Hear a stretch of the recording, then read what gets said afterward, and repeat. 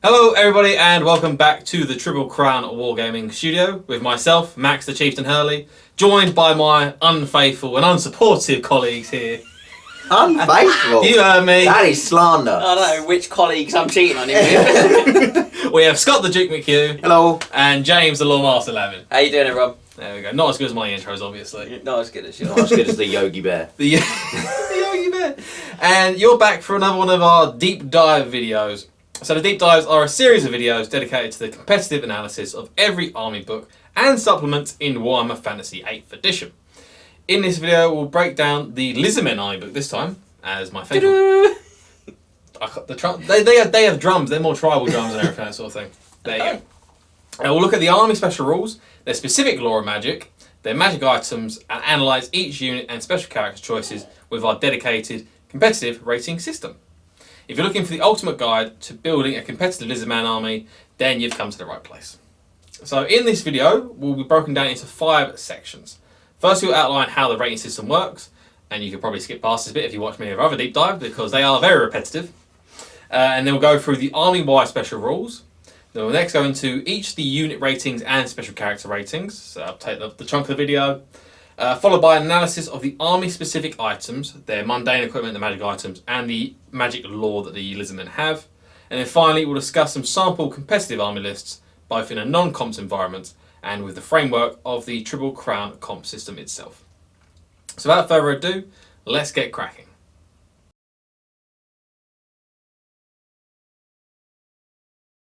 Right, so here is a brief explanation / recap of how the rating system works, and if you've watched this before, there is a timestamp below us, so you can skip straight. So you skip straight to the army special rules, because as we said just now, it is a bit soul destroying. Yeah, you know what's coming if you've listened to this bit of a video. If you haven't, before. this is informative stuff. It is very informative. Explains how the video works. But if you've listened to the Someone might other watch this as their first 10 deep dives that we've done at this point, this is the third from last, so this is the 14th. It's like 14th. So if you've listened to the other 13, skip it. If you haven't, it's good to listen. You might want to recap. Or you just want to listen to our dulcet tones. I like this section. You want to read it? I'll read it. Anyway, enough of that. Firstly, we divide every unit in the army book into its battlefield roles. This creates a system that accurately represents how competitive a unit is in its job. Just because it won't kill 50 models in a turn doesn't mean, or in a game, sorry, not in a turn. In a turn? What, are you a witch elf? What are you, a witch? That's it. That's the only thing that does it. In a game doesn't mean it isn't competitive. The battlefield roles are as follows. Battleline Units, these are the regiments that form the fighting line of an army. The flanking units, these are the shock units that you use for hitting enemies in the flanks, unsurprisingly, in support of your battle line. Ranged units, the units offer you a dedicated shooting and threat. Your Chaff Units, which are the units you use for hitting lone targets like war machines, and sacrificing for battlefield advantage. And lastly, we have support units. We actually have support units in this one. Those are uniquely Warhammer units that offer buffs or damage unlike anything else. And then lastly, we have characters, which is what it says on the tin. I can get my words out, don't worry about me, guys. There are 15 different criteria for scoring. However, each of the battlefield roles are scored on the 6 criteria which are most relevant for their role. We'll outline which criteria are used for each battlefield role, and the full details of how each criteria is broken down for the scoring can be found on the ratings page of triplecrownwargaming.com. This link is posted below the video too. I'll make sure it's in there. It's pretty in-depth stuff and well worth checking out to better understand the deep dive content and to help you think critically about your army's units. Each criteria is worth up to 4 points, giving a total of 24 points for each unit in the army book. The higher the number is, the more competitive it is at its job. The criteria for battlefield roles are as follows. Are we ready? We're ready, let's go. We're ready. We're ready. We're there. Battle line units are scored on strength of attacks, number of attacks, special rules, command options, survivability, and cost. Flanking units are scored on strength of attacks, number of attacks, special rules, maneuverability this time, survivability, and their cost. Ranged units are scored on their threat range, their strength of shot, the accuracy, the versatility at range, the survivability, and their cost. Chaff units are scored on maneuverability, number of attacks, special rules, slot, survivability, and cost. I'll get through it this time. Support units are scored on maneuverability, special rules, synergy, risk, survivability, and cost. And then lastly, Characters are scored on output, special rules, synergy, risk, survivability, and their cost. Brief. And a handy tip in general is if that unit scores 18 or more, it's a pretty strong choice, but we'll talk about more of this later on in the book because there's some high scorers in this book as it is. Yeah, there are some more ones, isn't there? Yeah, a couple of big ones in there. So apart from that, we're going to now move into Lizardman special rules.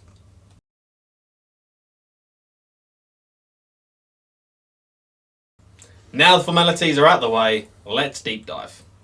In the Lizardman Army book special rules, you'll only find 3 special rules in its entirety. So let's take a look at the all 3 of them. So first up is Cold-Blooded, which is the quintessential Lizardman rule. I don't think there's ever been a... You know this, you're ancient. Has there been an This just means I'm stubborn and I've got better strength than you. That's all that means. Less attacks, though. Less attacks, yeah. Has there ever been an edition in which they haven't had Cold-Blooded that you know of? They had it in every edition I've played. They've had it in every edition. So yeah, which is 6th, 7th and 8th. Just for clarity, I'm not that ancient. It's 3 editions. But anyway, this is this rule that all the Lizardmen have always had. Had. You're alright, mate. No, I'm not. Apparently. My words aren't coming out properly. We'll get through that. It's that froggy tongue. It's that froggy tongue. That's what it is. Spending too much time Frog in in your Austria. throat we should have gone with, would have been better. A model with this special rule rolls an additional dice for leadership tests and discards the highest. Yeah. It's a very good rule. And I've checked this, and every single unit in the Iron Book has this rule. Bar none. I think not Tomb Swarms, the Jungle Swarms have it. Even though they're unbreakable. Even though they're unbreakable. I suppose it's for March tests and things like that. Do you still test tomorrow? No, unbreakable. No. You pass all tests for You leadership. automatically Pass, pass all that's a leadership very tests. good point. Yeah. So, I'm used to Undead. No, because Undead still have to test to March. And they're unbreakable. maybe Oh, not. maybe. Oh. Ooh. Maybe they don't have to. Swift reforms. They can't Swift reform, but it's nice to think they might. Trying to think of a way this doesn't work for a Jungle Swarm. And it means relatively high leadership of the majority of your models, which is on average about 8-ish for your main blocky unit, or if you're a little skink, it's 6. It means your unit should not be fleeing from combat or from panic tests, if I'm honest. It's very hard. I hardly ever see Lizardman units that are in the general's bubble run away at all from panic. The thing to bear in mind with this rule is that when you roll 3 dice and pick the 2 lowest, which is what you're doing, it's worth about 2 points better than average leadership. So if you're throwing a leadership 8 test on 2 dice, that actually the pass rate is about the same as a leadership 6 test With cold-blooded. With cold-blooded. Yeah. So it means those skinks are actually quite brave even. So as brave as a Chaos Warrior. Yeah. Which, if you max, means they always run. But, for normal players. Thanks, mate. It means those Temple Guard that are with the Slan, or if they're in the range of the Slan, if it's not in the unit, are essentially testing on an 11. Yeah. Well, this is what makes the Temple Guard... Well, this is what makes the Slan having the standard discipline if you go down the BSB route on him so strong. Yeah. Because obviously suddenly a leadership 10, you're throwing 3 D6. Picking the 2 lowest. The foul rate is absolutely It's tiny. Yeah. You're only failing if you throw 2 6s And at least a 5. and at least a 5. Yeah. So the odds on that are really low. Minimal. Roughly. 4 in 1 in 36. 6, and then 1 in 6 by 1 in 3, 1 in 18, is it? And when you start like rocking that on the reroll, it becomes like 1 in 36 or whatever. You're going to fail like 1 test. You're just not going to fail the test. I mean, that was very stringent maths there from the accountant and him. Cheers. Could have gone with the law master, couldn't you? That would have been nice. I mean, easy No, account. just- Yeah, we're going for real world. Real world jobs. James doesn't have a real world job, so. But anyway, you two's a full-time job. it's a very good rule and very consistent across the entire length of the game because you do some panic tests throughout the entire length of the game. Test of Test of March. March, any leadership test, reform, anything, even like spells that cause leadership tests, like the the Light of Death is Light of Death. specifically says you roll 4, then discard the highest and the lowest. But it means that you're likely going to pass. Yeah. and So, stuff like Brain Gobbler from Gut Magic. Take panic test helps against that. Although Brain Gobbler's not a very good spell, is it, anyway? No, it's not. But anyway, and then you might be thinking you may be able to counter it by beating the unit in combat and to lower the leadership enough so it actually does fail. But if you're fighting, unless your Lizardman units are fighting like dedicated combat units, your Saurus and Temple Guard should be up there and not losing by a lot or even just winning the combats in itself. Yeah, it's very hard for you to they're not terrible sort of basic stats. Their weapon skill lets the them weapon down skill does slightly. that. We'll talk about that later on. But yeah, toughness 4 in your Saurus blocks. Yeah, you put enough attacks. They're tough. They got a decent save. Yeah. They're not too expensive. The Saurus units. But anyway, that's Cold Blooded. Very good rule, and just never forget about it. You should never forget about this rule. Yeah. We're going to move on to Predatory Fighter, and this is for all your Saurus-based units, which is your Temple Guard, your Cold One Riders, and the Riders only, and your Saurus Warriors, and your characters. Yeah. And when a model with this rule rolls a 6 to hit in close combat, it immediately makes another attack that hits and wounds as normal. So you have to roll to hit with additional attacks. These additional attacks are not affected by the Predatory Fighter rule themselves. So you can't just keep chaining 6s and getting more and more attacks, which would be very good. In addition to this rule, you may not test to restrain pursuit unless there is a skink character within 6 inches. And this includes all the skink special characters as well, which we'll talk about later on. Yeah. I think that second part a lot of people do forget about. It does give you like the back end of Frenzy in which you have to chase after something if it runs away. Yeah. You don't have to overrun if you completely annihilate it, because you're not pursuing, you overrun it at that point. But overall it's good. It's good in combat. Yeah, I didn't realise it was skink character actually. I just thought it was skink model. No, it's got to be skink But it is a character. Yeah, so Yeah. this is what makes the little skink wizards, the little skink priests, low level. Or even really just great taking choices. the 40-point skink chiefs. Because they're skink characters as well. You can take them. Yeah. Yeah, the wizards you'll get a lot of utility out of, though, won't you? Rather than babysitting babysitting your Saurus units. I mean, well, at the time of filming this, we haven't done it yet, but at some point soon, I'm going to do a 20-0 tactics on the art of overrunning. The art of overrunning. And that's I'll cover this sort of thing in it, because Yeah. even if you're out of range of the skink character, there is still things you can do to mitigate the worst effects of this rule, which is really important. The extra attacks are nice, but they only pop 1 in 6 times on your dice. So, but if you are throwing, your Saurus units are throwing a lot of dice in combat. Yeah, they do have 2 attacks each. But it's only 1 in 6 chance to actually get it. Yeah, so every 3 Saurus in the front rank, effectively, gets an extra attack. There you go. And the Lizardmen themselves don't have a lot of ways to reroll hits themselves. No. Harmonic convergence. That's about it. You can take Law of Light. Could take Law of Light, which is a very good choice on Lizards. To get that round. So you don't get a lot of reroll, so you may just be rolling on your base dice. And you have to be very careful with your placement of your skinks, because unless you want to get flanked or reared by something that's waiting in the wings to over to charge you, you have to be a bit careful with that. Just before we move from that, it's worth pointing out that there was never a Lizardman FAQ from Games Workshop. No. And something we FAQ at the Triple Crown events is the Predatory Fighter popping from supporting ranks. There's I'll outline the debate, if you like. Infantry can only support with 1 supporting attack. Even if they've got 3 a model, they only confer 1. So the argument is, well, if I roll 6s from the second rank, they can't make the Predatory Fighter attack, because they'd be then conferring more attacks, more than one attack. Yeah. Now we rule that very clearly for consistency and for what we think is the intention of Predatory Fighter, which is if you roll 6s, you make extra attacks. Yeah, extra attacks. So even if you're in the second or third ranks, if you're using spears, 4 ranks, there are ways to get quite a lot of dice. Yeah. So if you roll 6s, we allow that to pop at our events.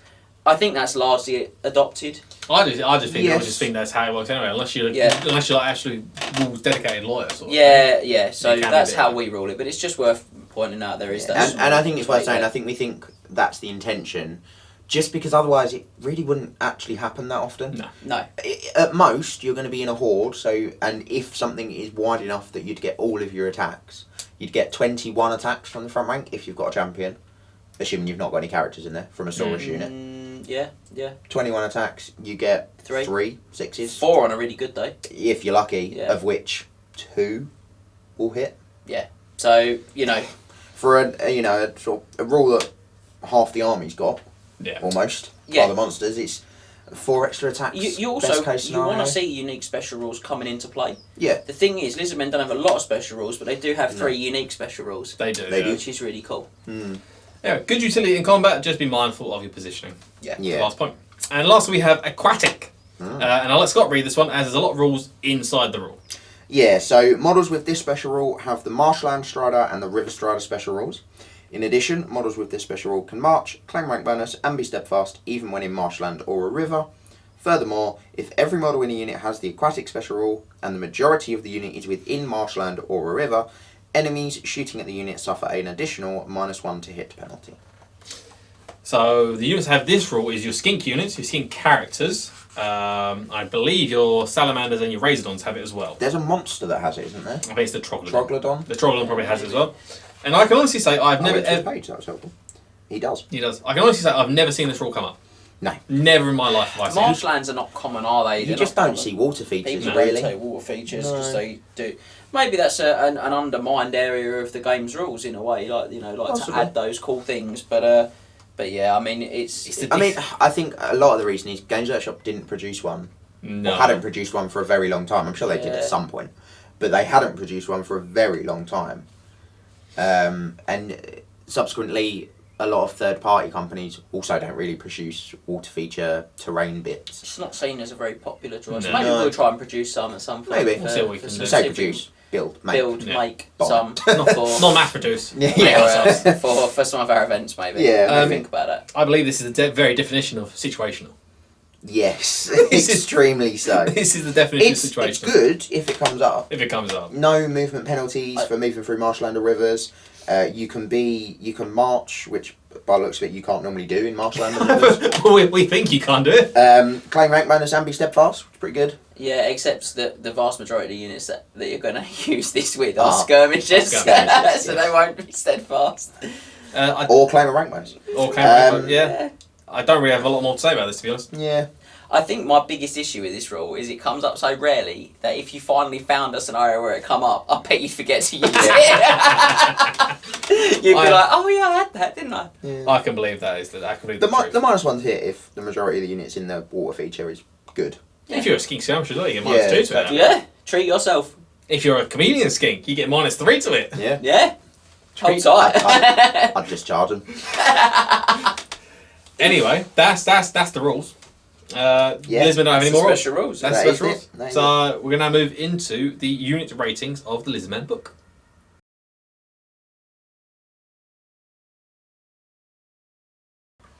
So we're going to now move into the unit ratings, and we're going to have to address a lizard in the room, as it were, and that is generic character profiles. When putting together a system of 4 rating choices in Warhammer that actually has value, it's incredibly difficult to do this for generic characters. Units like your Saurus Old Bloods, for example, have so many options. They are undoubtedly the choices you make at the stage in which you pick them out define the competitive value of such a choice. So during this deep dive, we won't be covering generic choices. We have devised a way to get a rating on them for all you watching. I get words out. Don't worry, I'll do this. I'll be fine. Obviously, That frog stuck in your throat. Obviously, when I'm reading, I can't do it. When you come with a generic characters build, head over to triplecrownwargaming.com and put the character through the rating system we use for special characters in the deep dive videos. That way, you'll get a competitive rating for your build that will compare directly to the ratings we give here. Alternatively, drop us over your army list with the character in it and we'll take a look at it and try and feature it in a future video. Also, don't forget to you can check out our competitive character series snippet to see our recommended builds for several generic characters. I don't think we've done the Old Blood yet. Oh, I've done the Old Yeah. Blood. Oh, James has done the Old Blood. James has done the Old Blood. There you go. Some good Old Blood choices in there. He's Tough boys. He's a tough guy. Yeah. Right, that's generic characters. We're going to divide the units in the army book into their respective categories and give them their competitive score. Remember, if we feel a unit can be used in multiple categories, we will put it in multiple categories. We will. We will do that. A lot of categories. That is and All the that, categories. that is a definitive answer there. They will be in multiple categories. Yeah, I think there are some in this one as well. Yeah. So let's start with the Battleline Units for Lizardmen, and we have Saurus Warriors, Skink Cohorts, Croxigor, and Temple Guard.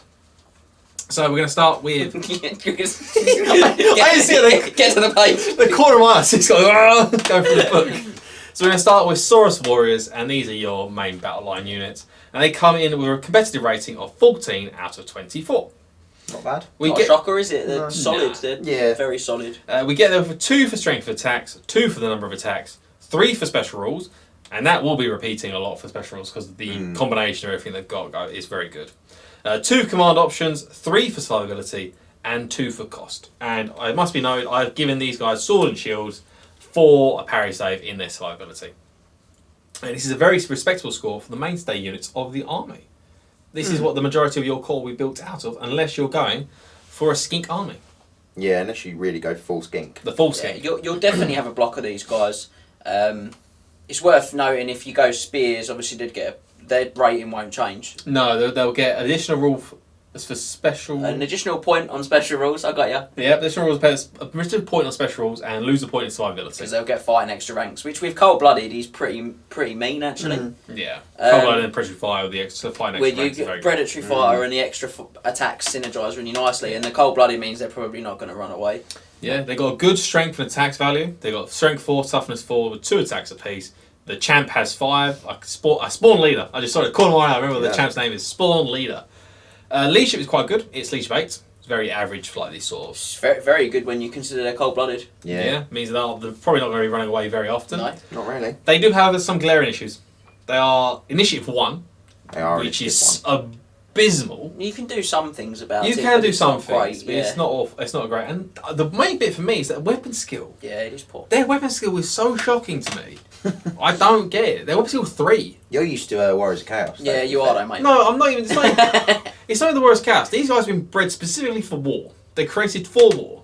Yeah, but they're better than skinks. But you're telling me a man of the Empire has the same weapon skill, saying it's specifically bred for war. Listen, mate, when you are just a bloke fighting for your life against an 8-foot wizard, believe me, Wizard. you find... There's an 8-foot wizard. 8-foot wizard, 8-foot lizard, Magic. believe me, you find a way to fight. I mean... You ain't fighting an 8-foot lizard, though. You're not going to survive. That Potter is not beating that lizard. Might be a Malfoy. I knew you was going to say it. Oh, that's good. I enjoyed that one. Cheers. But no... Other wizarding franchises are available. Are there? Warhammer. Fair play. Lord of the Rings. Yeah. Yeah, fair play. But yeah, Litsaurus Warriors, they're good. You're going to take them. Unless you are going to skew towards the skinks, you are going to take them. Yeah. Just to sort of touch on the weapon skill, I think that's more of an issue because, as we touched on in Predatory Fighter, lizards don't really have a lot of access to re-roll their hits. No. They have some, but not a lot. They do, though, have access to improving that weapon skill. They do. In more than one way, and I think in a way we'll talk about later that's very optimised for them competitively. Yeah. So that's good. Yeah, so they're good. Overall, pretty good. 14's a solid score. That's great. They're a core unit. They're what? 11 points a model? 11 points a model. They're solid for that. They're spear. You can obviously swap the swords out for spears, as we've discussed, and that is free. Yeah, I mean, you actually don't swap the sword. You just take the spears. Ah. Doesn't make a difference, but No, because you have to use the spear. because you have to use the No, spear. okay, fair play. But It's nice, isn't it? it's nice. It's nice that you Got a set hand weapon as well. a hand weapon on your back. Yeah. Anyway, we're going to move into skink cohorts next, and this is the ranked up version of your skink units. Yeah, And they come with a competitive rating of 10 out of 24. less good. Less good. 1 for strength attacks, 1 for the number of attacks, 3 for special rules, 2 for command options, 1 for survivability, and 2 for cost.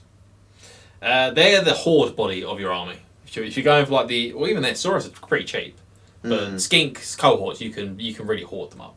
You can get a lot of units, and what I will say as well, this is your baseline skink. I know you can. We're going to mention this in a second. You can mix and match. You can put croc scores in your skink cohort units. This rating is purely for the skink itself. Yeah.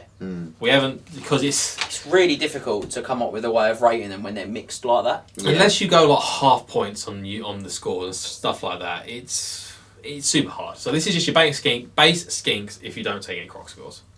They can be upgraded to have poison attacks in combat for like 2 points a model. 2 points, yeah. Pricey. You go from 5 to 7 points a model. I think if you're going to do it, though, I would probably do it. Oh, yeah, it means the monsters don't particularly want to attack your skinks, which is hilarious. I just think it means you're half in the number of dice you have to roll every time you roll a 6, aren't you? You roll a 6 and you don't have to roll the wound dice. There you go. Yeah, I think you probably do it if you don't have Crocscore. I'd go both, mate. Why I not just don't though? think I'd bother. Because the Crocscore are strength 7.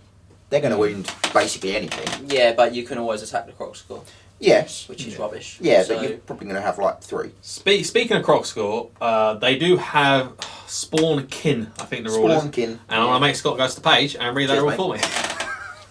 Nice. This is the We rule. did say beforehand, I've not actually asked you to go and read any rules in this. I lied. Lied. But this is the rule that lets your croc score join the units of skinks. So Yeah, it's so a it's, bit- a lot it of is a words bit in wordy it. actually. So skink cohorts may include a number of Crocscore as upgrades to form a mixed unit.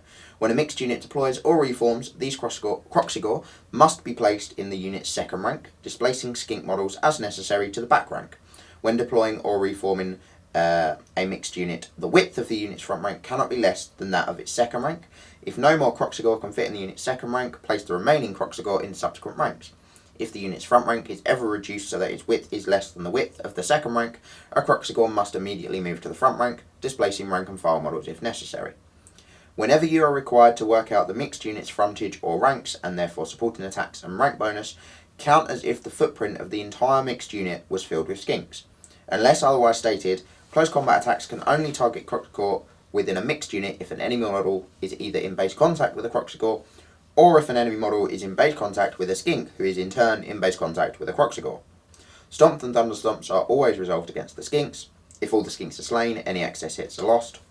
Missile and impact hits against the skink cohort that contains one or more Kroxigor are randomised by rolling a d6. On a 1 to 4 you hit a skink, on a 5 to 6 you hit a Kroxigor. However, if a mixed unit of 5 or more models is hit by a bolt thrower, the shot always hits the closest non-character model to the bolt thrower. If this hit results in a casualty, resolve a hit against the next model in the bolt thrower's path each time a casualty is caused. Casualties are always taken from the rearmost rank of the appropriate model type. Skink models that are in base contact with a friendly Kroxigor model have the Fear special rule. So you can, I think the way you take your Kroxigor, you have to have 8 skinks in your unit per Kroxigor that you do take. So if you want to take 3 Kroxigor, you have to take 24 skinks. That's good enough. Quick maths. I can do it. I work in the financial sector. But anyway, Kroxigors are, I'm going to talk a bit more in depth in a second, but they're hard hitting Kroxigor. As Scott said, they are strength 7. Yeah, strength 5 basic. They've got great weapons. They do. Yeah, but you can just attack them. You can. Yeah. There's no stopping you from attacking the Kroxigor. No. Toughness 4, 4 up save. 4 up save. Big drawback. 4 up save's not bad. 4 up save's good on a base save, but as I said, I think we mentioned this earlier on before we started. If you do attack the Kroxigor, you're going to be attacking the Kroxigor with saying that ignores the arm save. Yeah. They do have predatory fighter, the Kroxigor, and aquatic. They're probably the only unit in the book that has both. Ooh, one or both. There you go. Yeah. So skinks, if you're going for the base skinks, they're all right. I think they have a purpose, and I think we'll see that in at least one of the lists later. Yeah. They're really good for hiding a particular character in. I say hiding, having a particular character in. I think they can work with the Kroxigor. I think you probably put a couple of Kroxigor in that unit as well. I with think that character. 2 is a good number. Yeah, I would.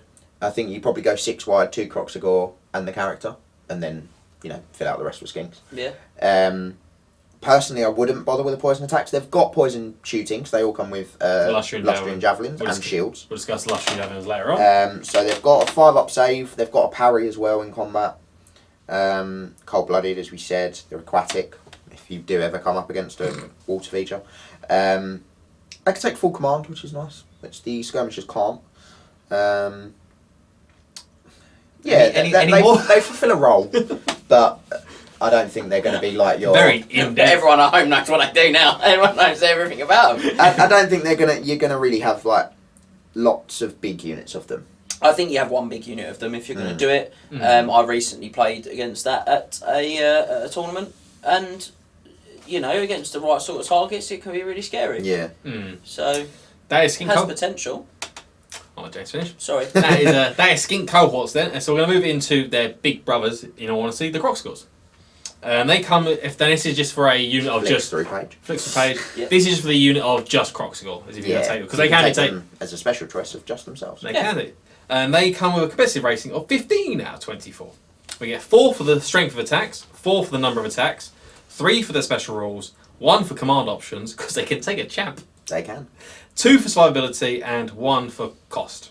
They are the monstrous infantry of the army, and the Croco Boys, as I've called them. The Croco Boys. The Croco Boys. And they have a ludicrously high strength, as we've already discussed. Strength 7. Yeah, strength 5 basic with those great weapons. It's not a strength you see often. If I No, it's 2 or 3 units in the whole game there, that strength thing. Strength basic, yeah. A lot of stuff. Like that can get to 7 on a unit, do you know what I mean? So if you know outside the monsters are outside like magically buffing stuff, it's really hard. Yeah, they are initiative 1 again. I mean, it doesn't matter too much with a great weapon, but obviously for the spells and things. Pearl Sign and Pit Shades. Yeah. They are the worst nightmares. They do hate them. Natural arm save 4+, as we said, 3 wounds apiece, 3 attacks, stomp.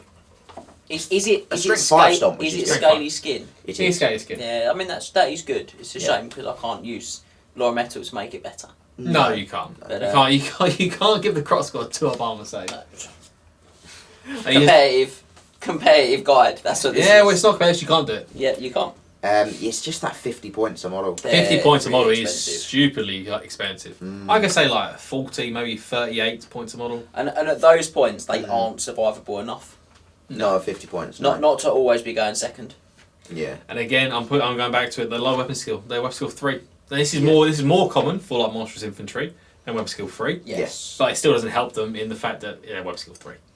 Yeah, no. that points cost And they is don't very high. have enough attacks realistically to make the most out of predatory fighter. Um, They have it. They have a few, but it's not like a fully ranked They've up. got 3 a model. 3 a yeah. model. I Yeah, think so- they do because they get the multiple supporting attacks as well. Yeah. So I think you have like a unit of 6, maybe 8 if you want to sort of push the boat. I wouldn't go higher than 8. Yeah, if you had 6, you'd get 4 additionals. But you're It's like having a only- whole nother croc score and a bit. Yeah, it is. Yeah, yeah, And then you are paying 300 points. Yeah. yeah, which is a lot. Yeah, I just don't get it. Like they're the same stats as an ogre ball, except they've got 1 more strength. They do have a better armor save, and they are about 18 points more. Yeah, but You if can you look pay at for say, I mean, they've got cold blooded and they've got predatory might be fighter, better to look so- at an Iron Gut, which I think they're about 7 points more than. Man Eater. They are. No, they're not. The Manning is toughness 5, isn't he? Or is he 7 or 8 toughness points more. Is it strength 4 toughness 5 for a Man Eater, or are they strength 4 toughness 4? 4? Manning is a strength 5, I definitely. never used them. I don't know. I know they're strength 5. Yeah. So I think I they mean, are. point more. I think that they're special as well, which I think is worth pointing They are out. special. Yeah, That's really and you, important. the special section in the Lizardmen is going to be very competitive. There's going to be It lots is. of fighting For me, It if you're is. going to include them, they go in a unit of skink cohort. there. Yeah. That's probably the only way I'd do it. Because then they come out Yeah. your core. Yeah, Core Yeah. score. yeah. And the skinks are cheap enough around them that you kind of you're getting enough bodies and stuff still in your list. And they're probably not just going to be shot off the croc score. Yeah, and so they got what 15, skinks Uh, got 10. Yeah, you I- can round it to about 13, 14 maybe For on the a really combined good day with unit. the combining them. So, although we haven't done a score for combining them because, quite frankly, we didn't really know how to do it. No, we didn't. Yeah. Sorry, Tricky. But that's cross score. I wish they were better. They're really cool. They're really nice models. they are actually great models. I love their models. Mm. And so we're going to move on to the last battle line unit, which is Temple Guard. And they come in with a rating of 17 out of 24. Just missing, Just missing the top spot. which I think probably sums them up for me. Just missing out. So they get a 3 for strength of attacks, 2 for the number of attacks, 4 for special rules this time, 4 for their command options, 2 for survivability, and 2 for cost. First one I've got on here is Holy Score Batman. You need to be stopped. Holy Score Batman. I'm not going to make Scott read out Guardians. Oh, thank you. Because basically it's the exact same. It's very similar to Spawn Kin with the Croxagore with the Croxagore and the Skin skins. cohorts. Basically, exact same. If you have a Slar Mage Priest, he displaces the second rank. The footprint, the rank bonus is your footprint of the entire Temple Guard unit. You can't attack the Slar Mage Priest at all. I don't think you can attack him in combat. No. So Unless you're in base contact. unless you're in Yeah. base contact. And then if the Slan has fear, the Temple Guard also get fear. Just have a little bit of their piece there. Yeah. And they also have Sacred Duty, which is when a Slar Priest is in the unit, the Temple Guard gain immune to psychology, and stubborn. Very good. They're your elite Saurus, and as I probably just pointed out, the protectors of the Slar Mage Priests. Yeah. And they're very good. If you have a Slar Mage Priest, you're going to take Temple Guard. I mean, obviously, there's a Yeah, I'd question say about so. Unless you go Ghost Land. unless you're Ghost. Unless you go Ghostland. Um, Well, to be fair, you could run him in, if you go like Skink Cloud, you could run him in Skink Skirmishes. Mm. Just chuck him on the end of some Skink Skirmishes and run him around and keep him out of arc sight, stop him getting charged and stuff. Yeah, we'll probably Could be. cover a bit more of that in the Yeah, in in the the Bit. Slam Powers. They come with halberds, and that can't be changed out. So you're not going to get any parry It's save. fixed. Yeah, so they're strength 5 in combat with 3 up armor save walking into combat because they have scaling skin 5+. They come with light armor, which Saurus don't. Yeah. And they also have a shield. Yeah. So 3 up saving from shooting, 4 up in combat. You can't, as I said, you can't really talk about them without talking about them surrounding their priest, which they gain stubborn and immune to Yeah. psych. And at that point, they are the anchor of your army. Yeah, They're- absolutely. look, they are the best combat block Mm-hmm. available to you. outside like maybe the monsters, but even then the monsters, sometimes some of the monsters are even. Well, they're not blocks, are They're they? not They're block, not yeah. like an actual ranked up block. These guys are good. I know I said they fall just short for me. Yeah. What I mean is when you look at a lot of the other really high quality elite infantry in the game, You I just feel like they're painfully the correct points. Their rules are painfully quite balanced for what they do. 14 points a model. Of interest. Yeah. You know, so that they're really good and solid, and everything about them is proper. The stats to the points to the kind of equipment, it all is Matches up. very balanced and very Yeah. fair and very good. Unfortunately, like you say, when you look at Lions, when you look at Witches. Executioners, You look at like Witches and Warriors of Chaos. Warriors of Chaos, Nice. even their points are a problem though, as well. But I think that's the thing when you look at the other really quality elite infantry that you find, even things like Graveguard are less points. You know, they all fit, or they've got a more exploitable angle. With Graveguard, it's getting lots of models back. With White Lions and Executioners, they're clearly just too cheap. You know, so when you sort of scale them up against that, they feel a little bit like they fall short. But they're still a good unit. And just a point off of the Magic 18 that we sort of set. They struggle with initiative 2, not initiative 1 this time. So even Slightly better. even Graveguard are going before them.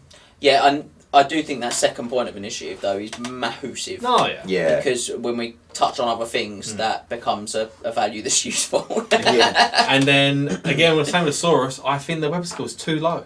Was it Skill 4. That puts them on greatsword level. Does put them great swords, but these guys again, these are bred for, and they're bred to protect the leaders of the Slan. Well, they're not leaders of the Slan. These are Lizardmen. Depends how you define weapon skill, doesn't it? I always think of weapon skill as your ability to kind of sword fight or fence, if you like. Whereas I know there are others that are like, no, it's like your ability to just beat something to death. Now, Which Saurus are one to do. for me, that's what attacks signify. The amount of the brutality comes from attacks. Yeah. Whereas I think for The me, sort weapon of skill skill, the is the finesse. actual skill, the way you wield the blade. So I don't mind the lower weapon skill. I do. From a fluff point of view, I With their extra attack, with their second attack. yeah, that's it. And Because the predatory fire Yeah. also that shows the kind of fierceness of the way they aggressiveness, fight. Okay, I've been batted down, but I still think weapon skill 4 is too low. They can take Magic Banner though. They can take which Magic is Banner the first unit I think up we've to come 50 across so points. far. It They is. can take a Magic It's Banner. the good one as well. Yeah. The big daddy-o banner. And the unit champ can take a 25-point magic weapon. Yeah. I don't know if I've ever seen anyone take a 25 No, point magic I'm weapon. not sure why you would, but Well, it gives the unit magical attacks. If you're not gone for Saurus characters in your blocks, Yeah. it can stop you getting tied up by ethereal, which is would nice. give him a 3-up arm saving combat as well. If you Yeah. go like a sword. Yeah, it Yeah, it would. would. Yeah, if you went for a hand weapon and I think they're all hand weapons, aren't they? Unless you went Fencer's Blade. Fencer's blades. Yeah. Which is Fencer's too blades many is points? not 35. Yeah. Yeah, it would be really good. I've just been looking. I just think you take the 5 points like Warrior's Bane, just magical attacks to prevent you from being. Yeah, Do you know what? you know what? I'd go Sword of Might. Yeah, or sword of might, or sword of battle, plus one Extra attack. Four Four attacks, yeah. 4 attacks with predatory fighter. 4 attacks, That's not four. too Yeah. sad, is it? Not too Yeah. shabby. There are options there. The options are there, but Temple Guard, if you're taking a slant, you're taking a Temple Guard. Yep, There's Yeah, no way probably. around that. Probably. You can't help it. good stuff. But that is that battle line. Only 4 of them, which is quite nice and tidy. And now we're going to move into something that's not got 4. We're going to move to something that's got many more than 4. And that is off. I'll read this. You've got all your little quips that you've written down, and you don't want to miss them out. I don't do know you? what it's about. With battle line units covered, it's time to get your machetes out to cut down the surrounding jungle with your flanking units. Ah! So in flanking units, we have Cauldron Riders, Stegodons, Bastillodons with the Archosotek, Ripidactyl Riders, Ancient Stegodons, and Troglodons. And so we're going to start with Cauldron Riders, which gets us competitive rating of 13 out of 24. We get it with 2 for the strength of attacks, 4 for the number of attacks, 2 for special rules, 1 for maneuverability, 3 for survivability, and 1 for cost. Our Cauldron Riders, why so trash? That's really harsh. That's a really harsh opening on them. Why so trash? Well, I'll tell you why they're trash. They're trash. They're trash because they're really expensive for what they do. So How expensive. many points they base? 30 points. Sorry, 30 points a model. And then you have to pay 4 points a model for a spear. 4 Which points. means they're only strength 5 Yeah. as well. It's On the not charge. even a lance. Because it's not a lance, right? They're stupid. They I are, don't because mean of that their- like figuratively. I They mean have- that as they have the stupidity They have the special rule, stupidity Hold special on, rule. which is just unhelpful. They're Yeah. slow because they're only movement 7. Yeah. They are.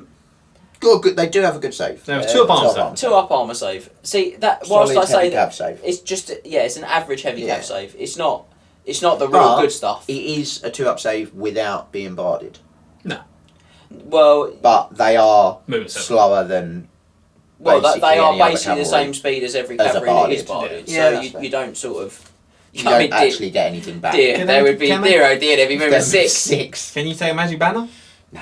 Ah, well, That'd be there goes silly. that. That'd be silly. That's the bad. They got. I'm going to try and put some good points on them. They are basically a temple guard riding a dinosaur. Yeah, They're the exact same stats. stat line as a temple guard. Even the initiative and stuff like that, it's the exact same. And they are riding a cold one, which is still an additional 2 strength 4 attacks. Yeah, it's not terrible. And the Got co- 4 attacks each from each model. Each one has 4 attacks. The cold one doesn't get predatory fire.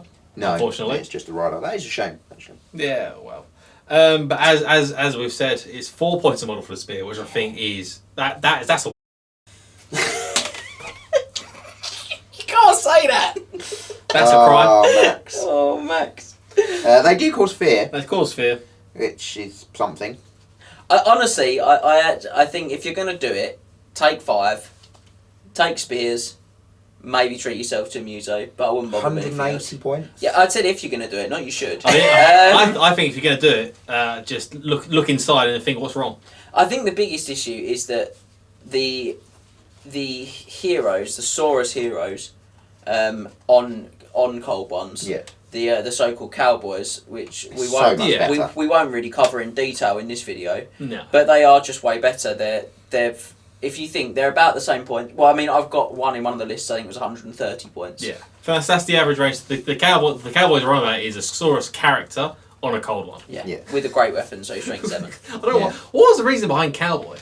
That just became known as cowboys. Doing It's the just a horse. tournament thing. Doing a Doing the horse. horse. So Yeah. good, and not a knight or anything like that. It's Just because they Cowboy. ride off on their own and they just mess up your day.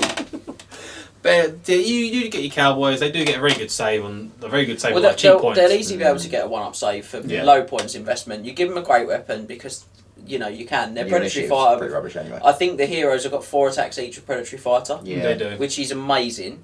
Their weapons skill 5 as well, Yeah. which is great. And the thing is that for points, they're directly competing with this unit. Again, and this unit does count your special slot as well, Yeah. which you're flying Temple Guard for and some of the other stuff that we're going to be going It's on a with. very competitive slot. Make them fire and forget if you're going to do it, guys. Just take 5, just take Muso, take Spears, lob them at Chaff, lob them at mid units in the flank, and just roll lots of dice and hope. Yeah. Just hopefully, it's a fire and forget sort of thing. Now we're going to move into the first of our monsters, which is the Stegodon, and it comes in a competitive rating of 17 out of 24. We get there for 3 for strength of attacks, 4 for the number of attacks, 4 for special rules, 1 for maneuverability, 4 for survivability, and 1 for cost. And now this is an iconic monster, not just for Lizardmen, but the entire game, I feel. Whenever you think of monsters, the first thing you can comes to mind is like Stegodons or dragons. Well, dragons first probably. And I always remember For me, but I mean, I always remember seeing the first monster I ever saw in the game was a Stegodon. that's it. You see, Yeah. it's been in the game so long, it becomes iconic, doesn't it? I remember the old metal Stegodon, how goofy that used to look. Yeah, so do I. Yeah. Good strength, toughness, and wounds value. It's strength 5, toughness 6, 5 wounds. That 5 for strength is the thing that lets the It regular one does. down, It really. does. Yeah. It has impact D6. Yes. Plus 1. D6 plus 1, sorry. It's like it's scythed. It's stubborn, naturally stubborn. Yeah. It has 5 skin crew. Yes. Yeah, it has 5 skin crew. There's a giant bow on the top, which It is does. a bolt thrower. In all honesty, I think it is literally strength 5 bolt thrower. I think it is. I Yeah. think it's strength 6. It struggles to hit, is his problem. This is the issue. I was going to say it shooting is pretty inconsequential, but it has it. No, it's strength 5, you're right. Yeah, strength 5. It's also poisoned, the bolt thrower. That's nice. Yeah. That's nice. That helps to offset the fact that you're going to struggle. But it's only 36 inch range. 36 range. You're and also not going the to end of march the this guy a lot. yeah. Yeah. To get him in combat. Yeah. The bolt thrower has 1 shot as well. I mean, what's he called? A giant Lustrian bow. Just giant bow. Giant bow. Yeah. Can you stand and shoot it? Yeah, it's not solid fire. It's not solid fire. Ah, that's amazing. Oh, what? But then we also have the upgrades. The both Stegons can have. The regular Stegs and the ancient Stegs can both have this at 25 points a pop. I believe they are. No, you literally could not have been more wrong. Ah. So Unstoppable Stampede is 10 points, Mhm. and that gives you Devastating Charge. It does. That's okay. And Sharpened Horns, which is 20 points, gives you multiple points D3 on your impact hits. That's huge. Am I thinking of the Ancient Steg, which is 25 points? No, I think they're the same points on both, mate. Yeah, no. Same Oh, points well, on both. I don't know why I'm on It's about. not even 25 points for the pair. I don't know why you've got that number. Not one. I keep thinking the the Ancient Steg is 225 points, and he gives 25 points to go up to 250 for the model. But no, it's 230, it's 220. 230. Anyway, Sharpened Horns, as James said, is D3 wounds on your impact hits, which is horrendous. You said that, I just said it was good. Yeah. But that's okay. There you go. Thanks, Max. It's incredible. It's the first one you go with. It devastates monsters. Yeah. It's an anathema. Devastates ogres. An anathema to lone characters. It makes a monster a threat against monstrous things, Yeah. which is actually not that common. Yeah. So that's really cool. You get D6 plus 1 impact hits, and they're all multiple points D3. Yeah. You don't want to be charged by a Stegodon. No, you do Quite not. frankly, the low weapon skill of the Stegodon and relatively low number of attacks. I think it's 4 on the and 3 on the ancient. Means that combination means you don't hit a lot anyway. No. So actually, you're far better. So you're taking him for his impact For the hits, charge. Yeah. and then you can pay 20 points to make those impact hits just A the best lot impact better. hits in Warhammer. Yeah. That's what they are. You can give him an extra attack on the charge with Unstoppable Stampede for 10 points. Yeah. I probably wouldn't, but if I had 10 If you points had 10 spare, points. maybe. If I had him, I might. Yeah, Yeah. but I wouldn't spend them first. I would Yes, see yeah, I if I had agree. any left. Again, this is another one of those units in which it's just one below that top 18. That 18 And points. do you know what that is, mate? The It's 'cause it's strength 5. Yeah. Strength 5, yeah. If it was strength 6, you'd be all 17. over it. So overall, it's good for a monster, but it's again in a very competitive slot. It's very expensive Very expensive way it does. 215 points base, I think it is. because it's only 15 points less than the Ancient The ancient is strength 6. The ancient is also got the blowpipes. You're which I jumping the gun. think We're are going to talk about it in better. a second. Sorry, We're gonna talk about yeah, ancient no, in a 'cause second. did it get a 1 for score? For It cost? did, yeah. The regular that's- Steg got 1 for cost. Yeah, that's fair. Anyway, before we go into the Ancient Sorry. Steg, we're going to talk about Bastillodons with the Arcus Sotek. So this is... Other way around. Keep going. Thanks. Thanks, Max. Keep going. Cheers. Thanks. There you go. I'm here. So Bastillodons with the Arcus Sotek, they also get a rating of 17 out of 24. Very respectable for the Arcus Sotek, to be honest. It is. 2 for strength of attacks, 4 for the number of attacks, 4 for special rules, 1 for maneuverability, 4 for survivability, and 2 for cost. It's not the most seen loadout on the Bastillodon, No. but it has some uses. So it's the only model in the game apart from the Shard Dragon from Monsters Arcanum with a natural 2-up arm save. Is it? It's the only, nothing else in the game has a natural 2-up arm save apart from that and the Shard On Dragon. a monster? Anything. Scaly Skin 2+. Don't dragons have Scaly Skin 2+? 3 3 up. plus. Are they all 3 up? Yeah, I saw they're the 3 big up. ones had 2 No, up. they're 3 up. Oh, okay. That's what Yeah, threes are. they're all the only thing with Scaly Skin 2 up with that and the Shard Dragon. Ah, But the Shard Dragon's not in a codex, or not in 9 book, sorry. So Interesting. there you go. You heard it here first. Yeah. Me and Scott afterwards trying to look that Yeah. up. If Max is wrong, blame him. Not us. I don't think I'm wrong. You sounded so confident. That's the way you sold it to me. Yeah. I don't think I'm wrong. No, the only thing potentially you could argue is the steam tank, but that's a chariot, so it's not Scaly Skin. Yeah. So there you go. Yeah, it's just armour, isn't it? It's just Yeah. armour on it. So beyond that, so the Arcus Sotek that it comes with is unique, as it is a shooting attack that can be used even while it's in combat. But the strength and range of the shooting attack is pretty poor. Yeah, it's range D6, strength 2. Yeah, as Max said, can be used in any friendly shooting phase, even if the Bastillodon has marched, charged, or is engaged in combat. When activated, all enemy units within D6 immediately take 2d6 strength 2 hits distributed as for shooting. I mean, straight 2d6 hits is Does nice. it literally just fire out snakes? It just snakes pour out of it. Hilarious. Snakes just pour out of it. And then on top of that, it has a bonus in which you can choose a jungle swarm unit within 6 inches, and on a 4+, you make a jungle swarm base. Yeah, For the end unit. of each friendly turn. Yeah. So as the snakes continue to just pour out of it. I think they make a point in the fluff of the Bastillodon is that not even the Lizardmen know where the snakes keep coming from. Because the model is it's like a snake ring sort of thing, and they keep just put torches underneath it and just pour snakes out. There's unending tide of snakes, which is I think it's quite a cool piece. Somewhere of fluff. Indiana Jones is just terrified. Yeah. Visible concern. It's also worth saying it can take, that sort of extra phase can take the jungle swarm unit above its starting size. Yeah. But you can't create a new jungle swarm unit. That's a shame. Yeah. Oh well. But in terms of Bastillodon's stats, it has a bit of a weird stat line for a monster. It's movement 4 and strength 4. Very slow. It's a slow monster and probably the weakest monster in the game, if I'm honest. Probably. Toughness 5 is quite nice. It has 4 wounds as well, which the Chimera ties with it for 4 wounds. Yeah, quite a few have 4 wounds. Griffins, Manticores. I mean, as well. good monsters. Harsh. I mean, Am I wrong? No. Harsh. Only 3 attacks again. 3 attacks. It's Thunderstomp because it is still a monster, but the Thunderstomp is only strength 4. One of those attacks he's made at strength 10 as Yeah, well. so we have... It's Thunderous Bludgeon. There you go.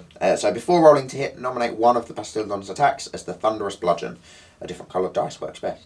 This attack is resolved at strength 10 and receives a +1 to hit bonus against models in the creature's rear arc. It's basically its tail. It's his tail attack. If you've seen the model of the Bastiladon, which is over there, that tail is ferocious. I did 2 wounds to my steam tank very recently at an event.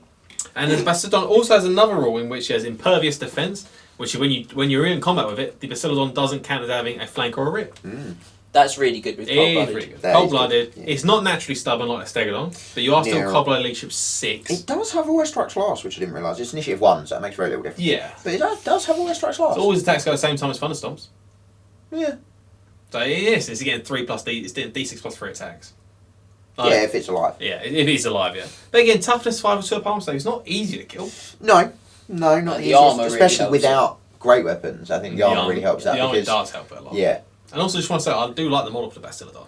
I think it's really nice. Yeah, he's cool. Yeah, he is. I Nice. do really like. I think it's quite cool. But that's the Arc of Sotek. It has its uses. It's not the best loadout for Bastiladon. We're going to talk about that later on. But it's there. It's cool. You never see it, and I think You never see it. I think the Triple Crown comp gives it +1 if you take one. The Arc of Sotek. With the arc, yeah. I think it is, Might yeah. do, Yeah. There you go. Take it last Sotek. I want to see it. And so we're going to move now into the Ripperdactyl Rider, not Ripple-dactyl. Not back to the ancient stake. I thought we were going back to ancient. No, not go back to the X-Stake. No, not yet. I've really jumped the gun. Yeah. I'm sorry. Yeah, I really jumped the gun. Ripperdactyl Riders, and they come with a competitive rating of 17 out of 24. Solid. Mad. They get there for 2 for the strength of attacks, 4 for the number of attacks, 4 for special rules, 4 for maneuverability, 1 for survivability, and 2 for cost. It's a surprising score for the light flying cav unit. It's weird. That's worth saying that the actual riders themselves are only strength 3. Yeah. They do have a spear, so on the turn they charge, they're strength 4. But if you're sort of going in an ongoing combat or you get charged, it's only the actual Ripperdactyl, which is strength 4. Yes. Rules wise, it has a host of special rules, a lot It does of them. have quite a few. It has the unnatural, like cold-blooded. Does it have aquatic? No, it doesn't have aquatic. No, it doesn't have aquatic. That's sad. Yeah, it's cold-blooded. They cause fear. They're flying cav units, and they have scaly skin 6+. But then on top of that, the Ripperdactyls themselves have armor piercing and killing blow. It's very scary, to be honest. And they have Toad Rage. They also have Frenzy, the Ripperdactyls. Oh, the Rens also have Frenzy They as also well. have Frenzy. And the Toad Rage is a particularly memey special rule. So I guess... I love it when you present. You're my favourite. Mimi. It's a memey special rule. Toad Rage, basically you select a unit at the beginning of the game, after deployment before the first turn. Probably the wording. Yeah. It's before the game starts, but after scouts have been deployed. There you go. You pick a unit per Ripperdactyl and you place a marker. I think the box, the Ripperdactyl models actually come with a toad. It does. A It toad does, yeah. model. It's And amazing. I think it comes with a base for the Toad as It well. does, yeah. I believe it does too. 20mm base for a toad. And you basically pick a unit in your opponent's army, and when the Ripperdactyls attack that unit, the unit gains D3 attacks for its frenzy rather than additional... D3 plus 1 rather than 1. There you go, D3 plus 1. Was that the same rolls to hits as well? Yes. Yeah. Ooh! Only the Ripperdactyls themselves, not the actual That's the one, riders. they're the ones causing the damage. So though. the thing that was interesting when the book came out was there was a few guys I know that were running 2 or 3 units of these, and what they would do is they would toad different units I mean, you have to. because it doesn't say It doesn't say they only get the they bonus only against get the their bonus Toad. against their No, toad. no, It no, just no. says toad. So then you charge like 3 units into one. Everyone toads, and then you move on. I think that's absolutely what you do I if think you have yeah. multiple units of Yeah, Ripperdactyls. 100%. That is a perfectly legitimate You tactic. gang toad if you You will, gang toad. and then you The gang the next Ripperdactyls toad. go absolutely mental. They do. I mean, I'm one for massive units of monstrous beasts. So I could see myself running a horde of 3 Ripperdactyls. units of 18. No, you've got to roll Yeah. 3 units of 18. How Yeah. many points do you play? Yeah, Mithers. About 5,000. Yeah, a lot. Too many. 40 points a model. Yeah. I think 3 units of 3 would be 3 to 4. the maximum I would roll for. I could look for 4. Yeah. I could look for 4. Yeah, I could live with 4. But no, so apart from that, so they're quite good in combat. Well, not say quite. And they're okay. they do not chuck them into any combat and expect them to win because they are still a skink on a flying bird. That was quite the contradiction. They're quite good in combat. Don't chuck them into any combat and expect them to win. This is the problem. They're not going to do it against blocks. No. And that's what you look for with monstrous cavalry. And fundamentally, that is what they are. They're monstrous cavalry. They are monstrous cavalry. So, you know, that's where you're going to get let down. That's why you don't see them too often. I think that people pick the wrong target a lot with these. When I have played against them, they'll pick a big block, something they think in your army that's good, and they'll be like, "Oh, I'll get extra attacks against that." It's like that's great, mate. Yeah, But just kill you. You get to attacks. You might even the River might even get to attack. Their initiative three. Three. Yeah, I mean that's rubbish. So, but if you start picking on single targets, if you start picking support on units, support type units, yeah. The only time I can think I would put the toad in like a block is if you're a horde of 18. No. Is if they had like a character in there that I thought I could kill. Yeah. Like a wizard or something. I really wanted to kill. Killing blow, you could kill any character. I mean, you could, yeah. But that's when I'd put the toad in the And I block. think that's how you have to use then these you guys. go, right, you're in a unit that's got like great weapons, or it's got worse initiative than me, or maybe the same time at least, so I know I get my attacks. I'm going to put the toad in there, and I'm going to put as many attacks as I can on that wizard before I die. And I think for me, those are the uses. Yeah. Pick on the sort of supporty type units, or pick on something like a character. Yeah. They're quite expensive as well for that, because you're going to throw them away when you're done. Yeah. And they're not very survivable, which means getting them there can be a problem as well sometimes. They're toughness 3 with 4 up arm save. Yeah. 4 up arm save is not bad, but toughness 3 is trash. They are skirmishers, which helps them a bit against you. Yeah, that's one of the things with the rating system. It's great because it's comparative across the game, which is brilliant. But you know, cost and survivability are probably slightly more important than some of the others in a lot of these scenarios. And in this one, that's definitely true. Their price and how easy to kill on the way in they are means that they are you're really having to make choices. Big risk. Yeah, and play certain ways. They're flight and they're vanguard, because they are flying cav. Yeah. They're quick. They are very quick. They can get to your back line in like a turn, probably, if I'm honest. Yeah, if they go first, they're probably behind the enemy's army. Which does help out a lot. But I think they're quite cool. They have some uses, but again, they're fighting for a spot in the specials section. Yeah. Indeed they are. And so now we're gonna shoot the gun now. We're gonna do it. We're gonna go to the Stegodon's granddad. With the ancient Stegodon. And this comes in with a rating of 19 out of 24. Big score. Yeah, it does. Score. 4 for the strength of attacks, 4 for the number of attacks, 4 for special rules, 1 for maneuverability, 4 for survivability, and 2 for cost. That survivability really, that maneuverability, really letting them down. It does that. And a cost. Now, And a cost. that's more like it. You love to see it. Yeah, Yes, he certainly is one of the best units in the book, isn't he? He is. And this is more commonly seen in the younger Steg, as he has a better strength in exchange for an attack, which I think James mentioned a second ago. I think there's another thing about him that makes him slightly better as well. He comes with blowpipes rather than the giant bow. Cost was better. Yeah, and for the points, he's way and better. he also has a better armor save. Does better Yes, that's the thing I was 3 thinking up of arm. earlier. Yeah, so the regular Steg is a 4 up arm save. Ancient Steg, because they're a bit more gnarly and not bony, a bit more tougher. They are 3 up arm save. So this is why I think that the mainline Stegodon is too many points. Yeah. Because this guy here, he loses an attack. They've got rubbish weapon skill anyway. Don't worry about it. You're looking for the impact hits and the thunderstomps. Yeah. But what I get is a better point of strength. The magical strength 6 as well. The really strength good 6 one. thunderstomps.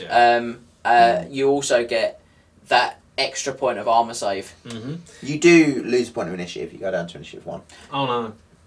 Doesn't matter too much because the initiative 2 of I know you can boost the initiative. Yeah. But the initiative 2 of the Stegodon is not as important as the because the cruise initiative 4. I know what I'm saying. The cruise initiative 4. So for a initiative test, you would use the highest, which is the cruise. You had a really roundabout way of doing that. It's only when they're actually making attacks that initiative 2 to initiative 1 comes in, and it basically means that one goes before trolls and one goes simultaneously with trolls. Because everything else is going before you. Because it's better initiative. If you're going to kill trolls, you kill them with your Mark Wounds D3 impact hits anyway. So.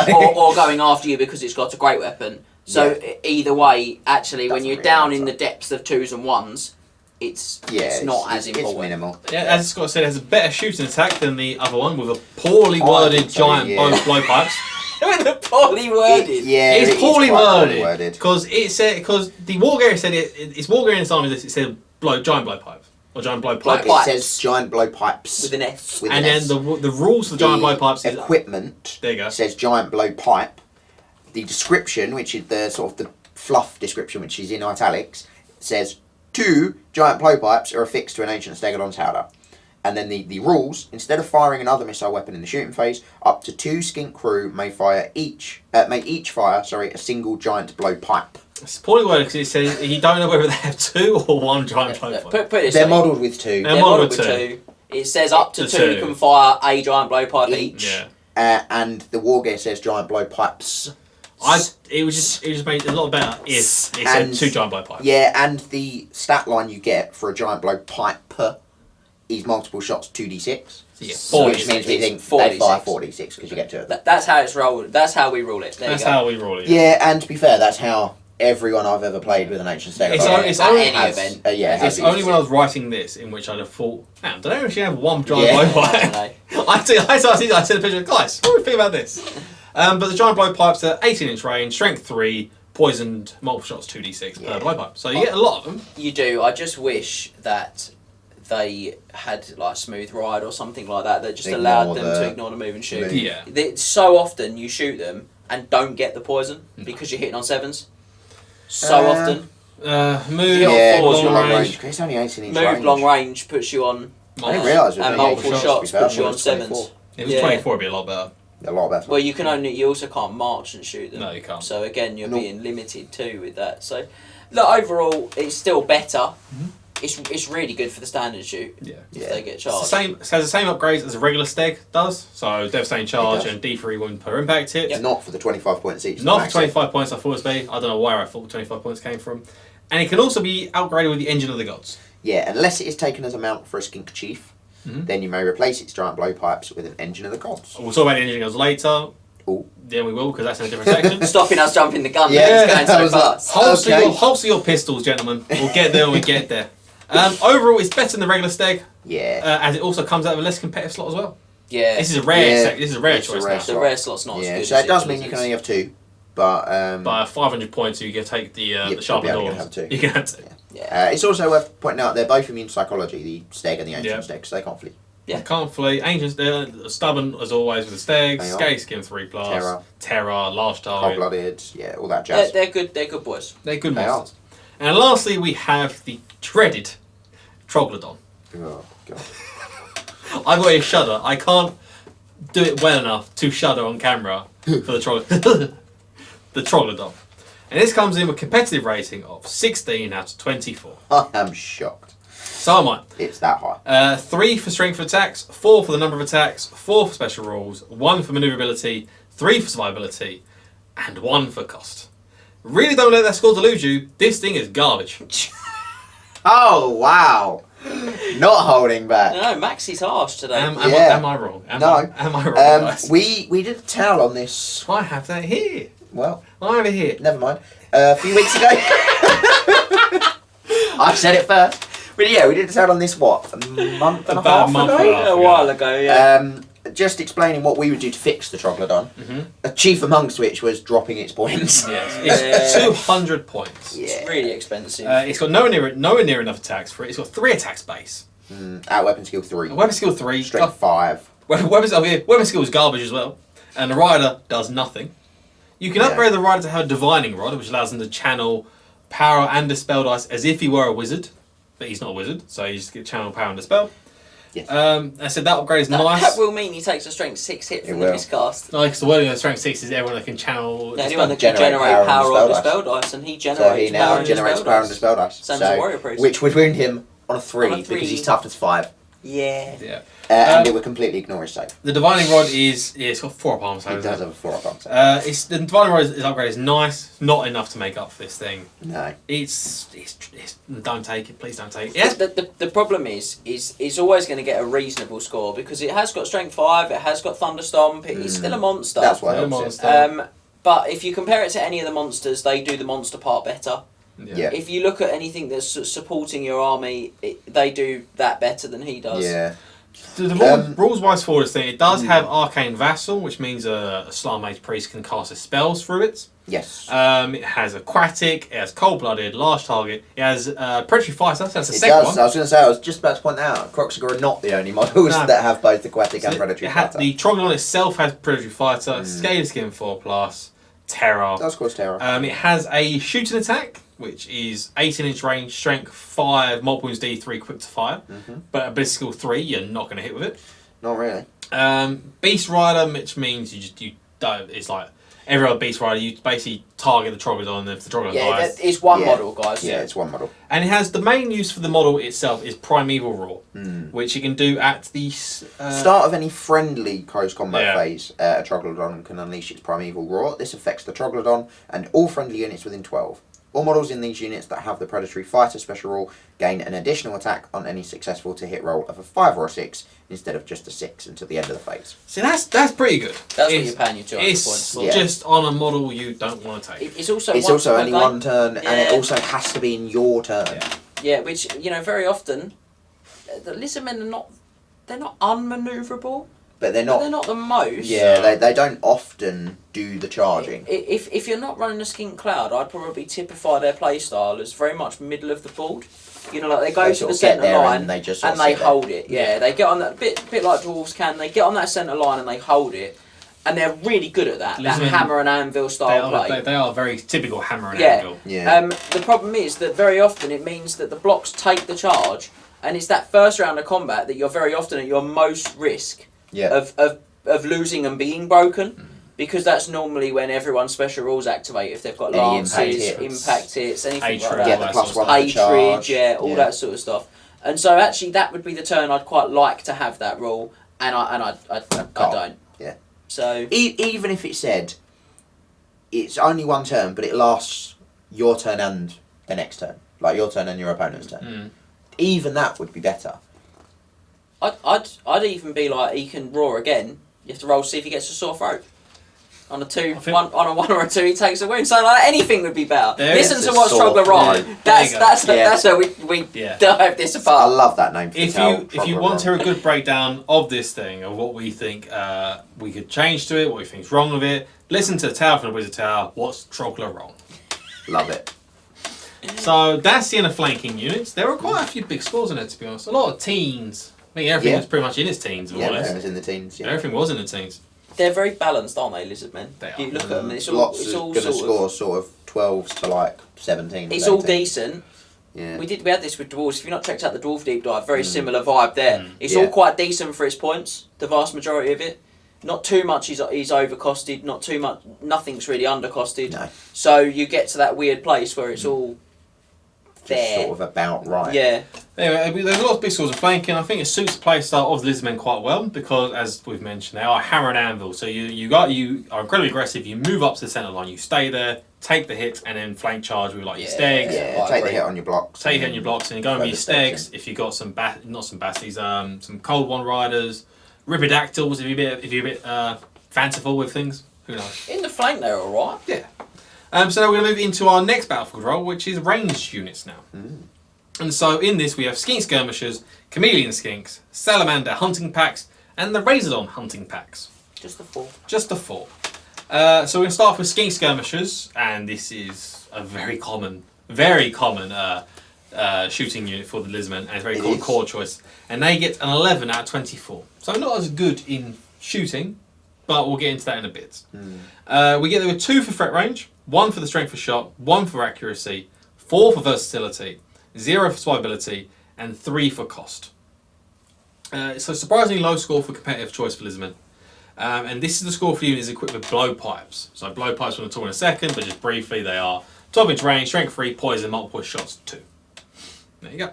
If you take the Lustrian Javelins, which is 12-inch range, strength 3, poison, quick to fire. Strength as user, sorry. Strength 3. Ooh, can make them strength 4. I was going to say, bit of Wissons, they're strength 4, baby. Sorry, so Lustrian Javelins you can take instead.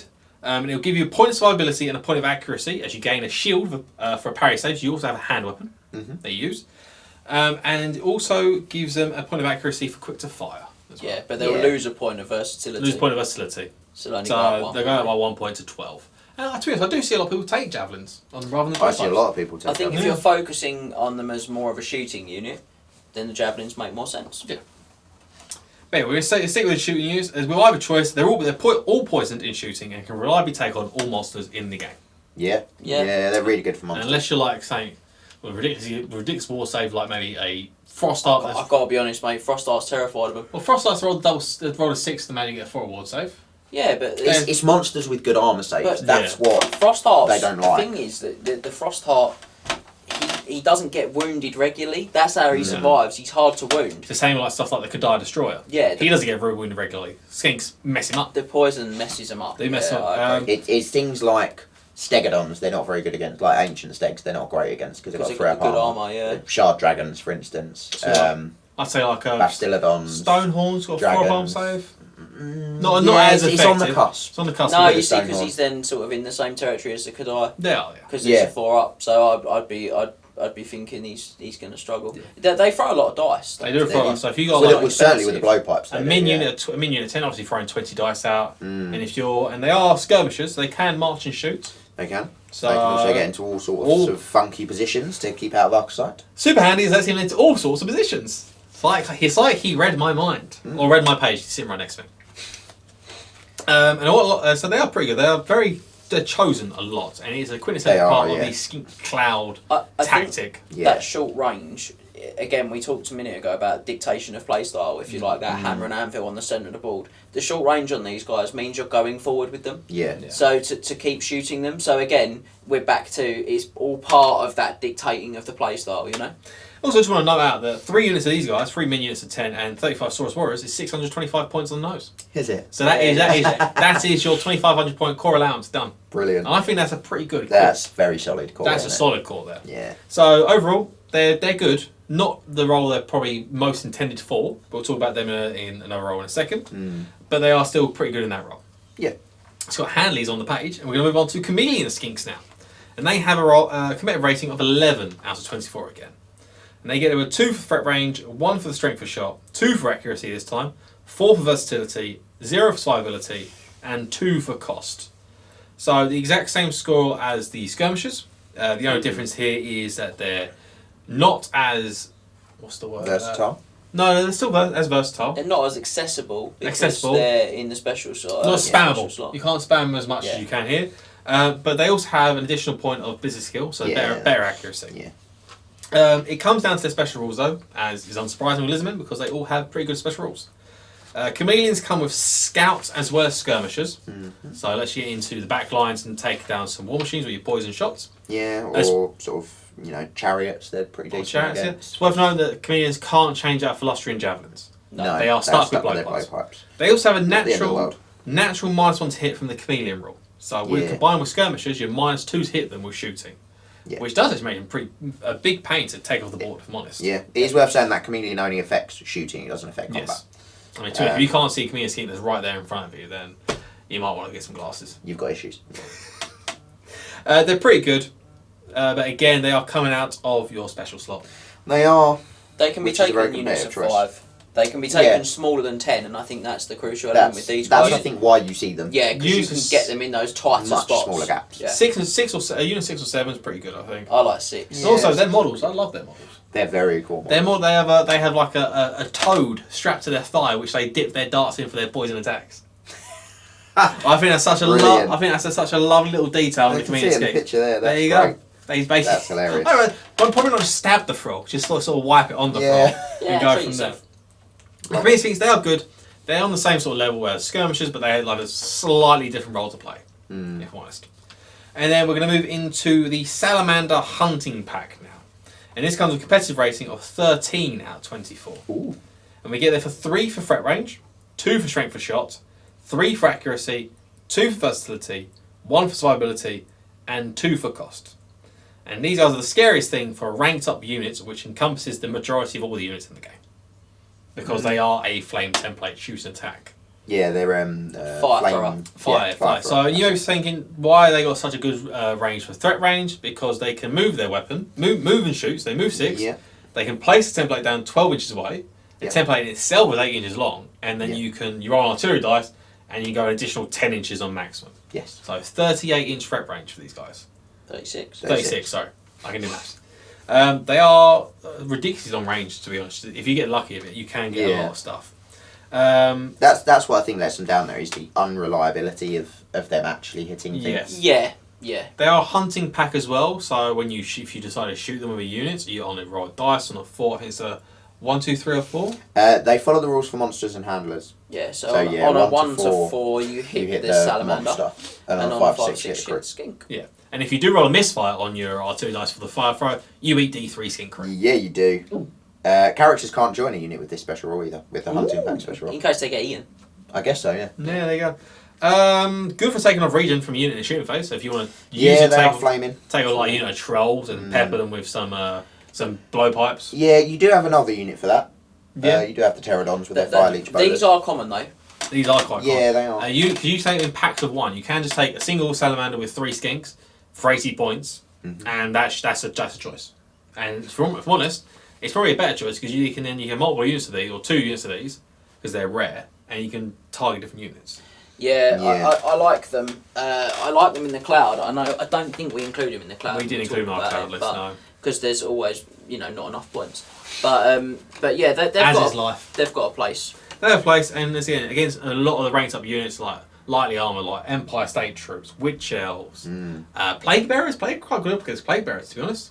Not All in bad. on 4s. Yeah. They have 5 at ward save against it, but It's not When bad. you throw dice, things die. throw enough dice to something and it will do and, something. and those templates throw a lot of dice. Yes. Yeah. So salamanders, they're pretty good. You do see them quite commonly.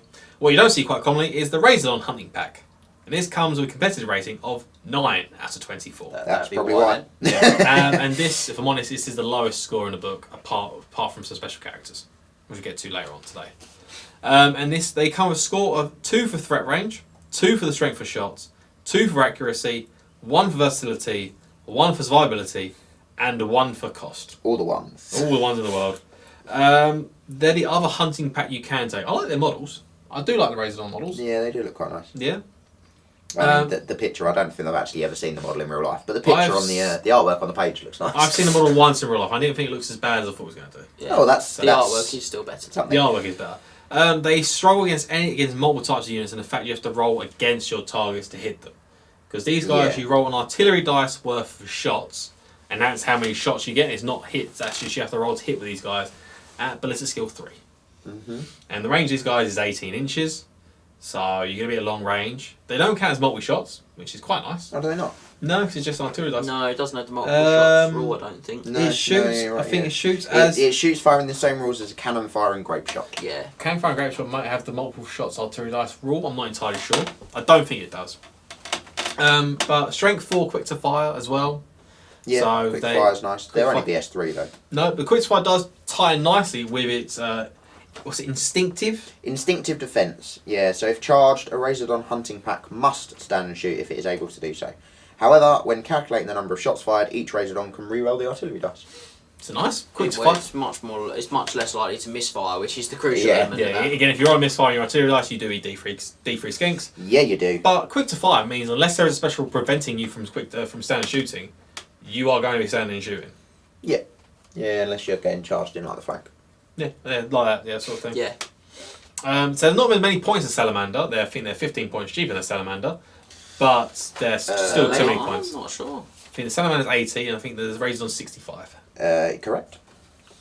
65 You points. can also take an additional skink handler per pack for 4 points, which essentially means you can't eat all of your crew in one misfire. To be honest, apart from the loss of leadership, I don't know if there's any bonuses, unless monster handlers means you can't shoot. I can't reach the rulebook. Scott can, it's there. No, you can't. It's there. Oh, it's I can see it. It's No! next to the camera. I can get up and get it. I can grab it. I'm going to grab it. You guys Go grab it. keep going. I don't think it stops them firing. I think it's just the loss of leadership. Unless monster handler means you've got to take a monster reaction test. You will have to take a monster reaction test when the handlers die, yeah. James quickly finds the monster handlers rule. Because hunting back says if the unit needs to take a monster reaction test, the result applies to all remaining monsters. Nice. There you go. So This is such an underused rule these days, monsters and handlers. yeah, really not a lot. Right, Is it? so the handlers aren't really a combat unit per se, so we ignore them for gaming purposes. treating the monster itself as the extent of the unit. When the monster suffers an unsaved wound, roll a d6. On a roll of a 1 to 4, the monster suffers the wound as normal, but a 5 to 6 is the handler. So it's not actually the hits, it's the wounds. So you can do wound against the toughness of them. Which is 4. Once all of the handlers have been removed, the monster must take a monster reaction, just like a ridden monster that lost its rider. In close combat, the handlers can direct their attacks against enemies in base contact with their monster. The handlers are otherwise assumed to have their hands too full controlling the beast to carry out actions like shooting or casting spells. In addition, the handlers cannot be charged, attacked, or otherwise affected separately from their monsters. If they are found to be blocking movement or line of sight, the controlling player simply alters their position, just as you would for any other battlefield marker or counter. If the monster is removed, the handlers are removed. If you lose all handlers, it means you still shoot, but you got to take a monster reaction test on leadership 4. Yes. Cold-blooded. Cold-blooded. That helps, but it's not great. And also you can have your general don't leadership. forget, you've got your general's leadership. Yeah. So lots of these skinks aren't as bad as you think it is. Not so the end of the world. I wouldn't pay 4 points a model for additional handler at all. Probably wouldn't. But again, the Razor Arms are not as good as a Salamander. I just wouldn't take them. No, unless you're going for like sort of a different type of list no one's ever seen before, just don't take Razor Can we Arms. move on? If you want, just for you. So that's all the shooting units, and now we're on to the chaff of the army. And we have a good few of them, to be honest. We have Skink Skirmishers again, Chameleon Skinks again, Jungle Swarms, which are new, Pterodon Riders, which are new as well, and Ribidactyls, which we've seen, which are not new. So Skink Skirmishers first, and they get a competitive rating of 15 out of 24. Much better for chaff. than their shooting roll. And they get it for 2 for maneuverability, 2 for the number of attacks, 3 for special rules, 4 for slots, 1 for survivability, and 3 for cost. So this is the first of the returning 3 units we have here. And they do pretty well in chaff section. They have skirmishers, they can get all those holes, the opponent's backline, and can be causing issues a lot of the time as well. Can march and shoot. March and shoot. Yeah, even with their not quick to fire. And if you think you can try and march block them, Blood they have cold-blooded. They do. So they can... They are in Leadership 5. Leadership 5, yeah. But... It's, reasonable chance. On Drop a cold-blooded. wizard in the unit. I think that might make Leadership it 6. Leadership 6, yeah. Yeah. Priest is 6. Unless the priest... I don't know, I think the priest might be 5 as well, I'm not entirely sure. I'm not sure. 6. Okay, there you go. So are Chiefs. There you go. So you could get there. They have been these ones been given shields and javelins in here for the survivability. So you get the parry save. That's why they got a point for survivability there. Maybe better in some circumstances, but if you want to use the blowpipes, then you take 1 from the score as you lose a point of survivability. Yeah. Yeah, that's fine. If you're thinking of using them in that sort of chaff role as their main role, I would take the blowpipes because I don't think the parry's going to make a difference. No, I think you could argue that they get the multiple shots, so you could give them a point on special rules if you wanted. You as well. could, yeah. So you could sort of keep the score the same. You could. Something we haven't talked about is that they're 70 points a unit, basic. 70 points for 10 models. So they're very throwawayable. Yeah, at and those it's points. free to swap the blowpipes to the javelin. Yeah, absolutely. So that makes them great chaff because they can, and it shows that their shooting role is really as part of the chaff element. They throw some poison shots as they redirect something, or as they march block or something, as they kill an enemy character with those poison shots, or they get out war machines. They really good at killing war machines. They've got a lot of good target uses. those like alone flying characters like maybe not so much peg knights, but paladins and pegs. Yeah, It'd be a not bit bad. tricky for them because they're arm Wizards. saves. Wizards, Flying wizards, Bane of flying wizards. Gelt and Manfred. They're quite scared of him. Manfred's very scared of him. Manfred is very Gelt scared. less so, but Manfred's Marathon. terrified. She's reasonably scared. Yeah. She's more scared than Manfred. She's got less wounds, less toughness. She's same got save. 4 awards, save, mate. Manfred's got 4 up armor save. He does. She's got 6 up. She Six does have up 6 armor. up. Yeah. Manfred does have 2 more wounds though. Yeah, well, they all get skinked in the end.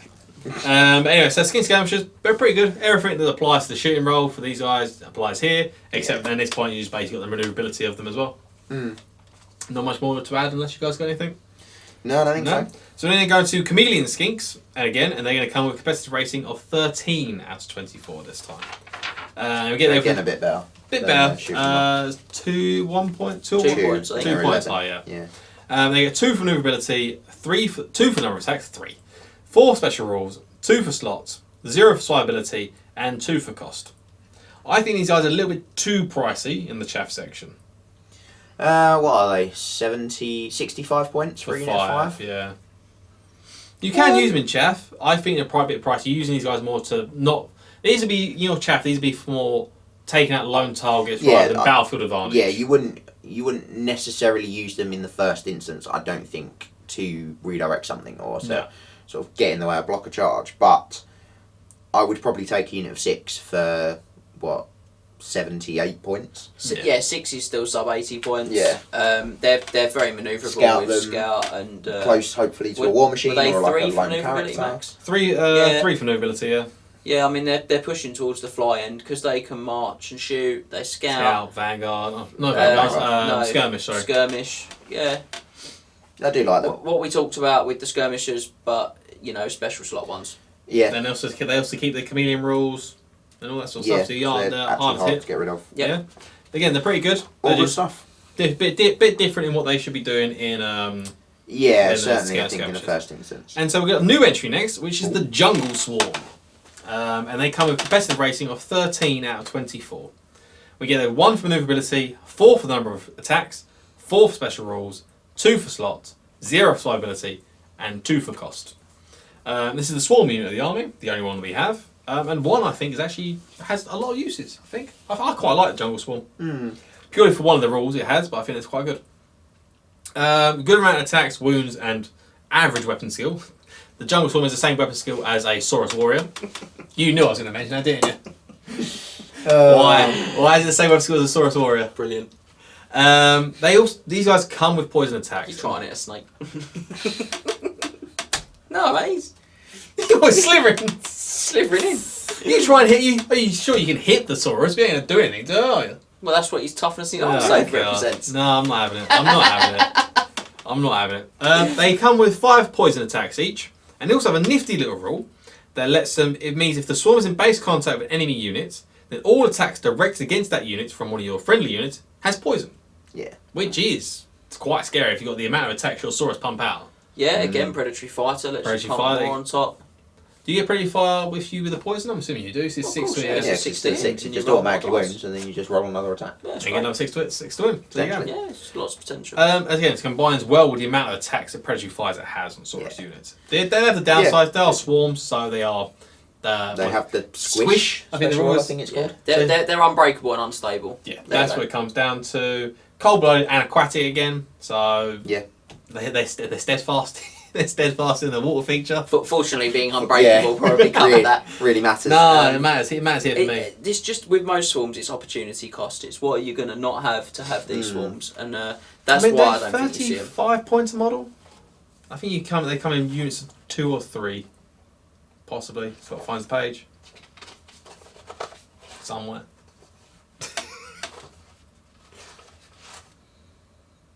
$35 points and 2+ bases. Yeah, it's not bad. 70 points. It's not. It's just that everything's painfully the right points in this book, and so you've got to be brutal somewhere. You have, and yes, Jungle Swarms. If you want to have it, I quite like with poison attacks. It helps out a lot of the units. Yeah, the 1950s enjoy them as well for their nifty special rule. Alright, mate, it's the word I use. You do it next time, yeah? Mister, I ain't got any more deep dives to do, have I? I've got loads of content to do. But that is Jungle Swarms. You could take them, but you sacrifice on bits and pieces. And I think if you did take, I'd probably take 2 units of them, of 2. Yeah. And I'd probably take Bastillodons with the Arcosotech. Yeah. For me, there's something you put in your list, then when you stream your list down because you're over points, they're the thing that you cut. I'm sorry, I do think they're alright. You swap the Arcosotech for the for the solar beam, yeah. And like the Arcosotech doesn't cost anything. You can swap the solar beam for free. For free, yeah, exactly. That's it. Yeah. So and that's it. I'm sorry. We're talking about a competitive army list, and they like the Cold One Riders. They struggle to find a place when you start being really brutal about what you spend your points on. Yeah, again, they're in the special slot, which is super competitive in the Lizardmen book. And you're going to spend a lot on characters. We've already talked about Cowboys. We've looked at the Slan. Everyone knows about the Slan. We won't do the Slan, but ultimately a Slan Mage Priest is a really points intensive. 600 points. Yeah. But 400 to 500 points for a good one. So you're spending points. You've got to look at where you can cut your points from. Jungle Swarms are probably going to be the cut. They're going to be part of what you cut. But anyway, next we have Soaring In is a hero of the channel. Absolute legend, you could call him. A myth among a pig amongst guinea A pigs. pig amongst guinea pigs. He is the gecko amongst tiny little lizards. There we have Terry and his pterodon mates. And to all those out there who aren't in the know, it's Terry the it's Terry the Pterodon. It's a pterodon riders. Terry the pterodon lives on in our memories, obviously, because he dies all Didn't the he time. die to bolt for our crew? Yeah, he did. Just Thanks, mate. I wanted to No, I wanted to relive that moment. A Good. deep pit of despair for myself at that I'm moment. glad I let you relive that moment. What's the score for Pterodon Riders? Pterodon riders, so they get a competitive rating of 15 out of 24 in Chaff. Not bad. We get it for 4 for manoeuvrability, 4 for the number of attacks, 3 for special rules, 2 for slots, and 0 for survivability, and 2 for cost. This is where Terry deserves to be. Is in Chaff. They're pretty good. They're fly, so that's where they get the big 4 for manoeuvrability, Yeah. because fly is gold standard rule. Really is. Combined with the amount of attacks, or amount of attacks and shots they can pull off, so they can shoot with fire-leech bowlers, with javelins, and they can drop rocks. They can And drop Scott rocks. will now read drop rocks for us. Will I? Yeah. So once per game, during the remaining move subphase, models with this special rule may drop rocks unless they are fleeing or have declared a charge. All models in a unit must drop rocks at the same time. To drop rocks, select one unengaged enemy unit that the pterodon's moved over in that turn. The target immediately suffers D3 strength 4 hits for each pterodon in the unit, distributed as 4 shooting. That's alright. So probably 3d3 strength 4 hits. Yeah. Good on like a lone character, like again flying wizard, that sort Great of on thing. enemy chaff. Yeah, on Yeah. every Chaff it is. They're very good war machine hunters, as they can get within the war. They can get your opponent's board edge in 2 turns, maybe 1 if they're They can certainly fly up there in one turn with their vanguard. Vanguard Yeah. fly 20 inches. Vanguard fly over something, dropping rocks 20 inches, and then getting themselves into that sweet Charging the war position. machine next They're turn. also skirmish. They're also They are, gonna- Flying they're units, so flying, they can yeah. still shoot. So they come with Lustrian javelins as per standard, which, as we talked about, is 12-inch range, strength 3, poison attack, quick to fire. Strength as user. Strength as user, sorry. You will be. Or they can swap the javelins out for fire-leech bowlers. And these are an 8-inch range? 6. 6-inch range? Yeah. Strength 4, quick to fire, flaming attacks. They are brilliant. They are very good. They do cost points to change them over, though. I think they cost 2 It's points a not month. many, yeah, it's very low input. I think there's some arguments say trying to keep it as cheap as possible in the chaff roll. They are 1 point a model. Yeah, Yeah. I mean, you can For stretch 3 that. points, I'd probably stretch for the unit. Yeah. I mean, what if you're 3 points over? Well, then You I'd drop them. something else. I'd drop a skink. Yeah, you drop something else because you've got flaming attacks that are hypermobile, Yeah. which means you can get them onto that Hell Pit Abomination when it matters. Onto trolls. Onto Onto the a trolls. chimera. Yeah. Yeah, you can get them where they need to go. And strength 4, so they're chunking a piece of armour off Bad. as well. Yeah. Yeah. That's brilliant. Trying to point off the arm, so Yeah. they are very good in the chaff roll. Yeah, They're they very, are. very good. They're 35 points a model. It's not even that cheap, not even that expensive. Sorry. No, sort of looking at 105 points. Yeah, Yeah. 3. 108 108. fire leech Yeah, bowler. fire And leech. it synergises with the other shooting your list, the other chaff units like your skink skirmishers, Yeah, your 'cause you chameleons, Clink the regen off and then your poison them. giant blowpipes, your Yeah, And again, everything applies. They're cold-blooded. They cause fear, they do cause fear. and they're flying cavern. They're forest riders. Forest as well. ride as well, so they Yeah. can. They, No dangerous terrains from landing in those woods. They yeah, are get an stunned. extra -1 to hit, get stubborn because Stubborn they're in a forest. skirmishes in a forest. You love to see it. I mean, pterodons are pretty good. I think Yeah, they they are are. pretty good. You see them. You do see them a fair amount. Yeah, they are in and out of lists. I think. I think again they suffer from being in that special slot, and we've just talked about lots of points going to be spent on my slan, like things like my cowboys. There's other special characters that are very common in the competitive Yeah. build. We talked about how good some of the monsters are. I think the thing that stands out the most in this deep dive for me with these guys is I really rate them. You can see I'm quite animated and passionate about them at the moment. But Terry. 15 out of 24. Yes. Yeah?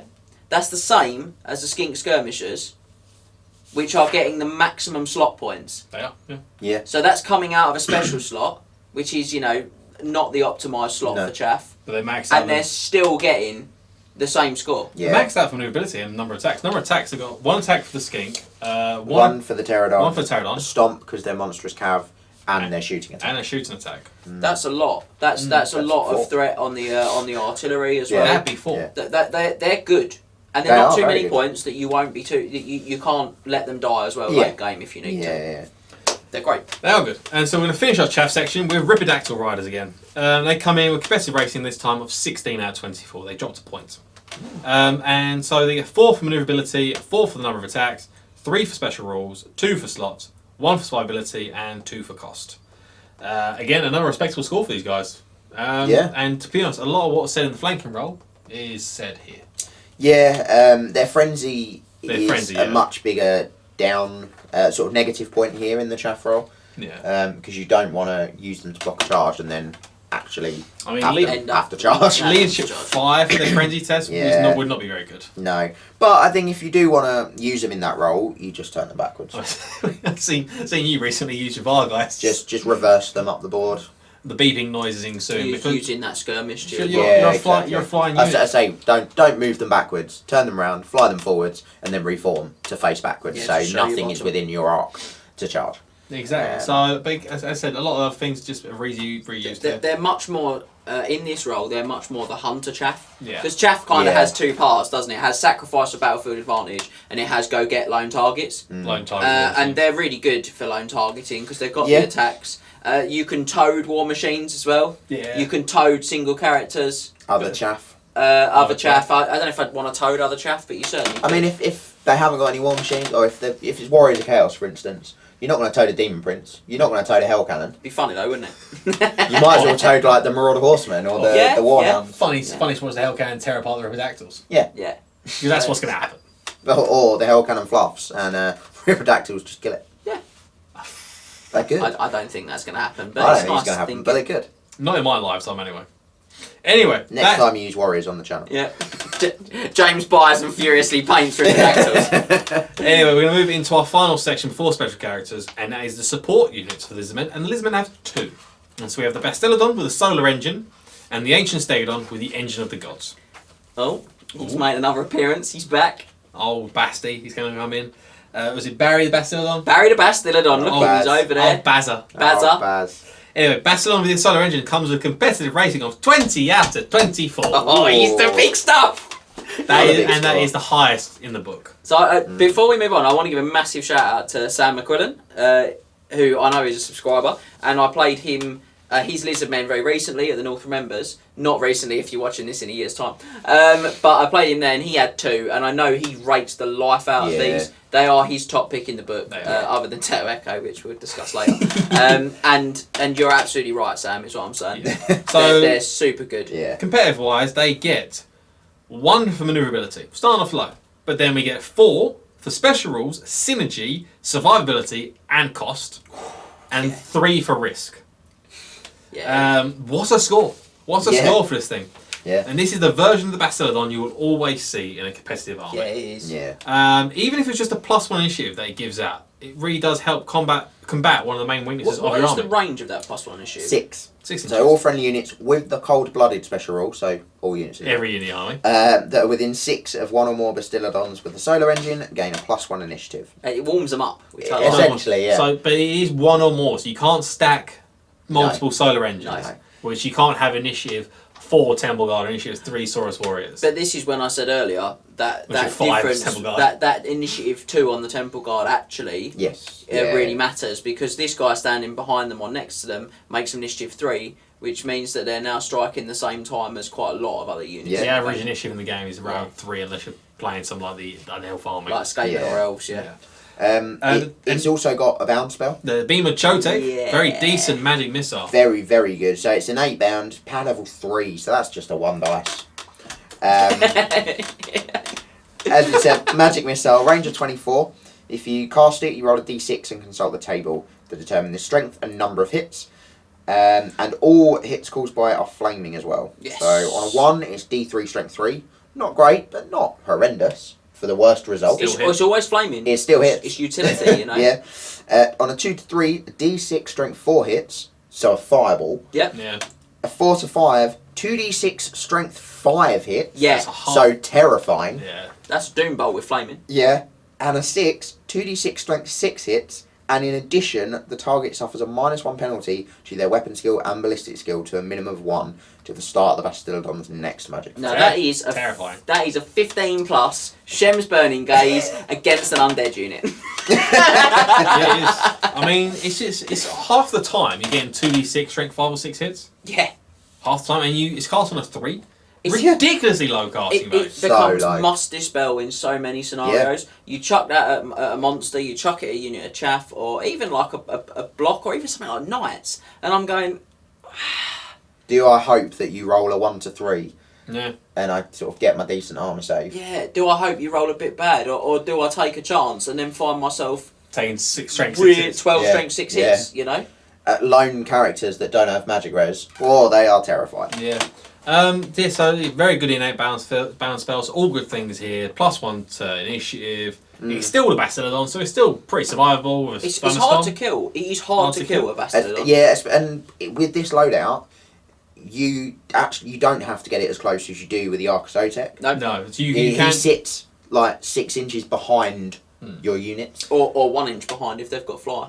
or 1 inch behind. To if stop they've him got getting charged. Yeah. So we gave it a 3 for risk purely because of the fact you do have a 36-inch range. Is it 36? 24.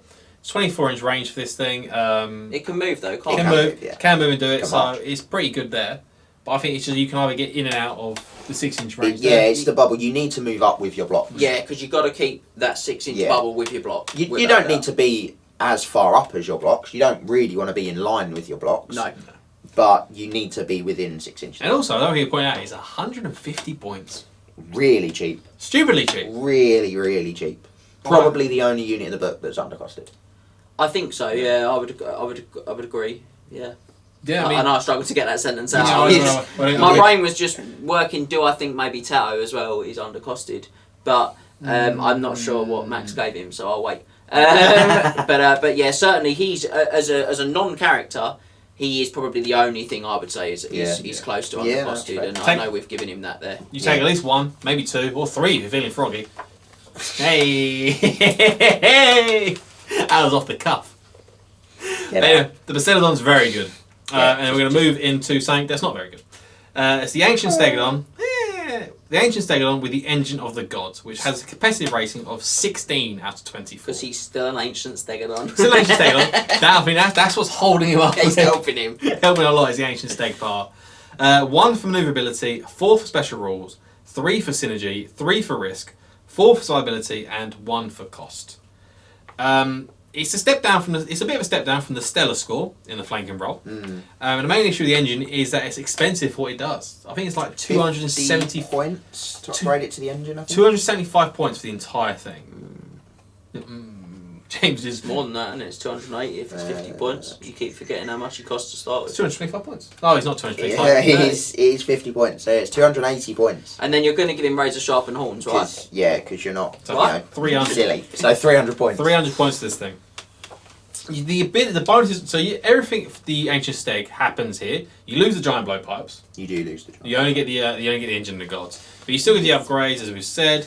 And so the benefits the Engine of the Gods is that you pick a battle magic law at the beginning of your magic phase, and you reduce the casting value by 1 to a minimum of 1.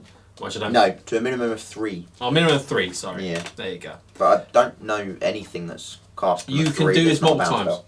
So you have multiple Engine of the Gods. You can do this multiple times. Oh, one No. more engine, so you can't. Yeah, so you can't. So you can't even if you have 2 in like a big game. You can't even select 2 laws of magic. No, Because you if can't. you have 1 or more engines of the gods on the battlefield at the start of your magic phase, select 1 of the 8 laws of battle Oh, magic. that's awful. That's trash. That's bad. That's That's not worse than I thought it was. Yeah. It then has a innate bounce spell, does. power level 3 again, so pretty low casting. Yeah. If Scott wants to read it for me. Yeah, so it's called Burning Alignment. It's direct damage that targets every enemy unit within 4d6 inches. Each target suffers d6 strength 4 hits with the flaming attack special roll distributed for shooting. Right, this spell has a huge problem, guys. I'm going to say it right now. Strength 4? No, No, Flaming? it's direct damage. Yeah. Right? Now, the rules for direct damage say you can't cast a direct damage spell at a unit, can't target a unit that's in combat, and it says it targets all Every units enemy in unit range. within So as 4d6. soon as something's in combat, you can't target it with this. Now, But you don't know the range until you cast the spell. yeah, so what we have always done at Triple Crown events, and I think it might have been lost from this year's FAQ, but it will go back if I remember when I'm editing it, is we just say, look, it just hits everyone. If they're in combat, well, that's tough, basically. Yeah. Because otherwise, this is completely and utterly It's unworkable. you can't use it. That's the same as The Croak. Yeah, Deliverance of Itza. Yeah, we'll get to that right. later. Yeah. But it's the same sort of concept. It's a huge problem because you don't know the range until you throw the dice. So basically, if something is charged within, what is it, 4d6? So that's potentially 24 inches. You can't cast a spell anymore. No. That would be the only way to rule it the other way. So you've just got to let it hit stuff in combat. So the bound spell's not particularly good, and then it has... Or you just say you roll the range, but it just doesn't hit units that are in combat. Yeah, I mean... Which is not really what the rules say. No. It's very confusing. It's just not very good. No, it's And very then, poor. lastly, the Portal of Warding. A Stegodon, everyone within 6 inches has a 6-up ward save. Yeah. It's just a non-existent ward save. Unless you take... Well, unless you got Spears on your Saurus. Yeah, which just carry that parry save. Yeah, it's fair. It's parry save. It gives your temple card a parry save, essentially. Good for the steg. Because there's no other way to boost it. Yeah. I just don't feel like it's worth a lot. The range is really low. But basically, if you're going to do this, use it as a flanking Stegodon and go, oh yeah, the start of Magic phase, I get to pick this cool thing. But I just don't think it's worth the points. No, not 50 You can't, points. and if I'm honest, your main law in the Lizardmen army is going to be high magic, if I'm honest. You can't pick a high magic for Arcane Configuration. Well, it doesn't work with Croak. Doesn't work with No, Croak. it doesn't work. It doesn't work with high magic, which No. we're going to talk about later. Mhm. Although, if you do go high magic, you may also have Teto, so then you just pick Heavens. Yeah, or beasts if you're going for low levels on beasts, Or if because you're beasts has spamming quite a beasts, high it is cast. quite high, But your big yeah. wizard But is more likely going to be It's your not spam. worth it, guys. No, so unfortunately, the Ancient Steg is brought down by this thing. It's still an Ancient Steg at the end of the days. You can still chuck it in combat if you want to. It's not going to do too badly then. No, it's alright. Like, if I was playing like a 3k game, I'd probably find the 50 points on an Ancient Steg that I've already got. If you're taking 2, you might Yeah. take Yeah. one with that on Yeah. it. Yeah, okay, I can see that. Yeah, but that's it. And that's all the units. We're done? All the regular units are done. I'm not going to close the book. No. We're not done yet. And all those units, and they're surprisingly high average scores. A lot of units have Everything, or mostly everything, was sort almost of everything was 12 up there. plus. 12 I plus. reckon if you averaged them out, the whole army book would be around a 16. Yeah. 15, 16. I Yeah. reckon it's very Which is well. great. Yeah. So But that's, it lacks It's- those 1 or 2 real Its stellars. issue is that there is only 2 that were above 18. That's it. Yeah. so the units are out of the way now. It's time to look at the special characters. And as our regular deep dive viewers will know, this is when we recommend you guys take a break. So pause the video, grab yourself a Coke. Other beverages are available. Yes. Yes. And take 5. You've deserved it. You earned it, sorry, not deserve it. You do deserve You it. deserve What it. do you mean? The Max's ability to speak. If you stuck with us with his ability to speak today, You deserve it.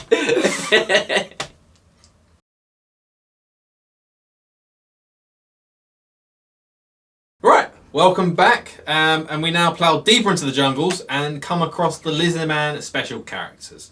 And we have 9 of these guys to go through. And so we have... Yeah, there's a few, there's a fair I few. was just surprised. Ah! Oh, wow.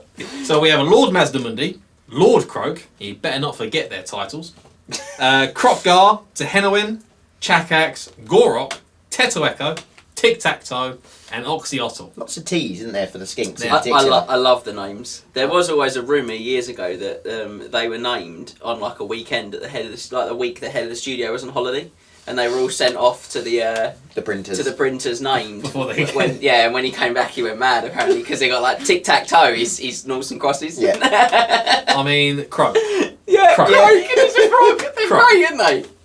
They're great names. Anyway, first and foremost, we're going to start with, we have the greatest of the living Slan Mage Priests, and we have Lord Mazdamundi. Lord of the Solar City. Lord of the Solar, so Scott's going to give me their official designated Yes, I am. titles here as well.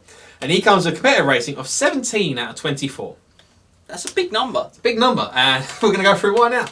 We get 3 for outputs, 4 for special rules, 4 for synergy, 2 for risk, 3 for survivability, and 1 for cost. Oh, this frog. Honestly, so for those that don't know, I'm sure you've got a lot of this written down, but I'm just going to... First thoughts. Mm-hmm. For those that don't know, Lord Mazdamundi comes on an Ancient Stegodon called Zlak. He's massively let down by the fact he comes on an Ancient Stegodon. Ancient Stegodons are very good Yeah. in combat. Yeah. Slan Mage Priests are not very good in combat. I mean, this guy has the Cobra Mace of Mazdamundi, which we'll talk about in a second, yeah, which is... With his one attack. With with his his one one attack. attack. Yeah. One attack, one skill 3. If One skill 2, sorry. If he wasn't on that Ancient Stegodon, he would be significantly better. Yes, he would. Because he sits in the second rank of the unit Temple Guard. He doesn't get attacked. They're stubborn leadership 9. The other thing as well is that Zlak, no, even though he's like, I think he's like worded to be the biggest and most ferocious of the Stegodons in Hexawattle's pens, he's the exact same stat line as a regular Stegodon, a normal ancient and Stegodon. doesn't have any of the upgrades. No. Doesn't have sharpened horns, doesn't have devastating charge, has nothing. You hate to see it. Anyway, so we're going to go into this. So there are a number of things wrong with Mazda Mundi. That frog stuck in your throat again. It is stuck in my throat. I was about to say frog there. The first being that apart from a lore master in any of the 8 battle magic laws, which is very good, he basically picks a lore magic in front of battle magic and he's lore master. Oh, it's so good. That's so good. But apart from that, he's no different from a regular slant in terms of casting. No, he can also be a Lore Master High. Oh yeah, there you go. Lore master high magic as well, but I Which think would make him exactly the same. Yeah, exactly. yeah. I just mean he has the option to do it as well. Yeah. It's not just the 8 But laws so about he has no difference in being able to cast. Lore master's very good. He's also, as Scott said, mounted on a monster, which while being cool means he gets to be cannonballed.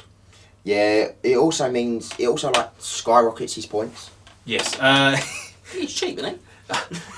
Mazda Mundi is not cheap. In fact, outside of the end times, Mazda Mundi is the single most expensive character in the game. Love that fact. He's 780 points. He's more expensive than some of the end times characters. He is. Carl Franz Ascendant, He's less than that. who is one of the best characters in the end times, is 710 points. I feel like that's the number. I think that's how much he is. The book's down there. I'm not going to get the book out. But 780 points. And going back to what I said as my sort of my first thoughts, you just drop the ancient Steg's points off of him, which is what 230. Yeah. He's suddenly 550 points, which is a lot more reasonable. That I can stomach 550. A lot more For reasonable. Lore Master, any battle magic lore, I Yep. think Lore Master is a fan. I think this guy would be in every army list if he wasn't on the Stegodon. Yes. I'll say it. I think Lore Master and Lore Light, because Lore Light works fantastic, Oh, works it's so wonders with lizards. Yeah. But the other bits piece, he has 4 disciplines of the old ones, which we'll talk about more in detail later on. But he comes with Becalming Cogitation, Harmonic Convergence, Solar Stone, and Transcendent Healing. He does. So Becalming Cogitations allows him to add 1 or subtract 1 from any of his mid. No, go on, James. Becalming Cogitation lets him reroll his first failed dispel attempt every turn. That's Solar Stone. No, no, Solar that Stone is it. adds or minuses 1 to the result of a miscast. I got So the other way you around. roll your 2d6 and you can add or minus Yeah. 1. And then he's got Harmonic Convergence, lets him make 3 channel attempts every turn instead of 1. Yep. And he's got Transcendent Transcendent Healing. Healing. This is the one that I forget the timing on. So, Is it? if this model is alive at the end of any friendly magic phase, roll a number of d6 equal to the difference between his starting number of wounds and its current number of wounds. For each roll of a 6, the Slayer immediately regains a single lost wound. So that's rubbish. So when you have 5 wounds, so if you're down to 1 wound, you do have 4 chances to get some wounds back. Yeah, you should get Maybe one every get other one. turn. Yeah. So that's that. So the disciplines are okay. Transcendent Healing's a bit. He's got meh. 3 of the best ones. He's got 3 of the best Yeah. ones out there. In terms of his rules, he's got Shield of the Old Ones, which all mage priests have, and it's just a standard 4 ward save, Yep. which is quite good. Telepathic Confabulation, which only matters if you have 2 Slan mage priests. And when You've got the points. when you've got Mazda Mundi, you don't have the points of the Oh, Slan it's so mage. good. Should we just go through what it does? Yeah. So at the start of each friendly magic phase, before dice are rolled to determine the strength of the winter magic, you may pick 2 friendly wizards with this special rule anywhere on the battlefield, and they may exchange a single spell with each other. I didn't even know Slans had this rule. Yeah. In subsequent turns, a different pairing of wizards with this special rule may be chosen. That's never going to come up. I mean, It's cool, though. Slan mage priests are cheap enough that you can get 2 in? No, not on any equipment. 2 I think they're 300 base. Yeah. They are 300 So base. you've got 25 points to spend on the I mean, pair. to be honest, you're only level 4 wizards, so he's not bad. But it's the disciplines. We'll get on to them later. Yeah, They well, will back make to Mazda Mundi. He also has 2 pieces of magic equipment. He has the Cobra Mace of Mazda Mundi, which is a good magic weapon, first of all, but with 1 attack what's called 2, it's not good at Mazda Mundi. Less good. So this yeah. does... It gives you aura strikes first and poison attacks. At the start of every close combat phase, all enemy models in base contact with Lord Master Mundi must reveal their magic items. If Lord Master Mundi scores 1 or more hits against a model that has any magic items, spoilers, at best it's going to be 1 unless he magics himself, roll a d6. On a 6, all of that model's magic items are immediately destroyed and cannot be used further in this So it game. happens regularly. Yeah, so ASF on Initiative 2 and Weapon Skill 2 with 1 attack, so that's going to work well. Poison. And it's poison as well, but then you also destroy magic items on a 6. Good if you could have that on like an Old Blood. I don't even want to think about how many turns statistically you're going to have to throw to have a shot at getting that off. And then he has the Sunburst Standard of Hexoatl. So does. Slan and Mage Priests all have the option to become Battle Standard Bearers, and Mazdamundi decided to pay the points for that as well. Yeah, if your army includes Lord Mazdamundi, he must be your army's battle standard bearer. This does not prevent Lord Mazdamundi from also being your general. In addition, once per game, at the beginning of any enemy shooting phase, Lord Mazdamundi can release the power of the Sunburst Standard. If he does so, enemy models that target Mazdamundi or other friendly units within 12 with a shooting attack suffer a -1 penalty to hit. This effect lasts until the end of the turn. So that is not very good. I thought, well, shoot, if it was -1 to hit from all attacks. No, it's the fact it's one turn. One use. Yeah, one turn. Yeah. Although I think if you're going at it, you can make that the difference. Yeah. But yeah, I agree. It's not a very again. I'm impactful effect. I'm gonna go back to my my Orcs and Goblins deep dive. He's a Battle Standard Bearer special character. If he runs away, he dies. He's not going to run away if he's on a Stegodon, because Stegodon is stubborn, and you have Lord cold-blooded. Mazdamundi is Leadership 9. And Stubborn Leadership 9, you're not going to run it often, but if you do, you're dead. He does have an 18-inch BSB though. Can I? He's on a large target. Go on. Sorry, I've just got to point out. Yeah. 1 second. He is actually 805 points, because the 25 points for making him the Battle Standard Bearer, which he must do, are not included in his points. Does it say Are they that? not? Because the Battle Standard Bearer sort of box that Yeah. you get under all the selections that can take it. Unless your army can... no, never mind. Does it I'll say learn to unless your read. army contains Mazdamundi? It does, By yeah. any chance? It does. Yeah, I'll learn to read. He's No 780, guys. No worries. 780 points. So That would be the first time I've ever seen a special character like that. have to buy the Buy an upgrade, yeah. That's nice to have. He's just not good for his Yeah, points. he's still not good for his points. I mean, you just never have a chance or the reason to take him over a regular slot. Let me sort of preface that slightly. He's very good for his points. Yes. It's the fact he's on that Stegodon. I mean, I've got to be honest. I do think that if you're playing a big enough game, which is 4,000 points basically, because you can't do it in 3, so 3.5k. Yeah, just. He'd be a serious consideration for me on the Law of Light. I think Law of Light is very powerful. The problem is its raw rating is not as high as High Magic's. It's not. It's not as flexible as High Magic, but it is very powerful at offsetting the weaknesses of a Lizardman army. It is, So I would strongly consider it, but I think that he's never going to justify those points. No. Not ever. No. Because for the amount of points he is and what you've clearly spent on Zlak, his Ancient Stegodon, you need to get him in combat. Oh, I would. I'd be. You I need mean, to every do turn, damage in mate. combat. You'd be going large. And he's not even got the good upgrades for the Ancient Stegodon. No, he doesn't. He's not even got I'd still be going the large. rubbish upgrade for the Ancient Stegodon. But you've got to do it for the D6 plus 1 impact. Before Scott tears their out, I think we're going to move on from Mazdamundi. That's It's a great such shout. So he got a good score, just don't take him. And next, I mean, you probably won't be able to unless you're playing a rather large Scott, game. calm down, please.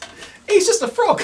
He's a very Speaking about expensive frogs, frog. we're going to move into another meme that is a special character here. It's that boy, Lord Croak, Deliverer of Itza. deliverer of Itza, who comes in himself with a rating of 17 out of 24. Yeah. Yeah, I think think that's fair. Croak is a bit more easy to swallow than Mazdamundi. Yes. So he He's gets... Come on a Stegodon. You're really wound up by that. Such a shame. He gets 2 for output, 4 for special rules, 3 for synergy, 4 for risk, 4 for survivability, and 1 for cost. This is the legendary Slan himself. So this is the most powerful Slan that was ever in the world when he was alive. He was the first Slan to be created or spawned on the old world by the old ones. So he has some heritage to himself. But does that mean he's any good? Overall thoughts of what we know, He's good in the right list. good in the I right think it's list, fair yes. to say. So the benefits he gives himself, he himself is unbreakable, and any units of Temple Guard that he joins becomes unbreakable, which is a very good rule. He also gives that unity joint -1 to be hit in shooting and in combat. Second part's really good. That is incredibly good. That comes the -1 to hit is from his golden death mask that he wears. He's over there, isn't he? He's over there. But over there, he looks like a golden sun visor, so it's good to go. Then he also has a host of special rules. That Does have quite a few. So he himself has a 3 at ward save. I'm going to go through it. If I get any of these wrong, so you can jump in Sure. for me. 3 at ward save for himself. Yep. He can cast his unique spell, which is Deliverance of Itza, which we'll get to in a second, as many times as he wants in the magic phase as long as he has dice. He can't lose his spell.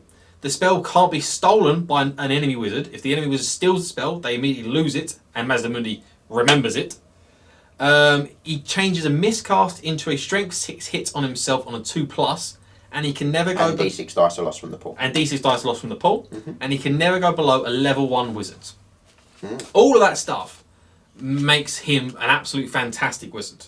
Like all those rules really do help offset the big downsides of being a wizard, if I'm honest. The only issue being is that he only has one spell, and that is the Deliverance of Itza, which is a bit lackluster. Yeah. So Scott can do it because there's a lot of parts of this spell here. So the basic value, it casts on a 10. It's a direct damage spell that targets all enemy units within 12. Each unit suffers 2d6 strength 4 hits. If the target had the demonic, undead, or Nakaran undead special rule, it suffers 3d6 hits instead. You can choose to extend the range to 18. If he does so, the casting value is increased to 18, or you can increase the range to 24, and the casting value is increased to 24. So it doesn't sound so it's not that damaging. It's only 2d6 strength 4 hits. We did a big Storm Magic game with Lord Croak and against Skaven, and strength 4 against Skaven should do quite well. It didn't really do much. You can cast as many times as you want. So you can just basically hit the dubstep button on his palanquin as many times as he wants, and just send out the base as much as he can. But at the point in time, he's still strength 4. You 2d6 hits. If you're demon or undead of any kind, I love that you went to say Nehekar and undead. my and we're throw like, You need to breathe today, son. my throw got caught up there. Nehekar and undead or regular undead. It's 3d6 hits. which is... It's alright. I prefer it. I think you agree with me. I prefer it to be strength 5 against those units. It was strength 5 in the previous book. It was strength 5 in the previous book. book. Really powerful. And I think this was an attempt to maybe Tone it down, but I think it doesn't. Look, he gets a 17, and then there's going to be you guys at home watching and going, but he's a +1 in the Triple Crown GT Compact. And that's because he's a huge opportunity cost. You can't get another Slan and him in the same list because he's 400 points. Yeah. And, you know, that's it. It's strength 4. That's it. It's also, I have to say, I know a lot of people disagree with me on this, but for me, the cast values are just too high. 12, 18, 24? 12 10. for a 10, 18, for a 10 inch 12. for a 12 inch range. I don't know why that's like. Then the Yeah. others are the same as the range, aren't they? It's a 10 plus for a 12 inch range version. Now I know it hits all units within 12, and something like a 2d6 fireball is cast on a 10. It only hits 1, but 12 inch range is rubbish. It's really low, and so it means that you're almost always going to be bumping for the mid values on this spell. Yeah. Which are 18 for an and 18 inch 24, range, and 24 for 24 inch it just range. don't get a lot off. 24 is a massive cast. Well, 18 is an average 4 dice cast, and that involves you rolling average. Yeah. Now, how many of you are realistically going to want to throw 4 dice when you're throwing for an 18? I know, I don't know anyone that would. I mean, I do it with the Tomb Kings because I had D3 from the Horror Titan. That's about it. I think he can cast a spell as many times as you want, but I don't think it actually says if he loses concentration, he still loses concentration.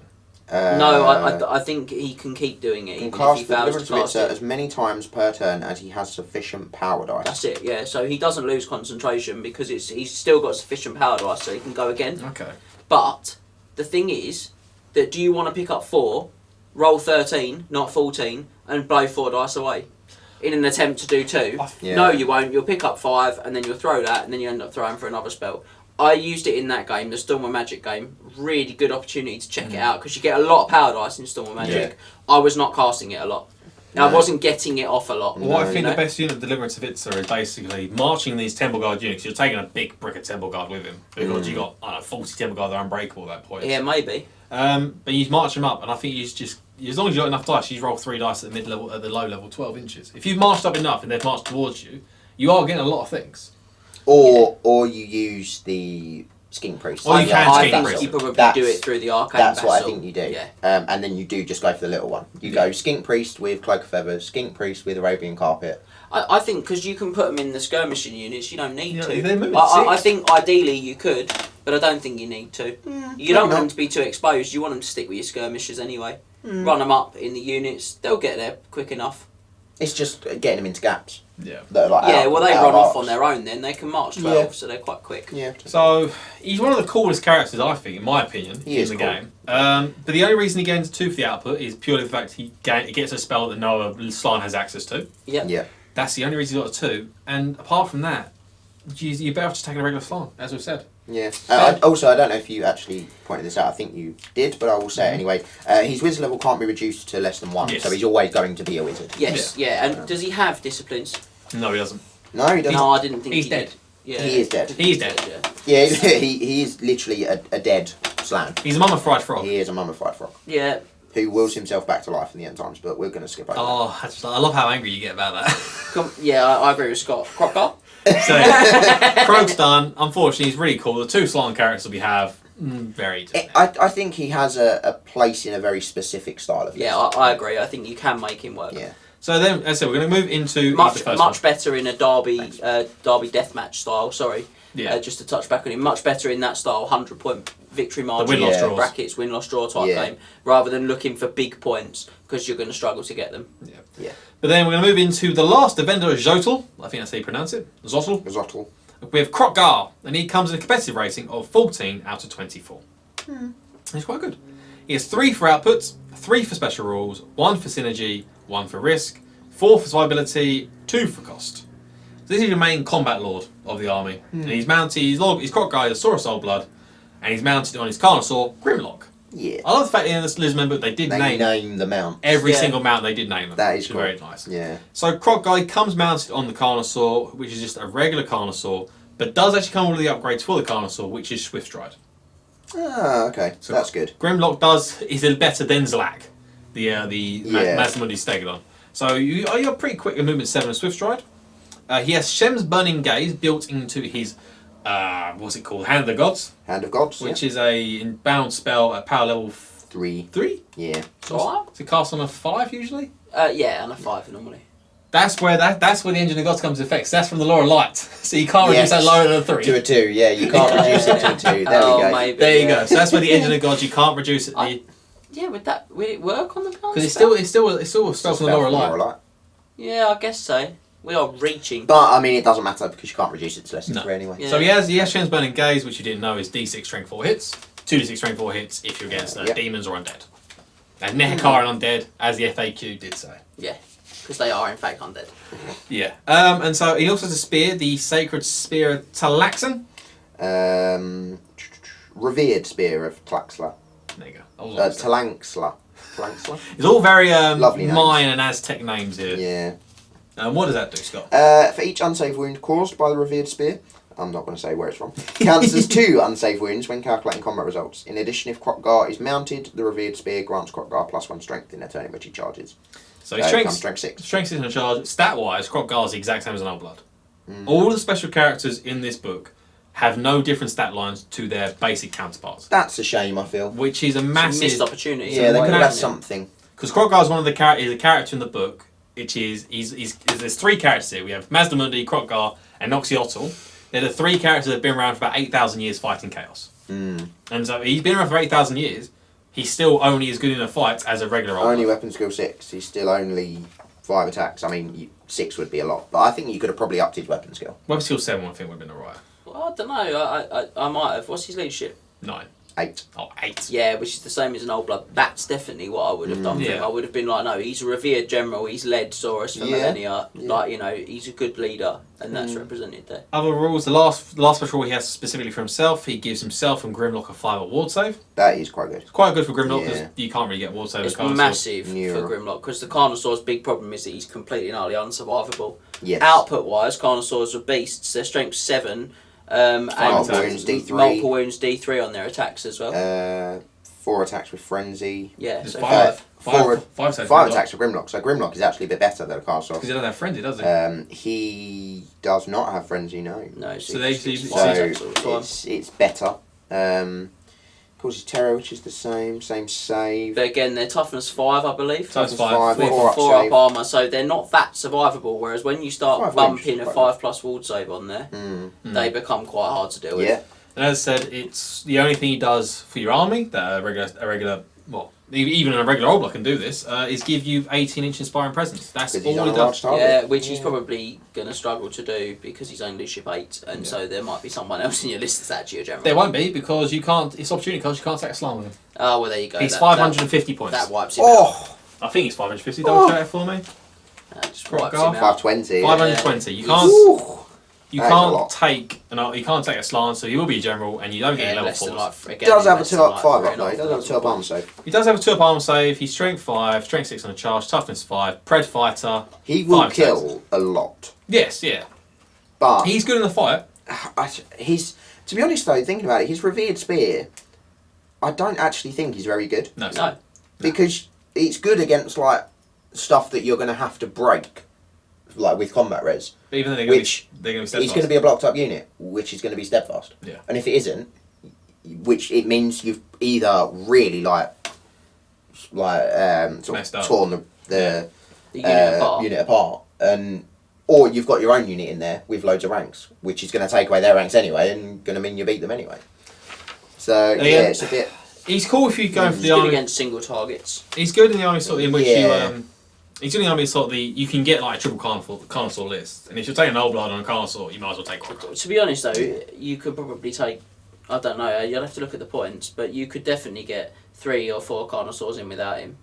You get 3. I've run the 2,500 point list. You can get 3. One lord, and 2 heroes. Okay, yeah, don't do that either, that's rubbish. Can you not take Carnosaurs unridden No, from the book? Not No, from the book, no. but we let you do it in our From events. Storm Magic? Storm Magic. It's rubbish, but it's very fun to do. Yes. You get 3 carnosaurs. They're very fun. So that's Kroggarb again. A bit lackluster. We're not Yeah, here. We're the not. lords aren't. We're not starting good here. Still, let's finish with the best and most powerful lord now. Oh yeah, we got Tehenowin, the prophet of Sotek.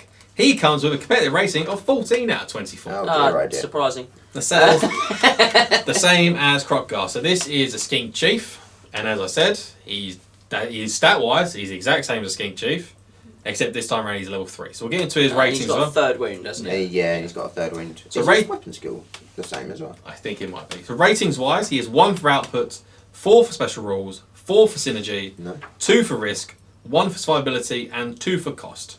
It's a rough score for the prophet of Sotek. He has a good host of special rules. He has immunity to poisoned, and he has the ability to join jungle swarms. And when he does join jungle swarms, they lose the squish rule. Yeah. They stop being unstable. So they're just unbreakable units. I'm going to just check Yeah. that they can be He unbreakable. actually has +2 weapon skill over a skink chief. His weapon skill 6, Yeah. and he has +2 leadership. So he's leadership 8.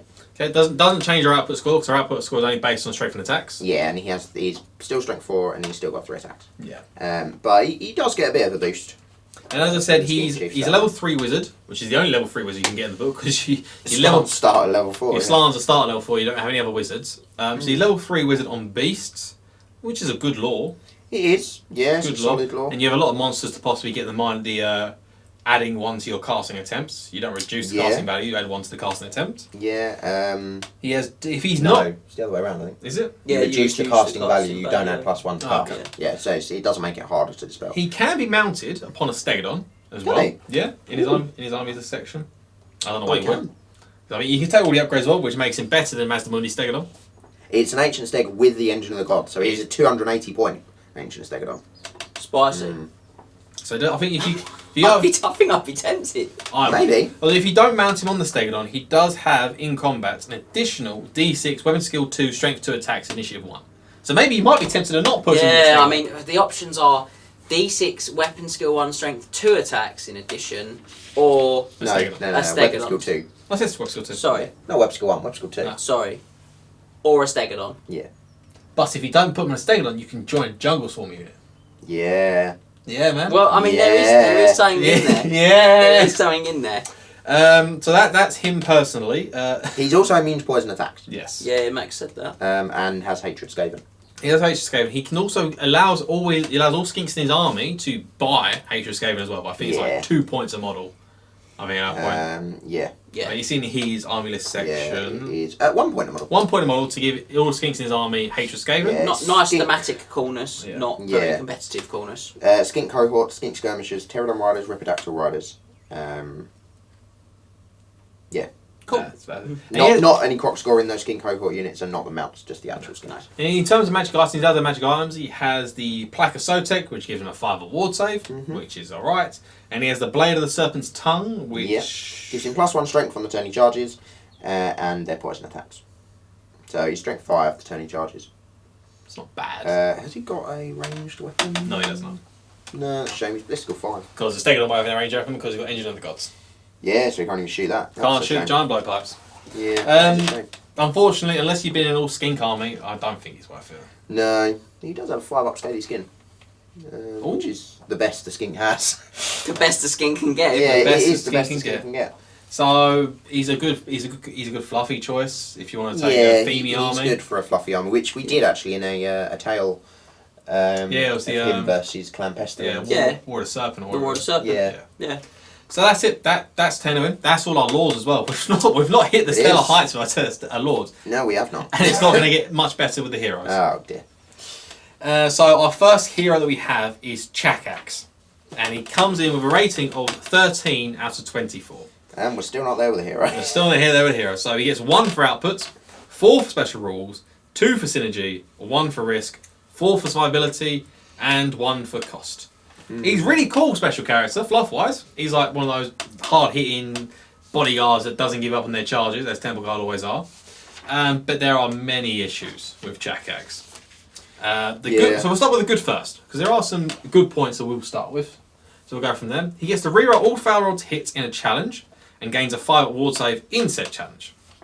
Also, if he's in a challenge, he gives his opponent always strikes last, and gives his Temple Guard unbreakable if he and the Slann are in the same unit. And he has 2 decent items as well. So he's a Starstone Mace, which is a great weapon, so always strikes last, +2 strength. And I believe he can destroy magic items. So at the start of every close combat phase, all enemy models in base contact with Chakax must reveal their magic items. If he scores 1 or more hits against any model with a magic item, roll a d6 on a 5+1 randomly determined magic item is immediately destroyed and can't be used further in the game. This has no effect on magic items that are mounts, magic items that contain bound spells that have miscast during the game, and any magic item labelled as one use only that's already been used. So it's a bit more reliable than the Master Mundis. Yeah. Well, it is. On a dude with 4 attacks. And Predatory Fighter. And Pred Fighter. And I think he's got weapons skill 5. He's a Scarvet. He's strength 7 with that great weapon as well. It's worth pointing out. So again, he's the exact same stat lines as Scarvet. He has to issue a challenge. All that stuff I was talking about with him being in a challenge. He has to issue challenges anyway. And he can't refuse one if one is issued. Can't refuse one. Then it said the key to the Eternity Chamber is the one that gives the 5-up ward save and always strikes last in a challenge to his opponents. Yep. But then there are some bads with him. He himself has always strikes last because he has a great weapon. Yeah. He only has 2 wounds. But he does have a 2-up armor save, I think he is.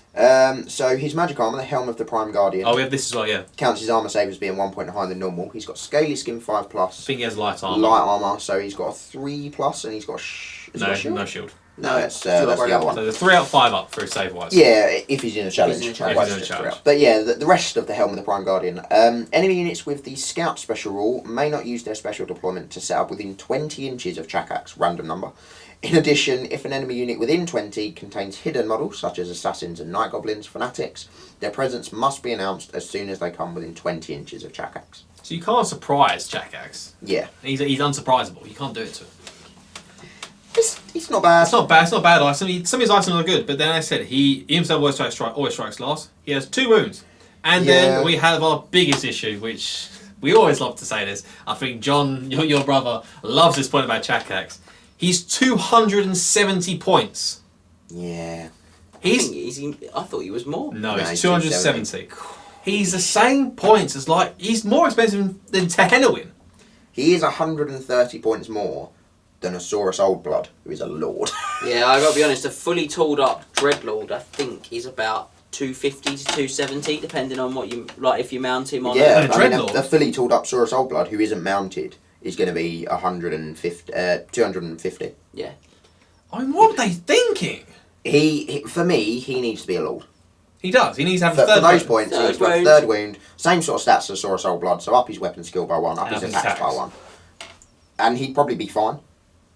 He's just too many points. He's 2 many points. The Unbreakable's really good. I do like the Unbreakable means, but you do have to combine him with a Slann and Temple Guard, which you can't do anyway. But then you're putting points in your Slann, you're putting points into Chakax, you're putting points into your Temple Guard. You're building a star now. You're building a star. There's nothing wrong with building a star. Many competitive Warhammer armies are star based. But you just can't justify 270 points. And the big problem he has is when something decent charges in that goes before them. Yeah. And just doesn't challenge, won't fight him in the challenge. A monster or a unit of enemy elite infantry that go at the same time or before him, and he's in a whole world of trouble because he's only got a 3-up armor save then. That's the thing. Like, you got all these bonuses to say, oh, we're winning a challenge. The guy can just go, yeah, I'm not going to accept the I challenge. refuse, mate.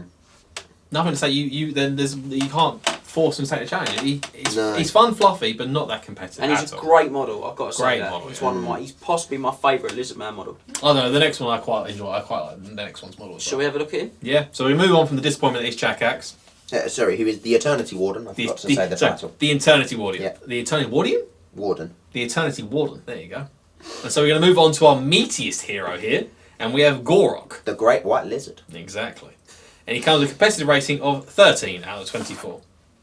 Same as Chakax. I was about to say, please don't tell me he's lower than Chakax. I really like Gorok. He gets 1 for output, 4 for special rules, 1 for synergy, 1 for risk, 4 for survivability, and 2 for cost. So it's the same score for the big guy, but I think it's a bit more swallowable. Yeah. The 2 for cost is the most important element here. Yeah, he's 185. He is. So he does a he's bit. almost 100 points cheaper. Yes. He's up there as one of the toughest heroes in the game you can take, to be honest. Yeah, he is toughness 6 with a 2-up arm save. Yeah, scaling skin 4+. 2-up arm save. And his shield gives him extra 2 points to his armor. There you go. So he has a 2-up armor save, a toughness 6. He ignores multiple wounds, killing blow, and heroic killing blows on a 2+. Yep. Isn't as good as you think he is because he's only got 2 wounds. So if he had 3 wounds, that would actually be a bit more. It'd be better. I think it's still very good. It's very good. Come up against, especially if you come up against a unit with killing blow like Executioners, Graveguard. Yeah. Oh, he will tear good. through them as well because his mace, I do remember, lets him reroll hits and gives him predatory fighter on a 5+. Yes, that's the Mace of Ulamak. Ulamak. Yes. Ulamak. 4 That's attacks. because they're going to get Ulamaked in the head. Ula smacked, if you will. You will. He also has the Shield of Eons. Yeah, Aeons? Shield of Aeons. So as I said, it counts his arm save as being 2 points higher instead of the normal 1. And in addition, any models that make a successful charge against Gorok and ends the movement phase in base contact with him must immediately take a dangerous terrain test with a -1 penalty. Not good because it's only models that go in So it's base like contact. 3 models at Yes. best. At best, yeah. So it's not the shield. There's 2 points of armor is quite good. Yeah, that's The other main reason you are taking Gorok though is he's naturally stubborn. Yeah. Yeah. He's naturally stubborn at leadership 8. 8. Yeah, so he's not too bad. But if you got your Slan and a Saurus unit with him in it, you've got 2 stubborn. 2 stubborn blocks. 2 stubborn blocks. Yeah, there, and which to is be very fair, strong. that is common for Lizardman players. They'll take either him or they'll take a Scar veteran with the Crown of Command. And you know, why would you not? The thing with that cold-blooded, and with the stat line of the Saurus, the low weapon skill but the decent toughness, the lots of attacks, they like a grind. They do like the grind. They really like to grind the fights out, and they'll pass the cold-blooded checks regularly as long as they keep the leadership value up. Yeah. So Crown of Command or stubborn choices are great. So that 13 is pretty good when you consider he's a combat character, so he always gets low scores on risk and synergy because he's not offering a lot in those areas, and you know he's stubborn and he's not easy to shift. No, he's not easy to kill. I was just looking actually at what a sort of generic Saurus Scar veteran is points wise. So with Crown of Command with no other upgrades, you're looking at about 115 points. So you're paying 70 points for the better armor save, all his magic items, his sort of save against killing blow. The problem is you can get quite close. You can. Quite low investment because you can spend I think 6 points on the light armor. Yep. Which gives him a 4-up. Then you can take Enchanted Shield, for example, for 2-up. Yeah. So you spent 11 points. So you're at 126 points now Yeah. for Crown of Command, and your output's basically the same as Gorok's, other than you haven't got the slightly better Predatory Fighter. No re-rolling failed hits. No, but you're 60 points cheaper. Yeah, Which you is are in sort of- toughness 5, not toughness 6. You are halfway towards a second Old Blood though, a second Scarvet though. But there's Yeah. the real So- thing though. You are if you look and say the Sword of Always Strikes first, which is the closest thing you get to a real hits in combat magic item. That's 35? 25. 25 points. Swift Sling. So what that put him up to about 150 points. Yeah. Yeah, if you could Ish. do it, you Yeah. can't Yeah. though. But I'm not saying he's not takeable. I'm saying I think that's why you don't see him as regularly. Yeah. Because Yeah, the that's other guy is, you know, what are you taking him for? Primarily, you're taking him to make your unit stubborn, and you can do that for sort of 60 points cheaper. He's But- also immune to psychology. Yeah, I don't mind him. I think No. he's good. I Yeah, think I do like if you are taking the Southern Scarvets, then you could look at Gorok. You could look at them like pretty good, but it'd be a personal preference and a choice in points. I have seen in sort of slightly bigger events, sort of going towards the 3K, I have seen Crown of Command vet in a unit Gorok in another unit, and then Slan and Temple Guard, and that army is just 3 big hard blocks. There's not a lot else going on. No. But because you've not sort of got tons of skinks. The grind is real. You need to like kill those to the man. But you can have monsters with that as well, Yeah. and it's very difficult to deal with. The grind is real in that army. Yeah. So, shall we move into a decent special character now? Yes. Shall we move into quite a good special character? The one we've all been waiting for. Yeah. It has been, and we're going to move into Teto Echo and the Astromancer of the Constellations. I got it in before you did. You did. Comes in with competitive rating of 17 out of 24. That is pretty good. We get there with 2 for outputs, 4 for special rules, 3 for synergy, 4 for risk, 1 for survivability, and 3 for cost. Is it any surprise this little fella has such a good score?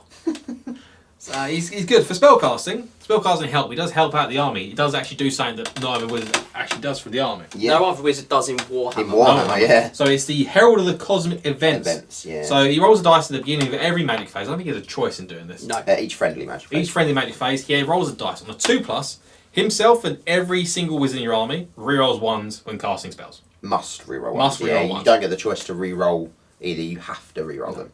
And then if you roll a 1 on that 2+, all your wizards, including Teto Echo, reroll 6s when casting, and they must reroll 6s. Which isn't always the worst thing because it can stop them from miscasting. Yes. Yeah, that's not the miscast, which isn't too bad. It's a reroll as well. It's not a removal. Yeah. So you're often could still roll the 6, Yeah, you'll so roll a probably 5 still or get 4. plenty of spells Yeah. off. You just got to think maybe I'll throw 1 more dice at that Yeah. spell that turn. Yeah. But- Which actually you then makes you more likely to miscast, but then you Less reroll likely it, to so actually miscast. it's not that bad. Yeah. And then other rules, he has a minor shield of the old ones. Yes, so I it's like- only a 5 I otherwise. like the fact you got a minor shield, which is Teto Echo, which is 5 up. A shield of the old ones, for the Slar Mage was a 4 up. A greater shield of the old ones, with Croak, which is a 3 up.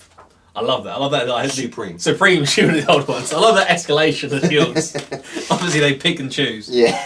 And he does come with the Palanquin of the Constellations, Yeah. which is Similar to a Slan's It's the exact same as a Slan's Palanquin. It basically means whereas a Slan would go into a unit Temple Guard, Teto does the exact same thing for a unit of Skinks. Skink cohort, yeah. Skink cohort. So he goes in the second rank, displaces the models, they count the footprint as their ranks, all that good stuff. I think if he called what else is on there?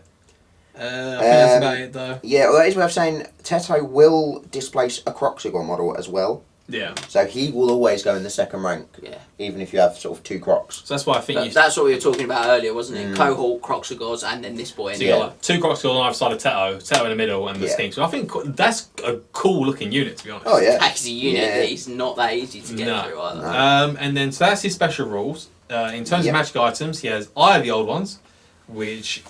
Sorry, just quickly on special rules. He's also a Lawmaster Law of Heaven. Yes, sorry. He's also a Lawmaster. Lawmaster Law of Heaven. He's only level 2, but Top Heavens tip. isn't really that high to cast. No. Really. And when you rerun once to cast. Yeah, that certainly helps. So Lawmaster Heavens, Lawmaster's a good rule up there. Lawmaster Heavens is a good rule as itself. What it allows you to do, which is something that we don't explore very often with Lawmaster, but it's very easy to achieve in this army, it allows you to have 2 of the same spell. Yes. Yeah. So it allows you to go, well, I've got a Skink Priest, and I'll roll, I've rolled Uranon's Thunderbolt. I'll just have 2 Strength 6 magic missiles. Or, I've 2 rolled, comments.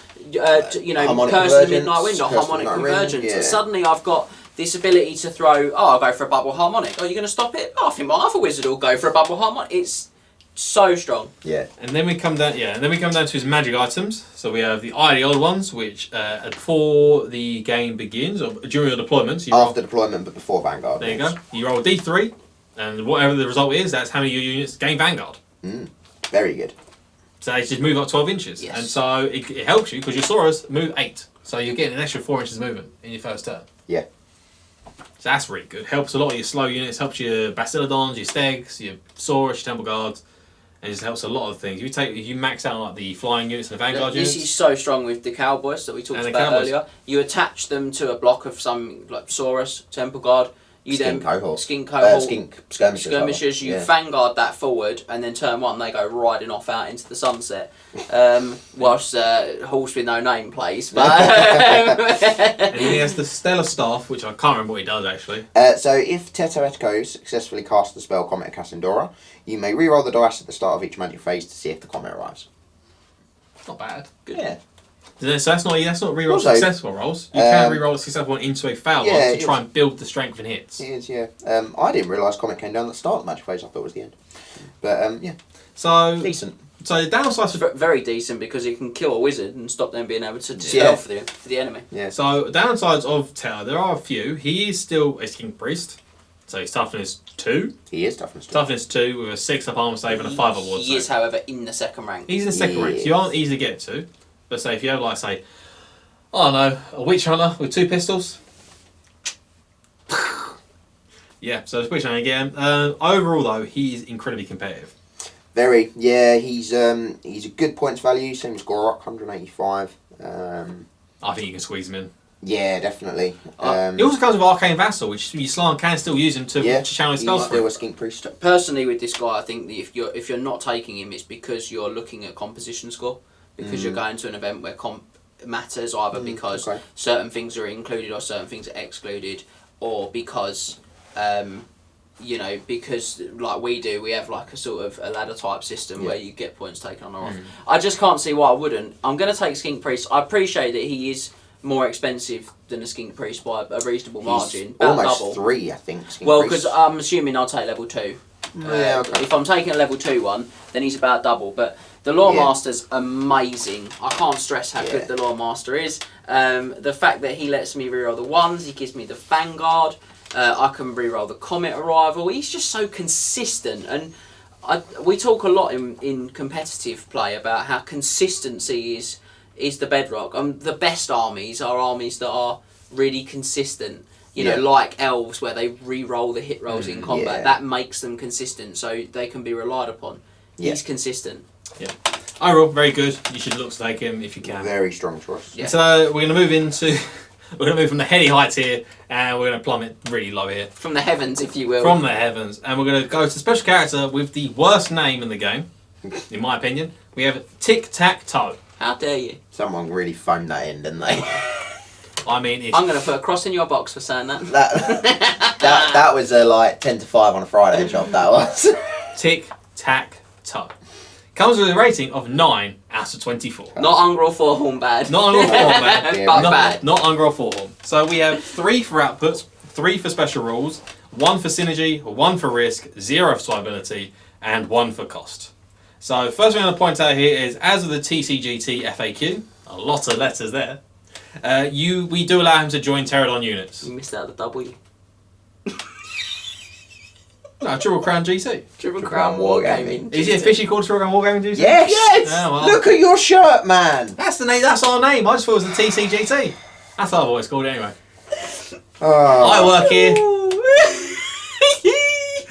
So TCWGT then, FAQ, does allow him to join Pterodon Riders. Yeah, because he can't otherwise. Because he physically can't. Even though he has rules specifying him and his unit get a rule, we let him join units. But to be honest, I think he was clearly meant to be able to join He units. should just be an upgrade. He should just be a unit of Pterodons can purchase Tic-Tac-Toe. No, man, if you take nothing but Skink Chiefs, he can be a general. Oh dear. Yeah. So, but in order to do so, in order to put him into a unit, you have to upgrade him to have ambushes because he himself has ambushes. Yeah, which is another 5 points a model. 5 points model when you Pterodons puts him on to 40 Why points. are you paying to make them worse? I mean, that's the reason he only has 2 min special rules, because ambushes is not Shocking. not a good rule. No, we've talked about it many times, but if this is your first deep dive, I'll try very succinctly to summarise why we don't like ambushes in general. It's rubbish, that's why we don't like it. Because you don't get the choice, you have to put the unit into reserve. Then you have to roll for it from turn 2 onwards, and it's always a flat 3+. There's no improvement, there's no automatic arrival. So, you can just, it's unlikely, but trust me, I've seen it happen. You can just get to a place where they don't show up. Or they show up on like turn 6. You're like, cool, I don't lose their victory points, but my army's dead, and as a result, everyone turns around and blows them off the table. Anyway, yes, they hate do. to see it. So, he has magic items. He has the Blade of the Skies. Blade of Ancient Skies. Blade of Ancient Skies, which ignores armor saves and gives him +1 to hit against flying models. Yeah. It's not bad. But If he's trying to kill a Great Eagle, it's really good. Because they're about the only thing he's going to successfully wound with Strength 4. Yep. So that armor save the Great Eagles have, oh boy, better watch out. Yeah, that's a very fair point. Mask of the Heavens, Yeah. which gives him and his unit. This is where it comes into effect. Him and his units get -1 to hit from shooting. I think that's it. Yeah, so, well, there is another effect. All Pterodons in Tic-Tac-Toe's unit use his weapon skill instead of their own, so it boosts them to weapon skill 4. And then in addition, enemy units suffer an additional -1 penalty to hit when shooting at Tic-Tac-Toe and his unit. I think the crucial element you've both missed is that makes the really good looking model. If you get the kit and build Tic-Tac-Toe from the kit, the Mask of the Heavens goes like on his face. It looks really cool. That's a very cool Pterodon. That's a very good Terry the Pterodon model. Yeah, that could be your Terry the You Pterodon. could. You too could have a cool Terry. Not Tic-Tac-Toe on Zwap, the Pterodon. Swap. Swap. Zwap. ZWUP. Swap. So overall, trash. Yeah. As he's far too many points for what he does. He's like, how many Really points is. is? 170. 170 points. 15. And you're going to add at least 15 points if you want him to start in a unit. So he's Gorok now. He's 190. He's more points than Gorok and Teto Echo. Oh goodness. Yeah, I, to be honest, if I took him, and I wouldn't, but if, I wouldn't upgrade a unit of You Pterodon just Riders to have ambush ambush. himself. I'd let him ambush by himself, and if I had some Pterodon Riders left, he'd go and fly and join them. Well, to be honest, the Pterodon Riders are quick enough to actually get to anywhere where he's going to Yeah, be exactly. as he is anyway. Exactly. So I just wouldn't bother. Yeah. I still wouldn't do it, though. And so that's Tic-Tac-Toe. Master of Skies. Master Sky's got to say Tic that. Tac no. I'm going with. Tic-Tac, Yes. no. Yes. Well, wait till you say no to this one. Our final special character is Oxyotl. He that hunts unseen. He's the hunts unseen. And his ancient chameleon skin comes in with a competitive rating of 8 out of 24. So very much an oxynottle, Yeah. if you will. You said my puns were getting bad. I wanted to help you out, mate. I'm giving you all my gold standard stuff here. God. This is gold standard. This is our goal stand apparently. So he gets He one. doesn't even know what the name of the show is. He doesn't even know it's got Wargaming in GT. Oh, come It's on. on his shirt. It's an easy mistake to make. It's not I'm staring at 2 over there as well. I Anyway, Oxyotl. We get Oxynotl. We get it for 1 for outputs, 4 for special rules. Cool. He has a good few, to be honest. He know. does. Yeah, that's Zero- his best element. 0 for synergy, 2 for risk, 0 for survivability, and 1 for cost. And we finally have. It's been, I think this is 10 deep dives Yeah. since In the gap. Beastman. Beastman went The third. third? The third deep dive. It's been 10 deep dives since we did Beastman.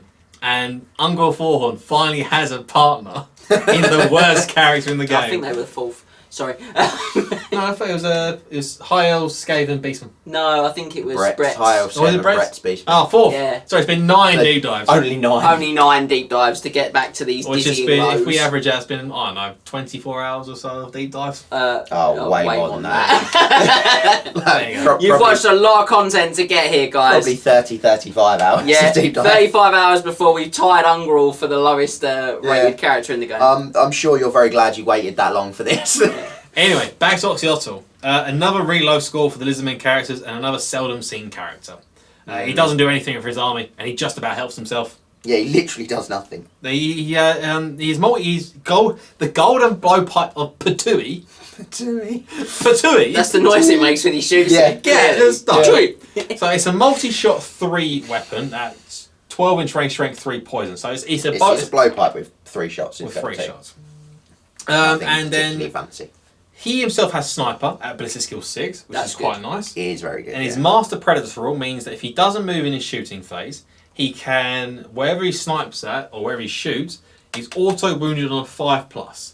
Yep. Not poisoned, which means he can also wound butchers and the like, and 10 win if he wants to. Yep.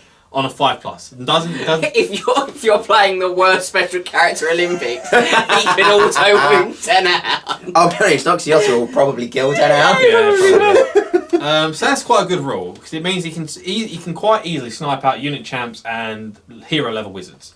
Yeah. If he gets lucky, he can snipe out maybe Master Necros and Lich Priests. I think it's good for War Machines. Yeah, I think it's very good. War Machines. It's good for. Because on average, he should get 1 that auto wins a War Machine. Yeah. If he's with a unit of Chameleon Skinks, which is absolutely what I'd put him with, a unit of 5 of them and him, they'll probably They'll kill a War probably Machine kill in a turn. War Machine a turn, Yeah. which means they'll probably make their points back, and I want Yeah, to stress he's what? that because 120? I know he gets a really bad score, and he's not bringing much to the table No. because you can do it without him.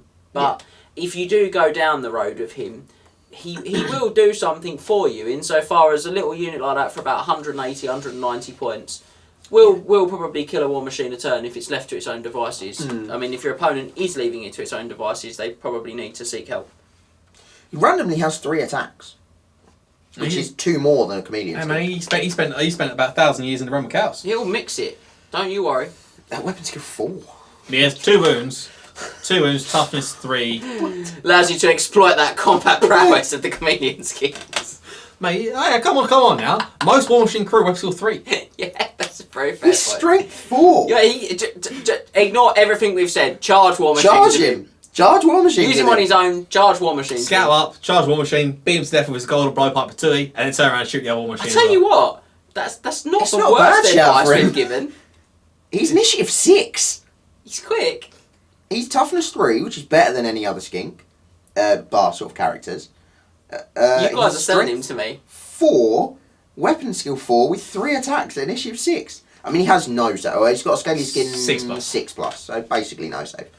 But I mean, if he doesn't kill the artillery crew, he's in a lot of trouble. he's in a It's also lot of initiative trouble. 7, which is quite nice as well. Yeah, That's really good. I'll be honest. If you've left a War Machine crew on a wound, absolutely charge him into it. Yeah. He'll probably just kill him. But he's still 120 points. Yeah, but he kills 1 War Machine, he's got his points back. Yeah. Or like probably 1 hero level wizard, he's almost got his points Depends back. on War Machine you charge. Depends because how crucial it is. Sometimes Yeah. it's much more than getting his points back. It's It becomes killing really crucial. an important You know, thing. you yeah. kill a hero wizard in a vampire army, and then you get the vampire later, and suddenly they're in, Yeah. free crumble. Kill because of that. kill a wizard with a scroll. Tell you who's good at that as Anything well. like that. He's a nice turn 6 redirector. Maybe? Yeah, he is. Maybe. If he's But anyway, alive at turn Oxyol, I mean, we seem to have sold ourselves that he can be used somewhat, He's still Oxynottle. but Yeah, he it's is just it's still it's another pass, unfortunately. And He's, so he's cool in like a fluffy, skinky, Again, like he- skink skirmisher. He's army. excellent He's in a still a cabinet model. like that. Really good. He has a model in the book as well. Does The he? model in the book. If you go to the model, Yeah, he does. Yeah. Ooh, let's quickly see if I can find it. no, this way. Keep going. Towards me. Keep going. Where the skinks are. Keep going. What? There. Oh yeah. I'm sure you guys at home have really enjoyed watching us find the model. I like it. He's got a massive head. He has got a huge head. But anyway, that's the end of special characters. We end on a bit of a letdown. Well, to be honest, all of the special characters are a bit of a letdown, apart from maybe 2. His tail curls the other way to all other chameleon skinks. He's special.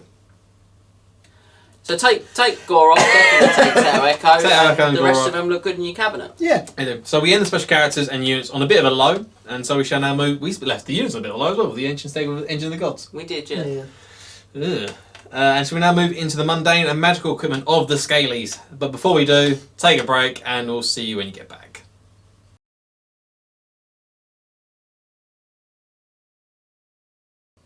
So we just have 2 pieces of mundane equipment we're going to start with first, before we go into the treasures of the old ones. And they are unique to us, and they both have they're both fairly common in the army, because Yeah, we've already Because spoken we've about all of talked them about a lot. them a lot. we're going to go very quickly. So that's the blowpipe and the lustrine javelin. So the blowpipe is the humble common blowpipe, 12-inch range, multiple shots 2. What are you doing that for? Go on, now. Instead of the lesser known spotted blowpipe, yeah? The greatest speckled blowpipe. He's gone. He's lost his marbles. You're alright. Just keep going. Just ignore James in the corner. Anyway, the blowpipe, 12-inch range. Blowpipe! Ooh! That tickled you, didn't it? Yeah, it did. The blowpipe, 12-inch range, multiple shots 2, strength 3, and poisoned. This is the classic skink skirmisher weapon, and one that's taken by a lot of people, if I'm honest. Yeah. To be honest, it's a lot of personal preference between the blowpipe and the javelins. Yeah. And we've spoken about their uses in different roles in which they do. I think people get quite tribal over this. They do, yeah. Yeah. You get some guys, I know Sam, as I mentioned earlier, he's an absolute advocate of the javelin. Yeah. He's like, the javelin is the weapon. Whereas John, He's very much the other way. he's a full blowpipe man. Yeah. He's all about a blowpipe. All about. He goes blowpipe spotting. So, yeah, if you will. A certain ornithological piece. But yeah, I think that I think it speaks volumes about the player as well, slightly sometimes. I think the blowpipe, if you look at it raw, the blowpipe has greater potential. Yeah. It's the more offensive option because Yeah. you can It's more shots. double your bubble. You can have 2 shots. Yeah. Whereas the Lustrian Javelin is perhaps a little more dependable, and it's certainly more defensive because you can always stand and shoot it. Yeah. Sorry, I've jumped the gun. And obviously, as we mentioned earlier, you can combine it with the shield. Yeah. For the save. But so the amount, as I said, the amount of point shots the blowpipe puts out means the most monsters fear the humble skink skirmisher and convenient skink. Yeah, It's only and the camo skinks. Camo skinks and skink skirmishers are the only ones that can take the blowpipe. Yeah. And obviously, Oxyl has his own version. Yeah. The golden blowpipe of Patui. Patui. Patui. And then we have the Lustrian Javelin. So this is the other option, and this one is carried by all skink units by default. So that's skink cohorts. Core skink units, anyway. No, even the guys that Well, ride the camo skinks don't. Stegodons as well. The guys that ride Yeah, Stegodons. Yeah. but the camo skinks don't. Camo skinks don't If have it's it. not a camo skink, there you go. That's a skink. Yeah. That's a skink. I think Ripidactyls have it. Just double check for me. The Ripidactyls have it as well. Maybe. I think they might have it, or they might have a spear. Spear. Just a spear. Oh, Ripidactyls don't have it. So yeah, even by carrying by the cruising monsters, so your Stegodons and your Bastillons, they are able to chuck some javelins down from range. The strength, the 12-inch range, strength as user, not strength 3. Not strength 3. Poison and quick to fire. Allow you to use a shield as they come with shield, and you got hand weapon in combat for the extra pip of arm save and a parry save. I've got to be honest. I'd love to see how far a skink could skim a stone if he can lob 12 inches. If he can lob a javelin that far when he's that size. Yes. Yeah, that's Olympic level, baby. That is Olympic. Maybe that's a run up. Who knows? So we're going to move into the Treasure of the Old Ones now, which is our magical items unique to Lizardmen. And so we're going to first start off with the Blade of Realities. And this is a magic weapon for 100 points to ignore all armor saves and ward saves that a model may have against the bearer. So, to start off, most 100-point magic items are usually not worth taking. And this does sometimes fall into that category. But hear me out here. Saurus Old Bloods, which are the things that are going to take it, you're not going to put it on a slant, are you? Well, you could do. You could put it on a That slant, one attack. You could. but you're not going to. So Saurus Old Blood, the most really you only don't take out these items because you can't get a good save or a ward save on it. Saurus Old Bloods can get to a 1-up arm save or 2-up arm save pretty easily. Yeah. 2 up on foot, 1 up on 1 up and mounted. So in that case, I think the Blade of Realities does allow the Old Blood to actually have a purpose with it.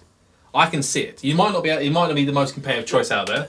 My issue with it is, I can go, if I want to, ignore those armor saves completely, I can go Obsidian Blade, other Trickster Shard for re-rolling successful ward saves, and a 5+ ward save. Treat yourself. Yeah. Or I can go, I'll go Ogre Blade for strength 7, so I wound stuff more often, ignore most armor, other Trickster Shard, and a 5+ I'd ward go save. grey weapon at that point. Because you're not Could great go, initiative. yeah. Oh, is initiative I've got to be 4 honest, in there's Old Blood? another magic weapon I quite like. Four's not bad. I think, how many magic items are there, max overall? Magic 2. items. 2, Magic weapon. Total items. 6, Items 8, 10. for the yeah, 10. 10, okay, so good amount. Yeah, it's just totally right. Yeah, there's another magic weapon coming up, which I also think is very good on the Old Blood. Yeah. But I like Blade of Realities. I quite like it. I think the other trick size is nice, but you're taking away the ability to even roll for Oh, the it's other trick. guaranteed, yeah. mate. Yeah. And guaranteed is a byword for competitive. Yeah, absolutely. I just think his lack of ward save is a concern. Look, I think in like a realistically, you're probably only going to run a Old Blood with this in maybe a 3k. You could squeeze him in, probably 3.5 or 4k. You get him in 3k, I'd have thought, yeah. You fully tooled up Old Blood in 3k with your slants, do it very doable. Okay. It's not the best, but he's an option. I think I quite like I option. think on the cold one, he can't be stomped. Nope. He's going to have a 1-up armor save. Yeah. He's got 3 wounds, he's toughness 5. He's not easy to kill He's like got that. pred He is fire with with a him. cannon, which is going to be targeting something like a Carnosaur. Oh, you said Old Cold Blood. They get cold ones, Yeah, sorry. the Yeah, big on one, the cold one. Old blood, Ignore me. Old blood right on. Old Blood. Even scarier. On the cold one, on the Cold calf. one. Yeah, think I do think he's decent on the cold one. Yeah, he's quite scary. He's your cowboy at that point, isn't Yeah. He's a very scary one as well. He's a killing like Demon Prince's cowboy. yeah. They've got a big issue with him. They've Yeah. got to kill him, and he's not that easy to put down. The only save you get against him, weirdly, is regeneration. Yeah. He's a White Lion killer. He is quite Yeah, is he ever? Yeah, he is like 5 dead White Lions a turn. Not a lot goes into White Lions and does that. does it? Especially with a magic weapon. Yeah. He's a beast, mate. Yeah. So we're going to move on to Blade Rallies, which me and James quite like. It's got us on a bit of a fence. On now. the fence. On the fence, more. It's his points cost, isn't Yeah. it? If it was Yeah. 85, I'd be all over it. But then we move into the Piranha Blade, which is, as James mentioned, is the other piece of equipment. It's another magic weapon for 50 points this time, and you gain multiple wounds D3 and armor piercing. It's a tad pricey, in my opinion, for what it does, but it's the multiple wounds. multiple wounds D3 is very good. Yeah. Your strength 5 with the armor piercing, so you're minusing 3 to the armor, which at worst is going to give them a 4+ armor save. Yeah. Sort of at worst for you. Multiple wounds D3 so good against anything monstrous or that is a monster. Oh, characters. Chariots. It's averagely characters. a dead hero on 1 wound. Yeah. Tell you what though, it's also good to build up your overkill on a challenge against a champion. Yeah. Yeah. You can easily get like 6 points of combat rates to the challenge. Yeah, you can easily max it out. I like this weapon again. Yeah, I prefer this to the Blade of Reality. Its price tag's nice. I like it on the Old Blood. I've seen it used with other Trickster's Shard. I've seen it used with Potion of Strength, which is super scary. Yeah.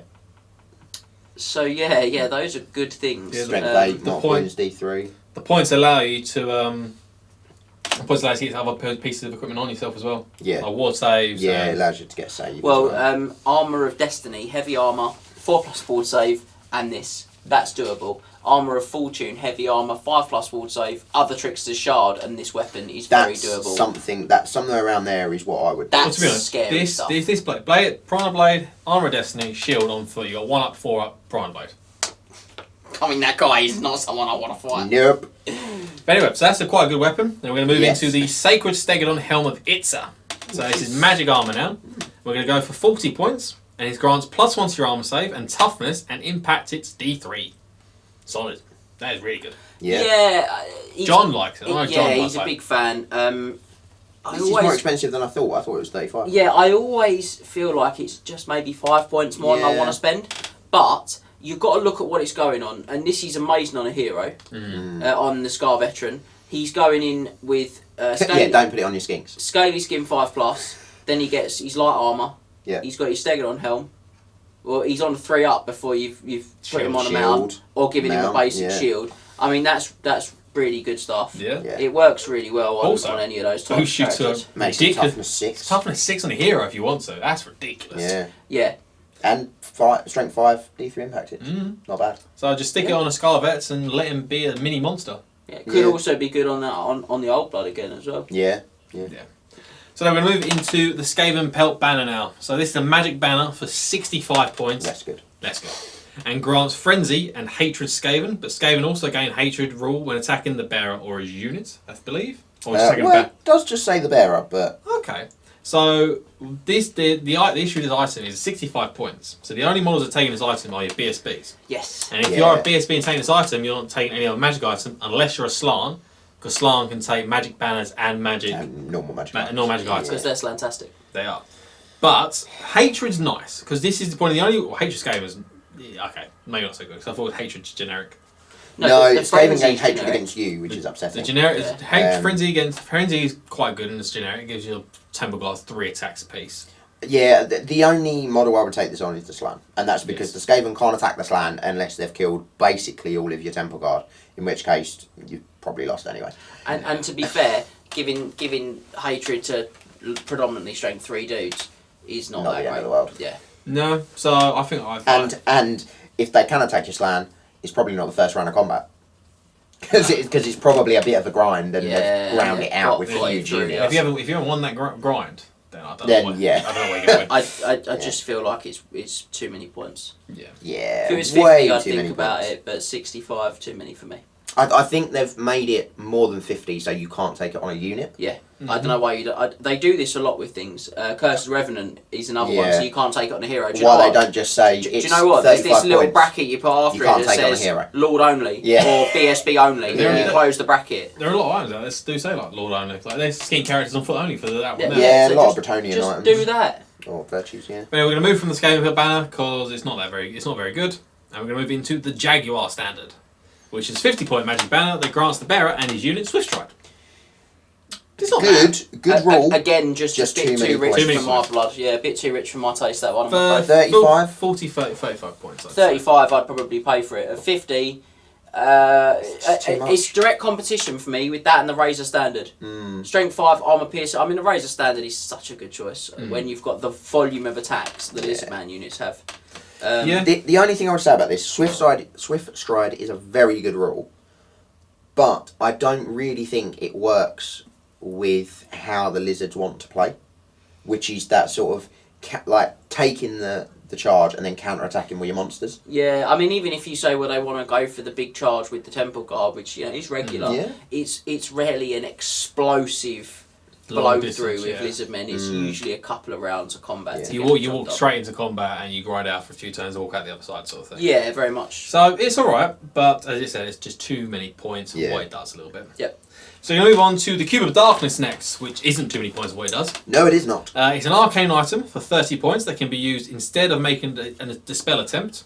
On a 2+, the spell is auto-dispelled, and you roll for all remains in play spells on the board. On a roll of 2+, those remain in play spells end.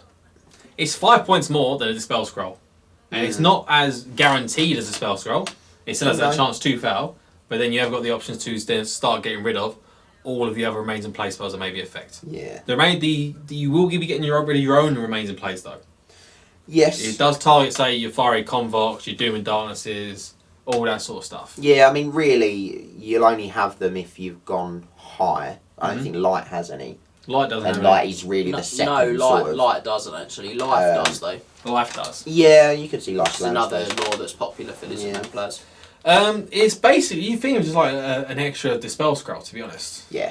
On a 2+, it's very rare. It's very rare that you should fail it. It's worth pointing out as well in the Triple Crown Wargaming Grand Tournament composition, we have a plus for taking no items that automatically dispel, and it was pointed to me recently that I in brackets I give examples, and one of the examples is the Cube of Darkness. And you have to roll the 2+ for that. It's not let me be clear. We treat that as a scroll for that. So we treat that as an auto dispel item. Yeah.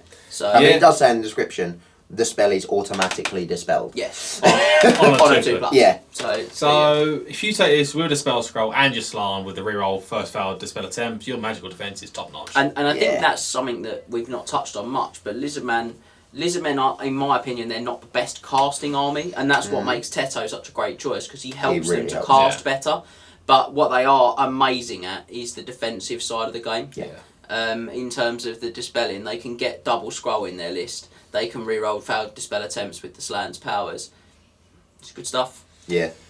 Yeah, so we're going to move into something that's not good stuff, which is the Plaque of Dominion. So it's another arcane item for 25 points, and it's bound spell, power level 3. That gives all enemy units within 18 inches stupidity. All enemy wizards. Wizards, sorry, not units, all enemy wizards. Yeah, it could be good if it was all enemy units, but wizards. No, you're going to be, with General and BSB nearby, stupidity is just something you can't rely on. Yeah. At all. Yeah. Unless you've got anything else more to say about it? No. No? Even James can't bring something to say about this. No, not really. I can't really. 25 points, you're denying yourself a dispel scroll. It's arcane item as well. That's the big issue with it, as always. We all know that arcane's probably the most contested slot. Yep. So that's why you don't see any of the other big scrolls apart from the spell scroll. Yeah. Yeah, not normally. So moving on to the Plaque of Dominion, that's just leave it at home. We're going to go to the Cloak of Feathers, which is the model for the Cloak of Feathers is very lovely. Yeah, there's a couple of skinks with feathery sort of cloaks or vestiges. I didn't even know this item had a second bit to it. So it's an enchanted item for 35 points for skink characters on foot only, and it gives them the Flyer special rule and Magic Res 1. I mean, it's as we mentioned earlier on, it's helpful in combination with Lord Croak, because you can fly around and just pop your... To be fair, it's helpful with any slam, yeah. Because the Arcane Vassal. Yeah. And most laws have a magic missile. I don't know where Magic Res 1, you're only ever going to get unless you buy a ward save. You could just about get a 6-up ward save with it. It synergises with, of course, Engine of the Gods. with the Engine of the Gods for a unit. If you're flying around, the Engine of the Gods is not keeping up. No, it gives the unit, he's not going to be with it. Look, what that Magic Res 1 means is you pay 20 points for the fly. Yes. Now, the Arabian Carpet doesn't let you join units and costs 50 points. The Cloak of Dunes does a little strength 2 hit thing on people it flies over, and he's 50 points. And he's on a guy that can never march. Yeah. This is an amazing item, and it's so amazingly pointed. Yeah, so cheap. And actually, the Lizardman items in general, they're alright. They've got quite a few that are pretty decent. A good half of them, I'd say, are worth thinking about taking in your army. Well, wait until we bring down the average of the next items then. Go on. So, Cloak of Feathers, it's alright. So they have the Horn of Kygor. So there's an enchanted item for 35 points, and it's a one-use only item, which Scott loves. Well, we don't mind them if they're guaranteed. We dislike them if they're bound spells. This is guaranteed. It gives all friendly mounts, monstrous or otherwise, and monsters the Frenzy special rule for 1 turn. Yeah, and the problem is that you took Cold One Knights to make this work. We see your Cold One Knights, your Stegodons, your Carnosaurs, your Pterodons. They're monstrous. Yeah. So you get additional attack on them. Clutching. I'm clutching at straws here. I'm thinking of anything else. No. Just this is not a good item, guys. I just don't get why. Like, I can understand being one use only, so you can't just keep giving stuff frenzy if it loses it. I don't know why it specifically says, and then they lose until the start of their next movement phase, so they lose the frenzy in the next turn. Why can't you just give all your stuff frenzy? Frenzy has a downside built in. Yeah, well. Yeah. Let's just leave the conversation now. I don't think there's anything we can gain from dissecting what is not a good item. I'll tell you what this does go. This goes on the shelf of all the horns from the Beastman army book. Yeah, there's a lot of horns on that shelf. There are a lot of horns. You can't. There's no good instruments out there apparently. Horn of Fredemund from the Bretonian book. Yeah, that's not a good rubbish. one either. Too many horns out there. Too many horns. It's too expensive for what it does. 35 points. It's just not very good. Yeah. And then we have the Egg of Quango. I love the Egg of Quango. I will not have a bad word said about the egg. I will. I love the egg. You're wrong. The enchanted item for 30 points. That is one use only again, and it's a random one use only item. Yeah, but it's, and they suffer a number. It's largely good. The results on the chart are largely So it's good. a random chart in which you roll on the uses in combat. I think it's the start of combat. Nominate one enemy unit in base contact at the start of any close combat phase. You're The bearer or his unit. You roll a d6 and you roll on the table. Depends on how many hits the unit suffers. Yeah, so on a 1, the enemy unit takes d6 strength 3 hits. On a 2 to 3, it's d6 strength 4. And on a 4 to 6, it's 2d6 strength 5. So half the time, it's very good. 2 to 3, it's alright. 1's a bit rubbish. 80% of the time, it's decent. Yeah. On a 1, it's a bit rubbish. I don't think d6 strength 4 is enough. Is 30 points. I think that when I put it on a little skink wizard, because I've got the odd points, and I chuck it on him and you charge him, and he's like redirecting late game, then he goes, "Hey, Quango!" You know, it's great. Do you know, I think it's better in that scenario. I think it's better if like a unit of chaff charges him, thinking, "Oh, they're only skinks." Yeah, and then he Quangos him. Then they get Quango. And Quango. And off they Quango, if you will. Well, tell me, he stops the chaff in front of him, pulls out the frying pan, cracks the egg, and wah! I'm going to be honest. The best part of the Egg of Quango is none of these effects. It's the description. It's none of the 30 points that it costs, which I actually think is decent for 30 points. I think it's alright. It's good fun. It's the sort of thing you probably drop if you need to find points, but if you can get it in, it will do a job for you a couple of times in an event. It's the fact that this is like the egg of a really rare, and is he like? So it's the last egg. It's the last egg of egg. the Quango, which is like going extinct. I'll let you read the description. It's ace. It was the great Mazdamundi himself who unearthed the last remaining egg of the mysterious Quango. Since the time of the Old Ones, this relic had been held in a secret underground chamber, and it was only discovered as Mazdamundi rebuilt the pyramid temple of Pahaux. Before its discovery, only the name of the creature was known, and its existence was mere legend. No one knows exactly what will hatch from the egg, or why it was held in stasis. However, as the armies of the Lizardmen prepare once more to meet the threat of their terrible foes, Lord Mazdamundi has decreed that the egg can finally be cracked open and its dread contents exposed. What don't get? And do they not have the descriptions on the chart of like the dread contents? It's amazing. On a 1, the egg opens and a withered Quango hatchling bites the enemy feebly before dying of old age. It's great. On a 2 to 3, a Quango hatchling emerges to bite the enemy with vigour before succumbing to its extreme age. On a 4 to 6, the heavens resound to thunderous peals as a Quango bursts forth in full glory and casts its radiant hues upon the world. The glory of Quango. After smiting its foes, it flies off, taking no further part in the battle. It just like bursts out. But what I love is the fact that our use for it was to use it on some Chaff. Yeah. I love the idea Mazdamundi's like, "This is the sacred Quango egg. Take it, my skink child." 5 Illyrian and he's Remus. like, "Oh, is that 5 Illyrian Remus?" What I don't get in the I love description. the Quango just flies off. I love it. It's like, "Oh, yeah, I've killed. Yeah, I'm gonna go." Alright, see you later, lads. I don't get You've got the this. description. The description of it. Yeah, it's an egg. Who decides to bring an egg to a battle? Mazdamundi. But Oh, also, yeah. It says in the description. and he himself is not he's not a Quango mum. How does he know when the egg is ready to hatch? He lobs It's it. in stasis. That's why it dies of old age, Yeah, but you because don't- it's been in stasis for like thousands You of don't years. know if you might be a yolk inside the egg. Well, then, Well, if that's you roll what a one, I it get is a when I bit of roll a yoke, to be honest. Honestly, Yeah. I don't. You if guys you roll a run one, so. if you roll a one, they just happen to be like intolerant to eggs. Yeah. That's why it's 6 strength 3 Yeah, hit. they get a bit sick. Yeah. No, Come on, no. I think it's a good fun item that crosses the rare bridge of being a good fun item that you can get away with including Yeah, in it's a not more too many competitive points. list. Yeah. Well, that's We all like the the egg of Quango. I Well, don't. I don't. We James like the do. egg of Quango. Well, that's all the magic items, I It think. is. And so we're going to move into the disciplines of the old ones next then. Yeah. Should we take Yeah. a break? Let's take a break before we do that because that was a lot and I need to sort of recharge myself after what I've just had to experience there. So we're going to take another quick 5-minute break. So come back in a second or so, pause us, and we go through the disciplines of the old ones with you. Fancy an egg sandwich?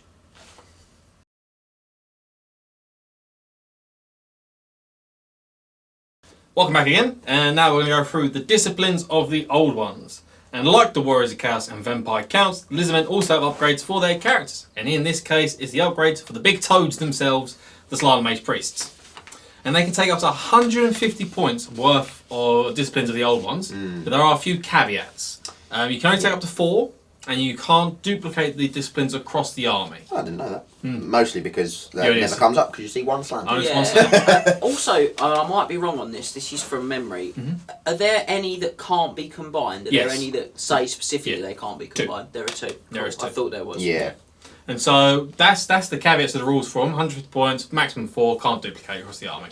So we're going to move into the first one, which is Reservoir of Eldritch Energy. And this is 20 points to store a single remaining dice at the end of your opponent's magic phase and add it to your own pool at the start of your magic phase on a 2+. It's cheap and useful, but a bit unreliable, if I'm honest. It's the fact you don't get it automatically. Yeah. Yeah, but I mean 2+. You know what I mean? Yeah, it's the It's chance. not bad. It's not bad for me, but I think there are 4 better ones, which is why you never see it. I think this is going to be the problem. There's going to be A quite lot of few them are not that bad, we'll probably but- talk about and say that's all right. But There's- there are it's some not that one are of these absolutely 4. outstanding. Yeah. And when you get the outstanding ones in place, it becomes a bit more difficult. Yeah. So it's a good pick, 25 points. It's the 20 points, 20 points, 20 sorry. points, It's the yeah, cheapest one. It is the cheapest. It is the It's cheapest one out there. cheapest, yeah. And so it's, I don't think it's useful. bad. It's not bad at all, no. But what is good though is the next one, which is Solar Stone. So it's Yeah. 25 points to add or subtract 1 from your miscast result. And this is really helpful and can prevent a devastating miscast. Although probably not from me. I'll probably roll a 2 and not be able to do anything about it. Yeah, I mean, that's fine. You go down the old. Yeah. That's the noise of Fine. frog mates as it goes. Max will just fail the leadership 9 with a reroll stubborn test on cold You blooded. could say that's the noise the frog makes as he croaks. But no, this actually does help because the one apart from the big Apart blast, from me. the worst result a slime can actually get is a 7. It often is bad because Yeah, they'll which is hit about everyone- 12 Contact. temple They go guard, 12 whatever tempo, it is. and the 7 is the only result in that result. If you There's up one. There's One number. guarantees to change Yeah. a bracket. one will change the bracket. You either go to a strength 6 hit and everyone can generate, or a strength 10 blast. Yeah, I mean, so you go to a strength 6. You go to strength 6 hit. This is really good, and again, this is another good pick that a lot of people just do take. Yeah, to be fair though, you say that. The only results where you're not guaranteed that you'll be able to change the result is the lowest and the highest. Double 1 and double 6. And yeah, if you have to roll. Well, no, you could roll a 2 or a 3, and you could roll a 11 or a 12. Yeah. But the other results are like 8 and 9. You So can swap whatever those one up. of those you roll, 1 each Yeah. way you'll be able to change it, and 5 and 6. So it's the same. So But- don't roll a 2, 3, 11, or 12. Yeah, Yeah. if you roll a 5 though, it is worth pointing out you can only make the miscast that go down the hole. Yeah, but 5 is a good miscast for the. Oh no, It's a small small blast. blast. It's Small marginally blast. better than a 7. Well, It yeah. won't. It will hit some of the unit, not all the It unit. won't hit the corners. The I thing think, for me it that's misses, crucial is that the dimensional cascade, that I think the outs on that are reduced by 3. So you're about you're approaching 10% better, 10% less likely to roll that. You're approaching that. It's not quite the right percentage, but it's not far off. It's about 8. Probably about 8, yeah. And like you said, the 7 to 8 is huge. Yeah. That's massive. So yeah, very good. This one for me is my first pick. Top tip. Tick that. That's strategy tick. And so we're moving now into Becoming Cogitations. And Sorry, very sorry, but very quickly. I think you possibly don't take this if you take Law of Life.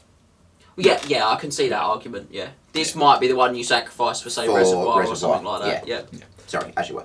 Becoming Cogitations, 25 points to reroll your first failed dispel attempt. So think how much it sucks. That's per turn. That's per turn. Every magic phase. Think of how much it sucks when your level 4 fails the first attempt, first dispel of the entire game. And then you get to reroll it, and then you can keep going.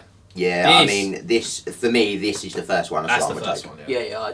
This is definitely a tick on for me. Yeah, 100%. When I said a minute ago, a few minutes 25 ago, points, if you've not stopped the video, but it might have been a little while ago if you have. I said I think they're a really good magic defense army. Yeah, they are. This is where they really earn their keep. Something I think that's really cool about this is you get two types of players with Becalming Cogitation. You get the sensible kind of Becalming Cogitation is here. I'll roll sensibly and I'll use the Becalming Cogitation to sort of save my bacon if I roll below really the average. Rubbish, Then you get guys like me and my brother John who look at it and go, I can risk one dice on this. I've still got my Becalming Cogitation, and that's annoyingly like 80% of the time it comes off. Well, because statistically you do look, and a lot of the time you should, So it's you look at it, you're like, I need a 4 on one dice to dispel it. 3/4 of the time I'm going to get it. I do it with the Book of Hoeth all the time, don't I? Like that, and it's the same really trick. It's really strong. Yeah, really strong. Should take Becalming Cogitations. Tick 1. Tick number 2. Yeah. So next one we have is Wandering Deliberations. So this is 30 points to know all the signature spells of the Battle Magic laws from the main rulebook, instead of generating normally. And this can't be used with Focus of Mystery, which we'll talk about in a second. So, right. This is where a lot of people have to make a decision.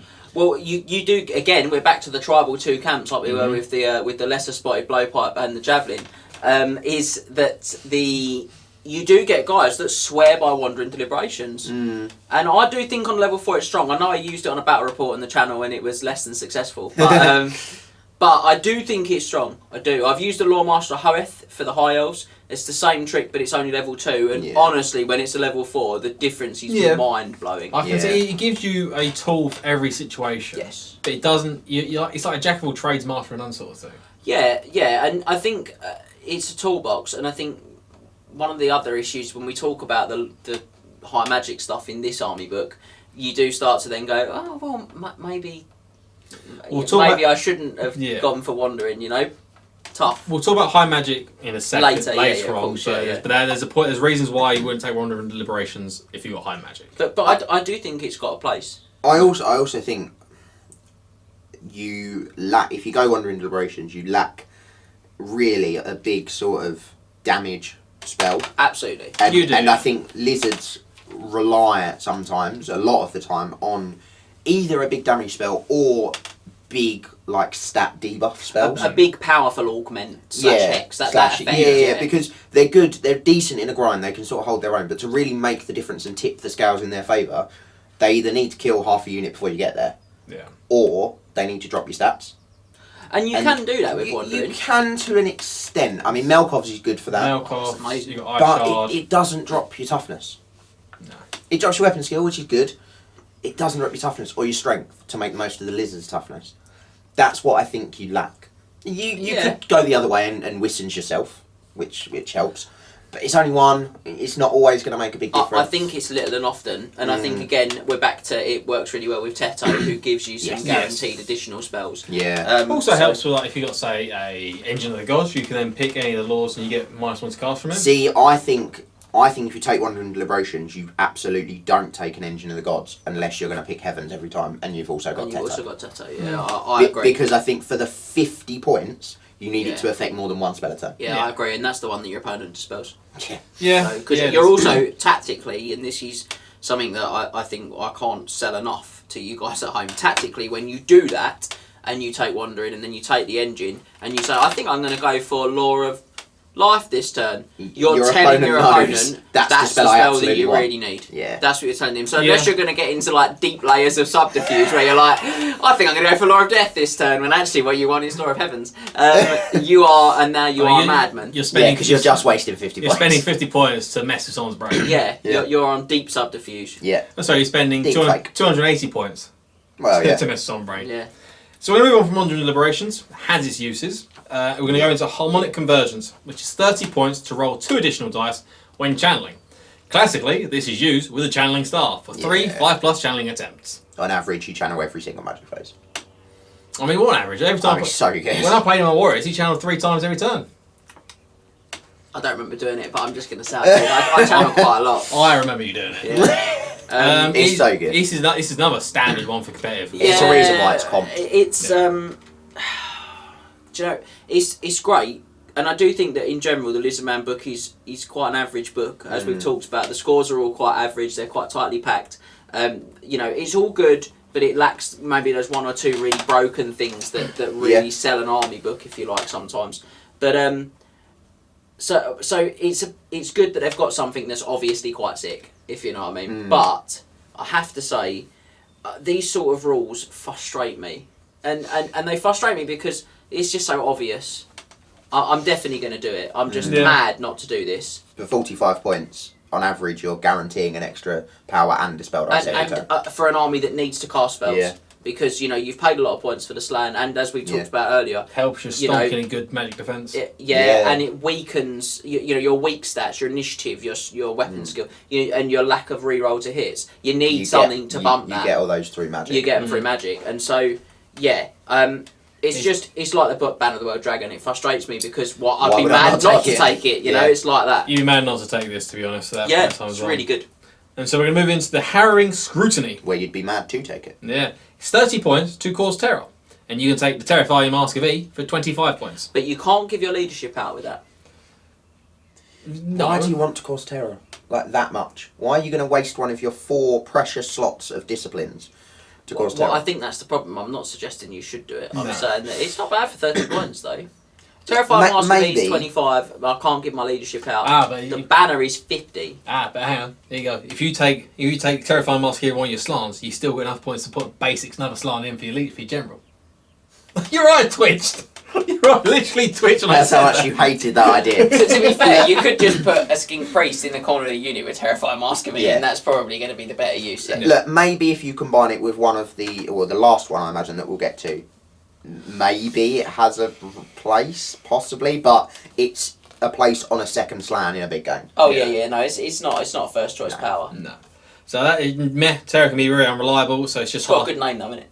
The Harrowing Scrutiny, it scrutinises you so great that you flee. It literally just glares at you and you're terrified. The scrutiny is gazing. The slan's gaze carries a measure of the scrutiny of the old ones. That's great. So you're telling me that's a carrot? I'm not worthy. The slan. Please. So it's high points cost. Probably just don't take it. If I'm honest. Definitely just don't take it. And then we have Transcendent Healing, which is 30 points to regain a lost wound on a 6+ at the end of any friendly magic phase. You do roll a dice for every wound. Lost. You've taken. So you could roll 4 6s if you've lost 4 wounds and get 4 wounds back. You won't, but you could. We talked about it with Mazamundi. It's too unreliable. It's rubbish. And we're not going to go into any more detail because it's wastes everyone's time. Do you know what? I will say on this, if you like the idea of that, because you think, I like the idea of having a really defensive slan, I don't want him to die if he loses wounds, which they don't very often, by the way. It's generally to miscasts. Well, there's an item in this bad boy, which is rarely used, which is called the Healing Potion. And most people don't use it because you don't really get a lot of... I think you restore D6 wounds. For 35 points, it's enchanted. You often don't spend a large... The slan has 100 points of magic items, but he very rarely spends 100 points. No, he spends 15 on the challenge staff. And then often they don't do much more. Bit of magic res you see occasionally. Banner. And a magic banner is going to be a space. Yeah, but the magic banner I think is a separate slot, isn't it? I'm not sure. I'd have to double check. Scott can check that. But you get a magic banner for no points cost. I can tell you that the healing potion... No points limit. The healing potion is 35 points. It's one use. It's drunk at the start of your turn. The imbider immediately recovers D6 wounds lost earlier in the battle. Now, on a slan who's got 5 wounds, that's a pretty good item. No, I'm down to 2 wounds. I think I'll healing potion And myself. as you said earlier, you don't give up one of your precious slots. No, you don't. Yeah. So, just don't take Transcendent Healing. It's just not that good. Next one we have is Unfathomable Presence. I can't particularly say that word. No, it's an... Unfathomable Presence. When you can't work out what the gift is. It's unfathomable. Cheers, man. Really need the Oxford Dictionary description of the word, didn't I? It's 30 points to get Magic Res D3 at the start of the enemy magic phase. Just use the 30 points to give yourself permanent MR2. Yeah. Or treat yourself. Spend 45 of MR3. If you really want it, I just hate to see it. Yeah, 30 points to give yourself permanent MR2 and be done with it. To be fair, if you're going to do an Engine of the Gods with the 6 thing, with the 6 inch, wall, 6 up walled, you definitely want magic resistance in your list. Yeah. 100%. Do you still just take an obsidian? You just take talisman? MR2. But you just take MR2 or MR3. MR3 with that's pretty strong. Yeah. Makes you pretty good against spells. No, just don't take it. You don't take this, no. No. The next one you do see a lot of, which is Focus of Mystery, which is 35 points for Lawmaster High Magic. Can't be used with Wandering Deliberations. Yeah, which makes sense. I mean, you can't be 16 Lawmaster spells. High and know all the 8 spells. I mean, we're going against High Magic. You've seen two deep dives of us talking about seen him talk about High Magic for 2 videos. Yes. And we all know how good High Magic is. Well, you think it's the best law in the game. I do, and the rating system backs me. Because 22 out of 24 is the score for High Elves. 21 was the score for Wood Elves out of 24. And I want to point out Law of Life is only a 20. And spoilers, the video's coming out in like a few days, so I'll say it. Law of Death is also a 20. And these are seen as elite level magic. Oh, they absolutely are. And so again, you're talking about right up there. And then to be, as a high elf, I would, possibly punch the Everqueen for access to Lawmaster on a generic wizard for high magic. Scott's been very disturbed by that. His disturbed eyes are very good. I mean, he's not wrong. He's not the wrong. The thing though, is, is he? I know you can do that with, just to segue quickly, I know you can do it with Teclis, but Teclis has so many other good options. I don't want to do that. No, Teclis, I'm taking him for the pick a spell the from magical law. pick thing. The pick and mix. Yeah, pick and mix. Pick and mix. But to have it on your generic level 4, have those 8 spells. Oh, it's, Right, and it's consistency. The only thing for me is, I do think High Magic is a very good law. I think Law of Light combats the weaknesses of lizards better. The issue with that is you're only getting 4 spells from the light. You are only getting 4 yeah. spells from Light, which is the downside. To an extent, I know it combats the initiative and the weapon skill, but you can do that with High as well. You can. Just not as consistently. Yeah, and you can't do it to multiple units, because Hand of Glory doesn't bubble, does it? Increase the range, I think. No, it increases the number of statistics that it boosts, yeah. Oh yeah, it's literally right next to it. I read it. And whereas Light, you bubble all of them. You can bubble weapon skill initiative 10 for everyone. Yeah. As we're going to talk about in the Law of High Magic rules, with this Law of Tribute for Law of High Magic with Lizardmen, this won't matter. It does to an extent. It matters less. To an extent, but yeah. But we're going to talk about it in a second. But Focus Mystery, I think that's probably your 4th tick on your disciplines. A lot of the time, it's a great choice. It's not a must-have for some players. For me, I couldn't imagine not taking it, but I did also wax quite lyrical about Wandering Deliberations, and it's well known my feelings on the Law of Light in general. I think it's really strong, so I could see your argument too. Yeah. So that's that. Then we'll move into the last one, which is Higher State of Consciousness. Because I thought you were going to say that's it, and you were just going to skip the last one. And we're going to go from 35 points, Focus of Mystery, to 60 points. It's a lot. To gain Ethereal and Unstable, and you can't join units. So this is Ghostland! If you imagine Slimer from... That's how I imagine the Ghostland looks, as Slimer from Ghostbusters. Other Ghost movie? paranormal franchises are available. Well, Paranormal Activity exists, so you're alright. Less friendly. That's a less friendly Less franchise. Hasn't got Dan Aykroyd or Bill Murray. Yeah, no, it doesn't. Scooby-Doo. There are some Scooby-Doo films. Yes. Yes. Thank you. No worries. I mean, they're not though. The Rowan Atkinson's the first one. Look at that. Look how well that turned out. Look, if you want Ghostland, probably give him Terror. Yeah. Yeah, I could see that. Yeah. I mean, to be Magic Resistance is the first thing I'd give Ghostland. Yeah, I wouldn't give him. I wouldn't give him Unfathomable Presence. I'd give him. No, I'd give him MR. proper Magic Resistance. Yeah, I'd give him Obsidian Amulet. I think. MR2, yeah. Yeah, because it's Trinket, Amulet, Lodestone. Yeah, I think I'd give him Amulet for MR2. Yeah, 100%. Nice and punchy. Yeah, ward saves. Against spells. Stops that. I've got to be honest. There was a time where this became sort of quite popular for people to sort of try different Ghostland builds. I think it's very strong with the Law of Death because he can bounce around on his own. Yeah. And get into better positions. How far does he move? It's 6. 4. Oh, that is upsetting. Yeah, I don't think the Palanquin allows you to take Flying Carpet anymore. See, he doesn't. He's not foot. I think the wording he doesn't count as a model on foot. I think that's the wording. Yeah, so I don't think you can take the carpet on him, the Arabian carpet. But we'll check that for you. But Yeah, I mean, I've Yeah, seen they are never considered to be models on foot. Oh. I've seen people take. I've seen people take fence plates on him. I've seen people take Hilarious. gold sigil sword for initiative 10, so that his initiative's quite hard to strike. Why? It's just funny, mate. That's the thing.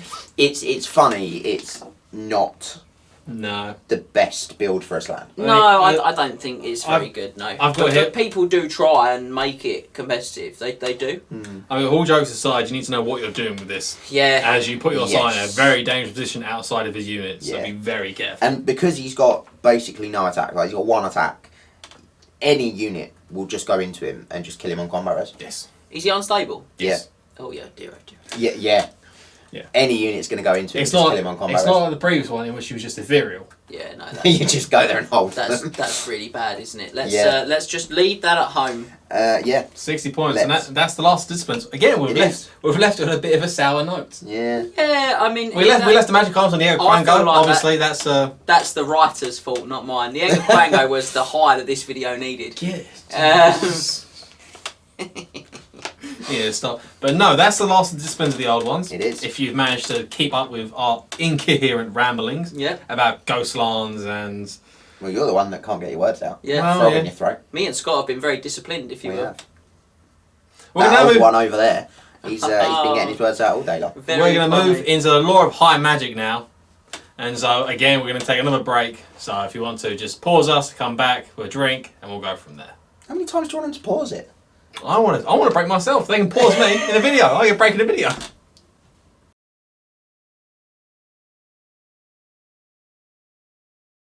So, with the jungle scoured and cut back, it's time to move on to analyse the lore of high magic for the third time in the deep dive series. Third and final time. Third and For final us, time.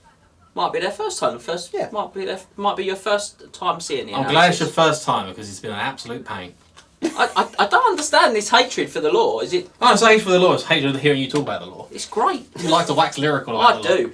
Let's do it. Let's get into it. Rolls up sleeves. The way we're going to do this is with our magic law rating system, which can be found on triplecrownwargame.com/ratings. But to put it simply, we will give the law a score out of 24 based on 6 criteria. It's like this. I love Like that unit ratings. I love that sentence. Give the law a score out of 24. So the criteria are as follows. We have a variety of spell types, the power and frequency of the law attribute, average spell range, spell flexibility, average casting value, and the quality of the signature spell.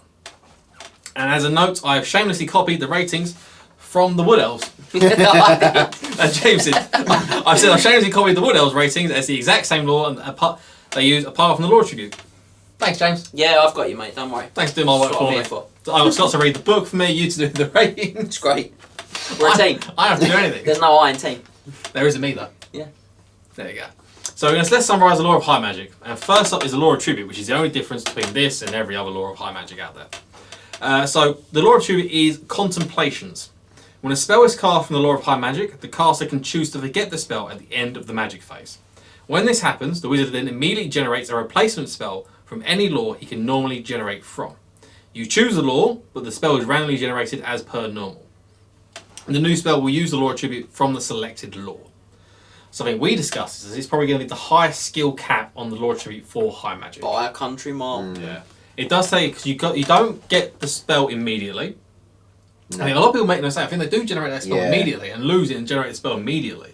But no, it's done at the end of the magic phase. It is. You obviously can choose the law in which you do it, and because you generate it as per normal, I'm assuming you can just swap it for your Sig if you want to, Yeah. and go from there. Yeah. So you do get like aspects of the Dreadnought or Transformation of Kadon. You can then You go might up. want to turn your slam to a mountain chimera. You, That'd be absolutely funny, wouldn't it? do you have to be on Hilarious. foot for that? Manic Chimera is yes. Maybe, I yeah. think. Yeah, which Kadon, he I never, think he's you never do. treated Or it as might, be on foot. it might be infantry. Yeah, maybe. Might be infantry. But contemplate, so it's good, but you have to think about what you're doing with it. So this is where it combines quite well with Focus and Mystery, because if you have all the spells from High Magic, it allows you to have more chance of getting what spells you want from any sort of lore. There's also likely to be a spell or two that actually aren't very good in your matchup. No. That you've got because you've got Focus and Mystery, so you know them all. So like Tempest is the Oh, but- big one that That's stands the out. first spell. As a lot of the time it's not very good. Sometimes it can be great.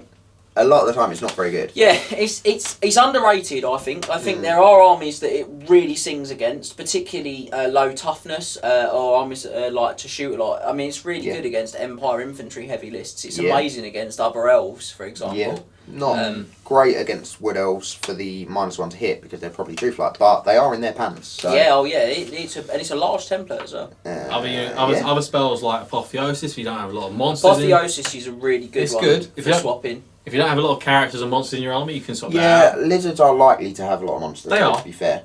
Soulbane, you can If possibly you swap out swap it for a Soulbane. life spell though, you can use the attribute Yeah. to get the same effect, and that's what's really. Yeah. I mean, the lore of high magic is clearly designed to have a spell that mirrors every one of the 8 laws of battle magic. Yes. In my opinion, and that's really cool. But what you get then is kind of sometimes the ability to drop the spell for, if you like, for its mirrored lore. Yeah. And get the And get a kind of some of the similar result. effect back Yeah. along with another effect. Yeah. But yeah, this is it's very useful, and as I say, it lets you allow. To be honest, at this point in time, if you're taking Focus Mystery, I think it does. This is why you take Focus Mystery rather than Wandering Deliberations, because then you can just cast this high magic spell and just take a sig anywhere. You take the sig you want as well, which is really crucial. You don't have to take all the sigs. You might have some that you don't want to take, but with Take a sig you want, like Melkov's.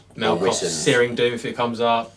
Yeah, that's a great one. In the, like the right matchup. Harmonic Convergent. That's not. It's a Ice Shard Blizzard. Ice Shard Blizzard. which can stack as well. With Seto's Ice Shard Blizzard. And maybe your other level ones. Spirit Leech. Your leech of 9, leech of Yeah, 10. Spirit Leech is not bad. This Contemplation is really good. The biggest problem with Contemplations is you. He's me, he's Max, he's Scott. Like, we're the biggest problem with Contemplations because it's being actually on the tabletop in the thick of the game and knowing where to go. Yeah. Where to go, what to do, and whether to do it. And I think because it's such a unique mechanic, the guys that I see use this really well are guys that play a lot of games with Lizardmen. Yeah. They know what their army does and what they need to do. And they see the options, and because they're thinking all the time about, well, what could I drop, what could I go for? You know, you're talking about 60 spells or whatever that you can throw for. There's 7 in a law. 7 in a law, 8 laws. Yeah. So you're on 56 spells. 56, I think. Yeah, 56. Yeah. Plus the 8, you know.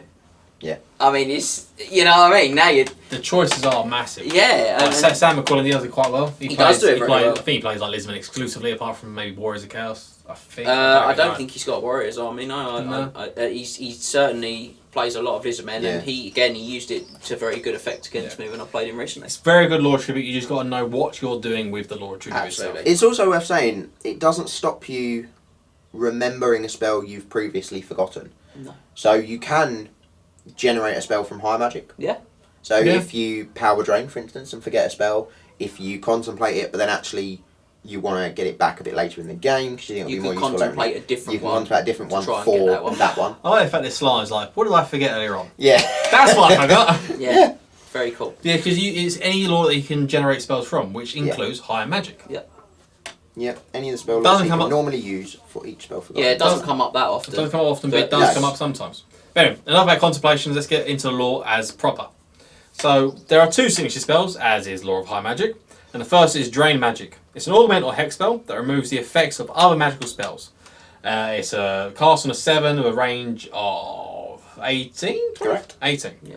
That's you can bubble it. You can bubble it as well. And then it hits all friend and foe with within an 18 on a 14 plus. Yes. Yeah, so this I've got here again. This is what James has written. This is what James has written. This spawn spell can undo an entire enemy magic phase in a stroke of a pen and maximises the stats of your units against enemy buff magic. And it's something Lizardmen need help with because the stats are already weak. They don't need people lowering their toughness or their strength as well, or their weapon skill any further. They don't need enemies increasing their weapon skill. What is so strong about this, which I've talked about it many times, is that this is the spell that can take hexes and augments off. It's the only that spell. Otherwise, you cannot take off. It is worth saying, if you're going to bubble it, do it at the start of your magic phase. Or at least before you've cast any augments or hexes. Yeah, on yourself. Because it will take them off It will take your own ones away. Yes. Which is worth remembering. And I'm looking at my own notes now, and it says, I think it's the best spell in Warhammer. And I do. It costs a 7 as well, basically. It's insanely low. So the second signature spell we have is Soul Quench. It's magic missile, 18-inch range, cast on a 8. 8 plus. You haven't got any of the cars. No, I haven't, no, because I know them. Oh, fuck. Sorry. Sorry, big man. I use the lore a lot. Yeah, I know. It's a magic missile, and it's 2d6 strength 4 hits, or you can boost it to be 4d6 strength 4 hits. Yeah, for a 16 plus. That's not a bad cast. It's not a not high bad at number all, for no. 4d6 hits. Useful damage. All you got here is useful damage, low cost. I'm Yeah. blaming you for this now. But that really All you need is- to know is that useful really damage, is the it is a crux low of it. cast. It's useful damage and it's a low cast. Yeah, it's not like the absolute damaging spell that is Doombolt, but it's cast on a lower value. A lot lower. 4 points lower than Doombolt on the base value, and 8 8 points lower than Doombolt on the boost value. Yeah. It's insane. Those are easy. That's an easy cast. Yeah. You know? Yeah, it is. So again, if you're taking Focus Mystery, you have it as it is anyway. But if you're rolling for your spells, you might want to consider taking it if you don't have a lot of chaff I'm a clearance. big fan. Yeah. So our first spell proper is Apotheosis. It's offering the restoration of a lost wound on a multi-wound model, or boosted version to restoring D3 wounds. It's an augment spell. Yeah. It's cast on 5+ for the basic version I can see from here. Yeah. 18-inch range, and the boosted value is 10. you also get fear. Yeah, I was going to say you also get fear. Doesn't come up often. Completely forget about the fear part. Do you do because you cast Because it, you mostly cast it on frost darts. Yeah, that's right. cast it on monsters and stuff like that. I suppose you get cast it on, say, like your Slann or your Scarvets, give them wound back. It's great. You could cast it on a temple guard. You don't have to get a wound back to get fear. No, you don't. Wait. You give yourself getting fit. give yourself the Shrieking Blade on the Temple Guard Champion. You could. Yeah, I mean, I to be honest, like you say, characters, monsters. There's always something that Apotheosis can probably give you some help on. And if you really are playing through and thinking I'm using, say, Skin Cloud with high magic, or something like that, and actually there's not a lot that this is useful for, that's really cool. You cast it on the Slann and just bin it. Yeah. Well, Just bin it for the deliberation, the contemplation. Sorry. we do have plenty of big monsters in Lizardmen. We have lots to choose Yeah. from, so it's not that bad of a Stegodons, choice. Bastillodons. Yeah, and we've Troglodons, talked if about you how wanna go that hard way. Bastillodons are to kill. Carnosaurs. Even your heroes and your old bloods. And you're that- going to take like, them. You're going to yeah. take cowboys. You're going to Yeah, take skink they're priests. hard to wound. So when people do get that first wound through, they're like, "Oh, good, I'm halfway there," and you go, "One spell, yeah, I've got it back." And of course, Tetero's fear. another one. Yeah, He's Tetero's such really a good one. powerful thing on your army. He takes a wound from the miscast, you give it back to him. Slans are the same. When Very they do take unpleasant. some wounds, you're actually no, he's back up. Yeah, it's really harsh.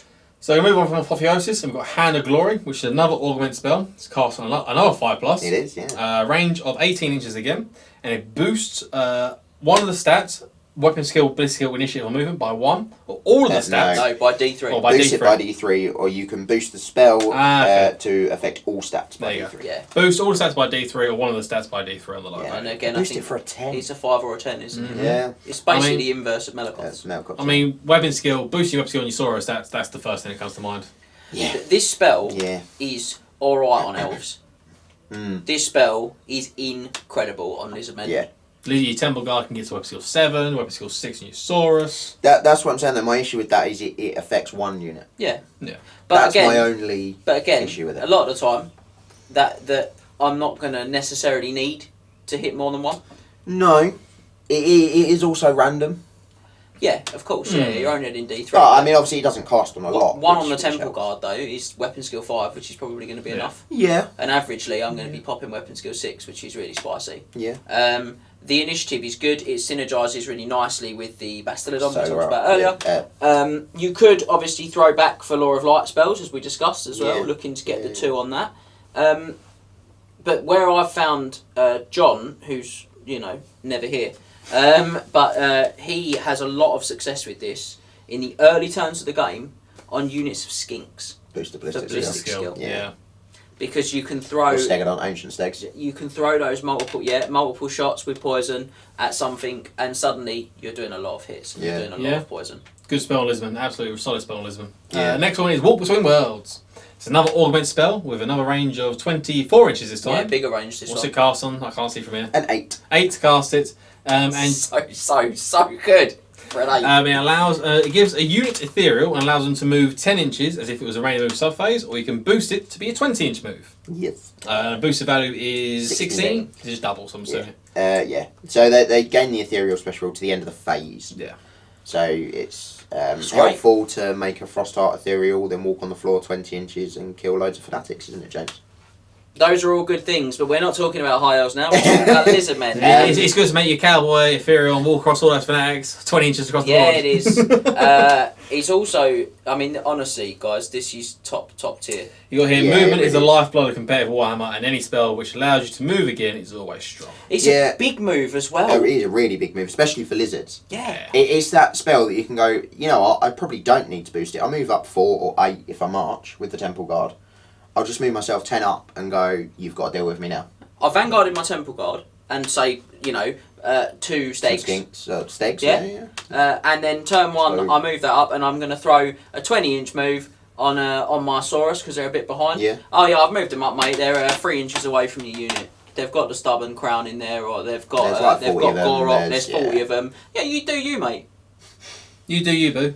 And I've seen Yeah. that. I've seen that at events where Yeah. suddenly that's on the end of someone's battle line because they've left the gap, they've not seen the opportunity. And you can do it with the skinks. It's Yeah. exceptional with the skinks because they're skirmish, they reform all the way move around and move. Yeah. It's single models, you can do it like that. I mean, the list goes on. Make your Ghostland even ghostier. You could. You could double the ghost Double the ghost all the time. all the time. So that's Wolves from Wells. Next spell is Tempest, which is the first direct damage spell. Oh, so we are Soul Quench. which is No, an that's missile. magic missile. Yeah. The first direct damage spell, and which drops a large Strength 3 template, like the Large Blast template. Yeah. So cast on a 12, range. 30 inches. There you go. Big range. Big Scatters range. D6. Scatters D6, which is Not bad, actually. Not bad scatter. Not when it's a large template. Yeah. If you're a flying model, it's Strength 4. Yeah. And any spell anyone has hit, it suffers a -1. Anyone suffers an unsafe wound. Unsaved wound, it suffers a -1 to hit in shooting and in combat, I think. Yeah. So it does help your Saurus, because your weapon skill, if you're hitting weapon skill 3, you are hitting a -1 at that point. So you're probably hitting on 4s, maybe 5s. You've got Yeah. a standard weapon skill Well, 3. that's, And shooting attacks that don't use And ballistic shooting skill must attack. roll a 4+ to shoot. There you go. it's good. Like, this is good. It wrecks things like True Flight arrows that are really horrible for your skinks. Yeah, it does, because it just kills the models that are. That's what I firing mean. them. That's what I'm saying. It doesn't affect their No, hit no, rolls, but it it wrecks just kills the models yeah. that are firing It's them. really good against things like undead, where Yeah. you can make them hit your Saurus on 5s Yeah. with a dose of this spell, and it can do a lot of hits, and it's a great target for contemplation if you're not Yeah, fighting. it's probably the first way you It's do good against contemplate. Skaven as well. Big blocks of things like slaves, weapon skill 2. Mm. So there's use for it. There's Oh, yeah, timings in absolutely. it. You have to get the -1 in combat, you have to hit them before you get into combat with them, obviously. Yeah. So you cast in your turn and let yourself be charged by them if they want Yeah, to. well, But lizards don't mind that. That's No. when you put your Saurus like 1 inch away with the walk between worlds, and then And drop then a you big hit template. them. Yeah, you're Or going drop to a charge big me with template. -1 to it? And then drop it. Yeah. Yeah, it's good. So that's Tempest, and we're going to move into Arcane Forging. So this is another direct damage spell. Range, 24. cast. 13. There we go. Lucky for Skaven. It is like a scam. So it hits any single enemy model which can be a character in a unit and wounds the model on its armor save with no armor saves allowed. So it's like Law of Metal. If you've got 2 armor save, or you got 2 plus no armor saves. Your opponent must then reveal any magic items the model may have. One is randomly selected and it's destroyed on a 2+. The wound does not have to happen to cause a second part to the spell. Very strong, and it, as we got here, counters some of the best items in Warhammer: the Crown of Command, the Fraught Ward Save, and the Botwood. Yes, from the Yeah. Banner World The Dragon. Banner of the World Dragon is absolutely terrified of this. Yeah. Not so necessary against lizards. Don't have a lot of magical attacks. No. You don't have a lot of magical attacks Yeah, but unless you're like spamming them with spells. Well, you've got 4d6 Soul Quench, which will do Yeah. big damage to them because Tempest they're only could toughness free. hit the white lines quite hard. Tempest, Yeah. and don't forget the fiery complication. Yeah, fiery complication I mean, is that very is terrifying Yeah. a terrifying sight to behold. I've also heard that we do like to mention that John does enjoy throwing Arcane Forging Turn one. at Scroll Caddies. Yeah. Oh, you've got one low level wizard. I think I'll Arcane Unfold him. Oh, he's only got a Dispel Scroll. Would you like to use the scroll? Would you like to? That's it. Do you Would want you to use your scroll to stop do you me, wanna or take do the you risk want to that I take the roll risk that I destroy your scroll? Well, he might just say John might get bamboozled. There's no Dispel Scroll there. Ah! Yeah, I mean, it's just good options. I also think this is a hot one for contemplating. Yeah. I think Yeah. you hit the enemy's character, vampire, something big. Again, enemy wizards, you wreck something like the Book of Asher, pay 70 points Yeah. and you whip it off. Book of It's OF. horrible. Book Oh. James doesn't like that one. No, you Get rid of say a Chaos Law's 3 at roll and 1 I mean, ward save. it's really Yeah. good for Lizardmen on wizards because they need to dominate magic. Yes. And that will help them dominate magic if they can pop away the items that are causing the enemy wizards to be more potent, if you like. So Yes, sir. and then you can contemplate it. You can contemplate. Great target for contemplating once you've killed like something that's crucial. Taking away like a vampire's save. Yeah, it's also quite spicy for like nicking the last wound on things like BSB and things like that. Yeah. Who's been wounded? And you go, oh yeah, have an arcane forging wound on your armor save. Pew. Even if you've got 3 or 4 arm saves, still 2/3 of the time or half the time you kill him off. Still really good. Yeah. So yeah. Arcane Forge, good spell again. Very It's good just a spell. lot of good spells in Lore of High Magic. Yep. I know you like it. You do Yeah, know you strong. love it.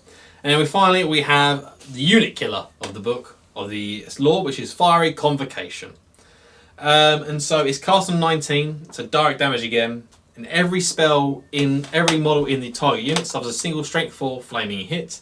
And this remains in play. Does it again. The end of every subsequent magic phase. And there's subsequent magic phase. Friend and foe, that is. Yep. I just can't talk positively enough about how good this spell is. Yeah. It is a massive cast at 19, so you need to roll 15 for your level 4. So this is the And top it is spell only in the 24 lore. inch range, which is a Yeah, little bit but of a I mean letdown. that's not terrible, pretty good. but- I mean, if you think what the other unit killers in the game, you've got Artillery times 3, so... yeah, but that's Yeah. random. Yeah, it's yeah, guaranteed. Really, gold statues. Can't remember what that's called now. Final transmutation. Yeah. That can be boosted to 36. Yeah. But all the others are sort of 24 or less. Can And- hit be boosted? Range? Last blast only. No, is it I boost think you up? just boost the Yeah, blast radius. Yeah.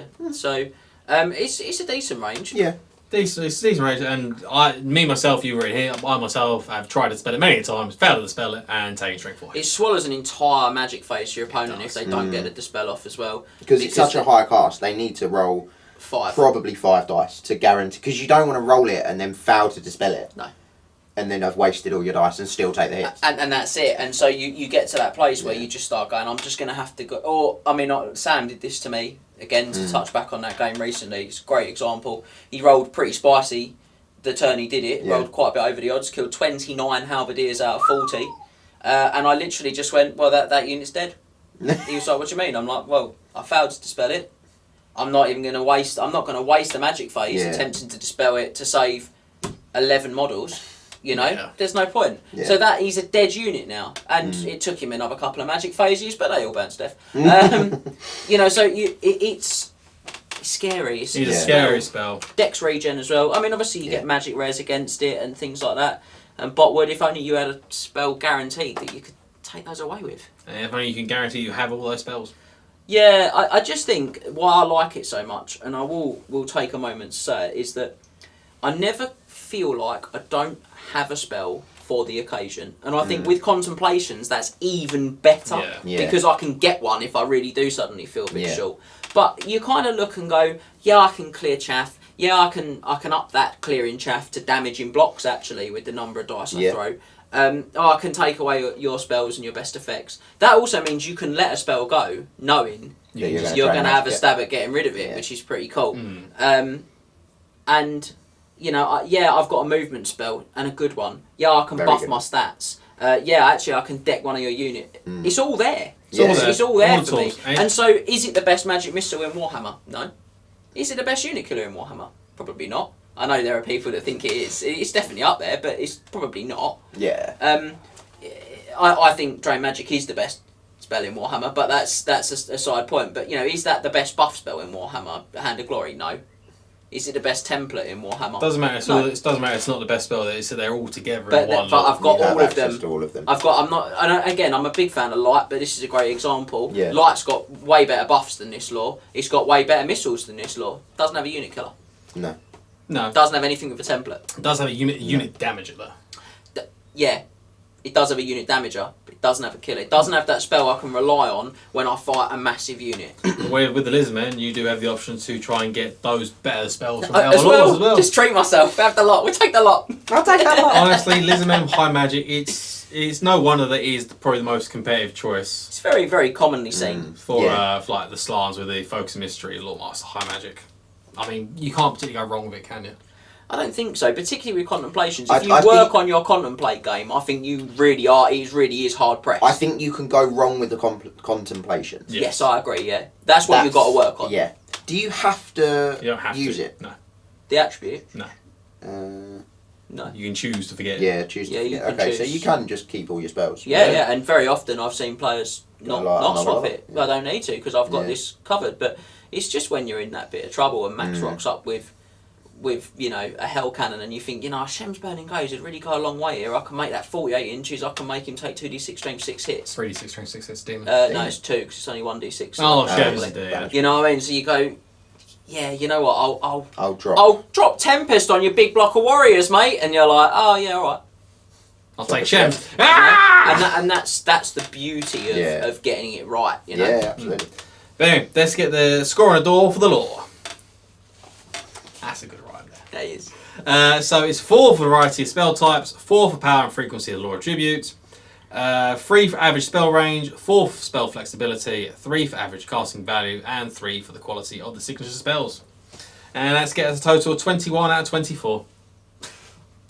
You'll have to see it. I'll say it. Yeah. I mean, the only difference is the exact same as Wood Elves. Yes. It's 1 lower than High Elves, purely because High Elves get +1 to cast it. They get a built-in +1 to cast high magic spells, whatever they do. So it basically means that Liliath's Blessing? it just means that de facto the cast values are one one less, lower, effectively. so they get an extra point on average casting value. That's Lore of High Magic, very good. Very good indeed. Very good. And I have to calm James down now because he's got himself all worked up. He certainly has. Look at him. Such a terrible little terror. You would have a king! Give And I get to close the book. me that crown! Yeah, sort of closes the book, which means we are done with the book itself. All that's left to go over now is our sample army lists.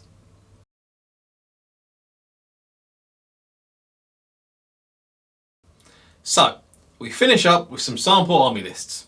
For the Lizardmen, we have 3 2,500 point lists. One of them is completely uncomped, combined arms list that combines magic, shooting, and combat. Then we have 2 lists using the Triple Crown GT comp.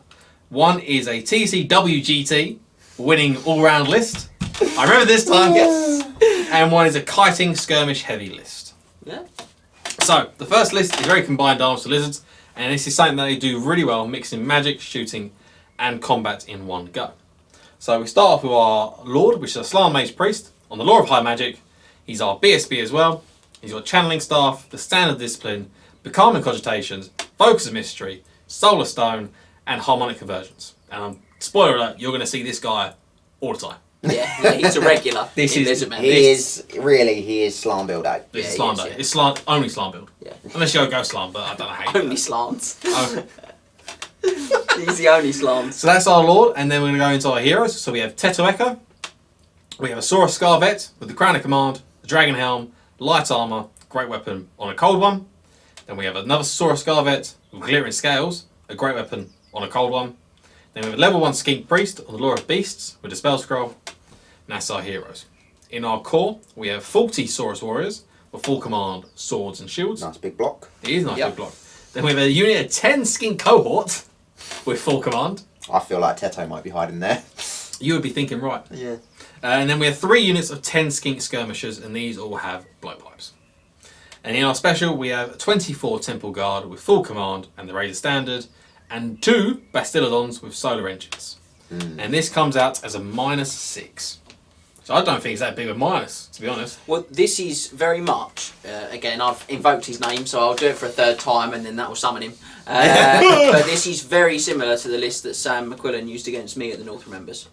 So, and his was about that comp as well. I think it was a -6. Yeah, so... Although it was 3k the North Remember, so there yeah, were it was. He differences. had additional things. Yeah. He had basically... An old blood in there. He had more skinks, he had an old blood. Yeah, that was very scary.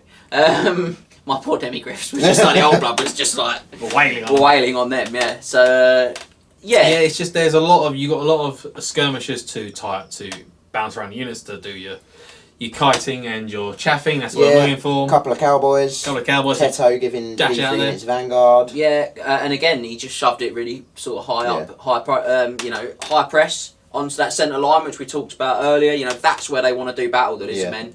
On that centre line, trading.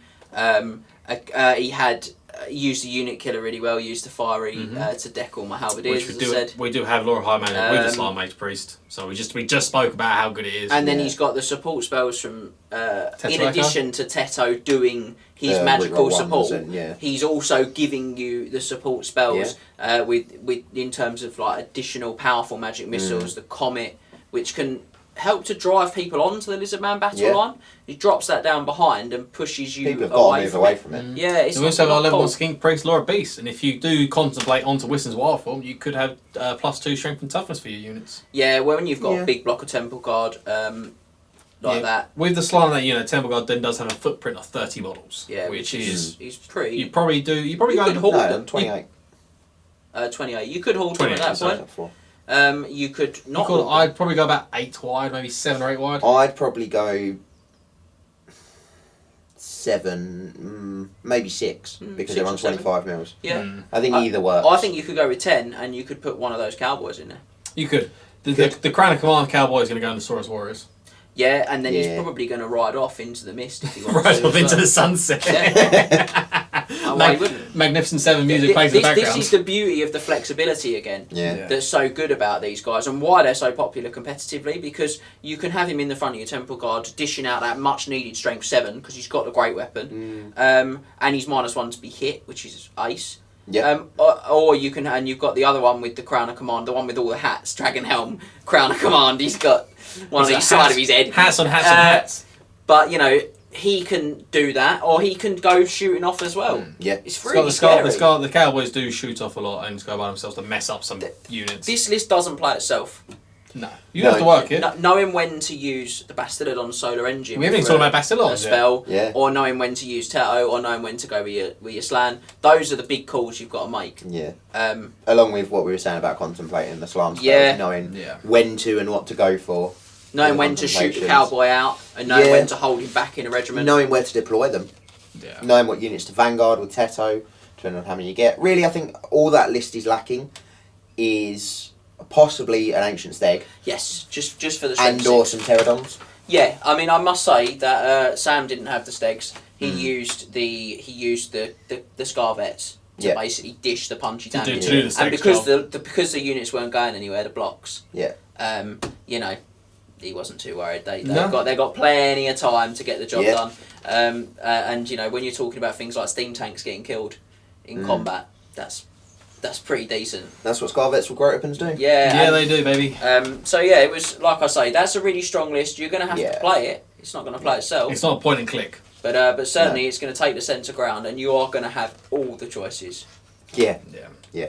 So then we're going to move on to the Triple Crown comps list now. And the first one is a list that you may have seen way back in the early days of Triple Crown Wargaming. Yeah. Way back when we were still Way back outside. when. It's like the Yeah, second we're second filming War outside. Council. Yeah, I think it was. Second War Or Council. was it First one with Vamps Wood Elves. Yeah, it Was that the one we released? Because we filmed 2 at the same time, We did, didn't we? yeah. We filmed the 2. I don't know what one we released first. Vamps Wood Elves was released I first. And think it was the Lizardmen first one, versus then it was Dark the Elves. Lizards Dark Elves, because it was Yeah. the Triple Crown winning list. It off. was.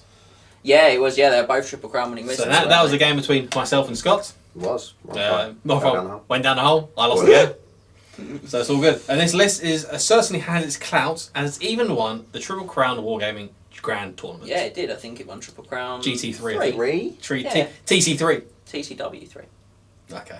Yeah, we have to sit the W in there. To be don't we? fair, it was TC3 at the Yeah, time. it was then. Yeah. Okay. We'll let you off Thank you. this time. Showing that even though Lizards may have the rep as a mid-tier army, they show that they can certainly mix it as it acts as a hammer and anvil list. And it consists of Slam Build A, which I'll go over again, which is Slam Mage Priest, Law of High Magic, BSB, Channeling Staff, Standard Discipline, Becoming Constellations, Focus of Mystery, Solar Stone, and Harmonic Convergence. Then we have a Saurus Scarvet with Crown of Command, an Enchanted Shield, and Light Armour. Another Saurus Scarvet with a Sacred Stegodon Helm of Itza, a Great Weapon, and Light Armour. 2 level 1 Skink Priests on the Law of Beasts. One has a Forbidden Rod. The other one has a Dispel Scroll. Brutality. He is a sacrificial He skin is. priest. Yeah. He might not die. Yeah, he probably He will. probably will die. And then we have in our core, we have 36 Saurus Warriors with full command, sword and shield. 3 units of 10 Skink Skirmishers again. 22 Temple Guard, full command. 3 Pterodon Riders with Fire Leech Bowlers. The birth of Terry the Pterodon. And 2 Ancient Stegodons with sharpened horns. So, Just side note, I always thought that upgrade was called Razor Sharpened Horns. no, it's just sharpened horns. It is just sharpened sharpened horns. horns, Yeah. So this is a hammer and anvil. Yeah, this was a -2 -2. Yeah. list, so small minus, but certainly not insurmountable minus. No. Doesn't give away victory points easily. That's the Doesn't. first thing No. that jumps out to me. The easy points there are probably the Terran Riders if you can get them. About 108. Yeah. Yep. Gives you defense. About 108 being exactly 108. 210 points of Skink Skirmishers. Yeah. And maybe the Yeah. low-level Wizards. That's the easy Yeah. B piece. And then you got to go through the Ancient Stags and two big blocks. stubborn big blocks. Well, I can Yeah. tell you that when John played the list, which is where we got it from to use on the channel, he put both of those Saurus Scar veterans in that In the unit of Saurus Saurus. Warriors. So you had Saurus Warriors with 8 strength, 4 strength 5 predatory fighter, weapon skill 5, 4 strength 7 predatory fighter, weapon skill 5. And that strength 7 does have impact. It's D3, strength 5 with toughness 6. 6 Yeah. as well, yeah. Yeah, he's hard to kill, and you just don't want to take the chance that you might not do it, because Yeah. then he's like, boom! And then obviously Slar Mage A, who we've gone through already Yeah. multiple times now. I don't know why you keep looking over there, that's Croak. Yeah, That's a good standard. I do like the Croak model. He With is the sun visor. Again, John didn't have Tattoo Echo, No. and that was no. a big call, and I know that he did that because of comp. Yeah. He wanted to keep his comp down, so he had the 2 level 1s on Beasts, and that's why he took Forbidden Rod, to give him one big bump of power dice when he Yeah. needed it, to make sure he could get that one important magic phase out. Yeah, so obviously there's 36 Saurus Warriors. That's a big block. He's going to chew through everything. Then they're going to be helped out by high magic, as it does. Yeah, boost their weapon skill, possibly initiative if it's going to make a Initiative. difference. Contemplate as well for Contemplate. lower. I mean, the first spell John usually contemplates for, so he tells me Is is Melkor? Melkos Mystifying Yeah. Miasma. So what he can do then is go Hand of Glory on my Temple Guard, or Hand of Glory on my Saurus, And then Melkos drop on the unit on that the I'm unit fighting in on the combat other with the other unit. one. Yeah. So what you get is the same effect Yeah. for 2 very low cast And then- values. Yeah, both Then- on a 5, I think. Then we have 2 Ancient Stegodons. And we've already talked about how good they They are. are, yeah. they're Yeah, so you've good. got 2 blocks there that don't break. There In you the go. Temple Guard and the Saurus. Yeah. They pin you down, they grind you out, and then those 2 Stegs. stegs come in flank and they just Yeah. freight train you. They Yeah. mess you up. Yeah, they're horrible. And they're also stubborn. So let's also remember there's 4 stubborn units, stubborn cold-blooded units. in there. Yeah, And if they're all within 12 inches of the Slar Mage, everything's at least 10. with a reroll. With So a you, reroll. you can see how that just didn't give a lot of points away. No. You No, can I see can how see that it. did well. And Again, then- again, it's not a list that does play itself. You probably do have to play it in maybe more so than the other one. Maybe a little bit. I think the inherent, or not so inherent, but the stubborn on the blocks, both blocks helps. The stubborn on the stegs Yeah. helps because it can get you out of them getting caught. I think this one relies a little less on the magic to win fights, but a little more on the magic for manoeuvrability. Because I think that whereas when you look at the Teto one, you've got stuff that will actively force the enemy forward with the Comet, and he's got like this. His Saurus characters are mounted on cold ones, which can get out. Yeah. John hasn't gone for that. He's got much more fixed position Yeah. infantry, but he's got The the Ancient 2 really hard hitting Ancient Stegodons. Yeah. And he freely admits himself the thing that he felt was missing most was a Bastillodon. Yeah, I consider Bastillodon wanted to be in there. He was fair. like, it was have a Bastillodon or have 2 Ancient Stegodons. Yeah. And 2 Ancient Stegodons he wanted to damage. It comes back to when we talk about different types of players again. Yeah. That's a little more aggressive Hammer and Anvil. Yeah. The other one's a little more defensive Hammer and Anvil. So that's it. That's the GT winning list. They're Is it? both great lists. They are both great lists. And then we're going to move into what can only be described as possibly one of the most frustrating lists to play against. And it's the Skink Cloud. Yeah. We turned to James to write this list. I think he enjoyed this too much. Winding people up. So this is a Skink Cloud. And it revolves around multiple units of Skink Skirmishers and Chameleon Skinks to be annoying. And then having a hard-hitting core of Temple Guard in the centre with a couple of the support monsters in the background to help out. Yeah. So this starts off not with Slar Mage A. We got that boy, Lord Croak. We have him. He's here. I'm so glad he's here. Ribbit.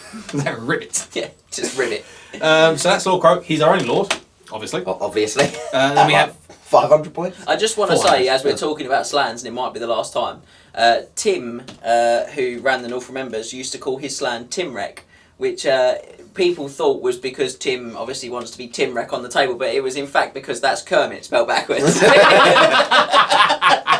Which is brilliant that Kermit spelled backwards sounds like an actual Lizardman name. Anyway, I apologise, we Timwreck. digress. So Lord Croak. and making his second appearance, we have Teto Echo again. Yep. Might as well. Very solid choice. And then we have a Scarvet, who is our BSB, with a Dragonbane Gem, the Enchanted Shield, Iron Curse icon, and the Sword of Striking with light armor. All the magic items, every slot lots is of filled cheap up. ones. And then we have 2 level 1 Skink Priests, both from the Law of Heavens, and one has the Spell Scroll.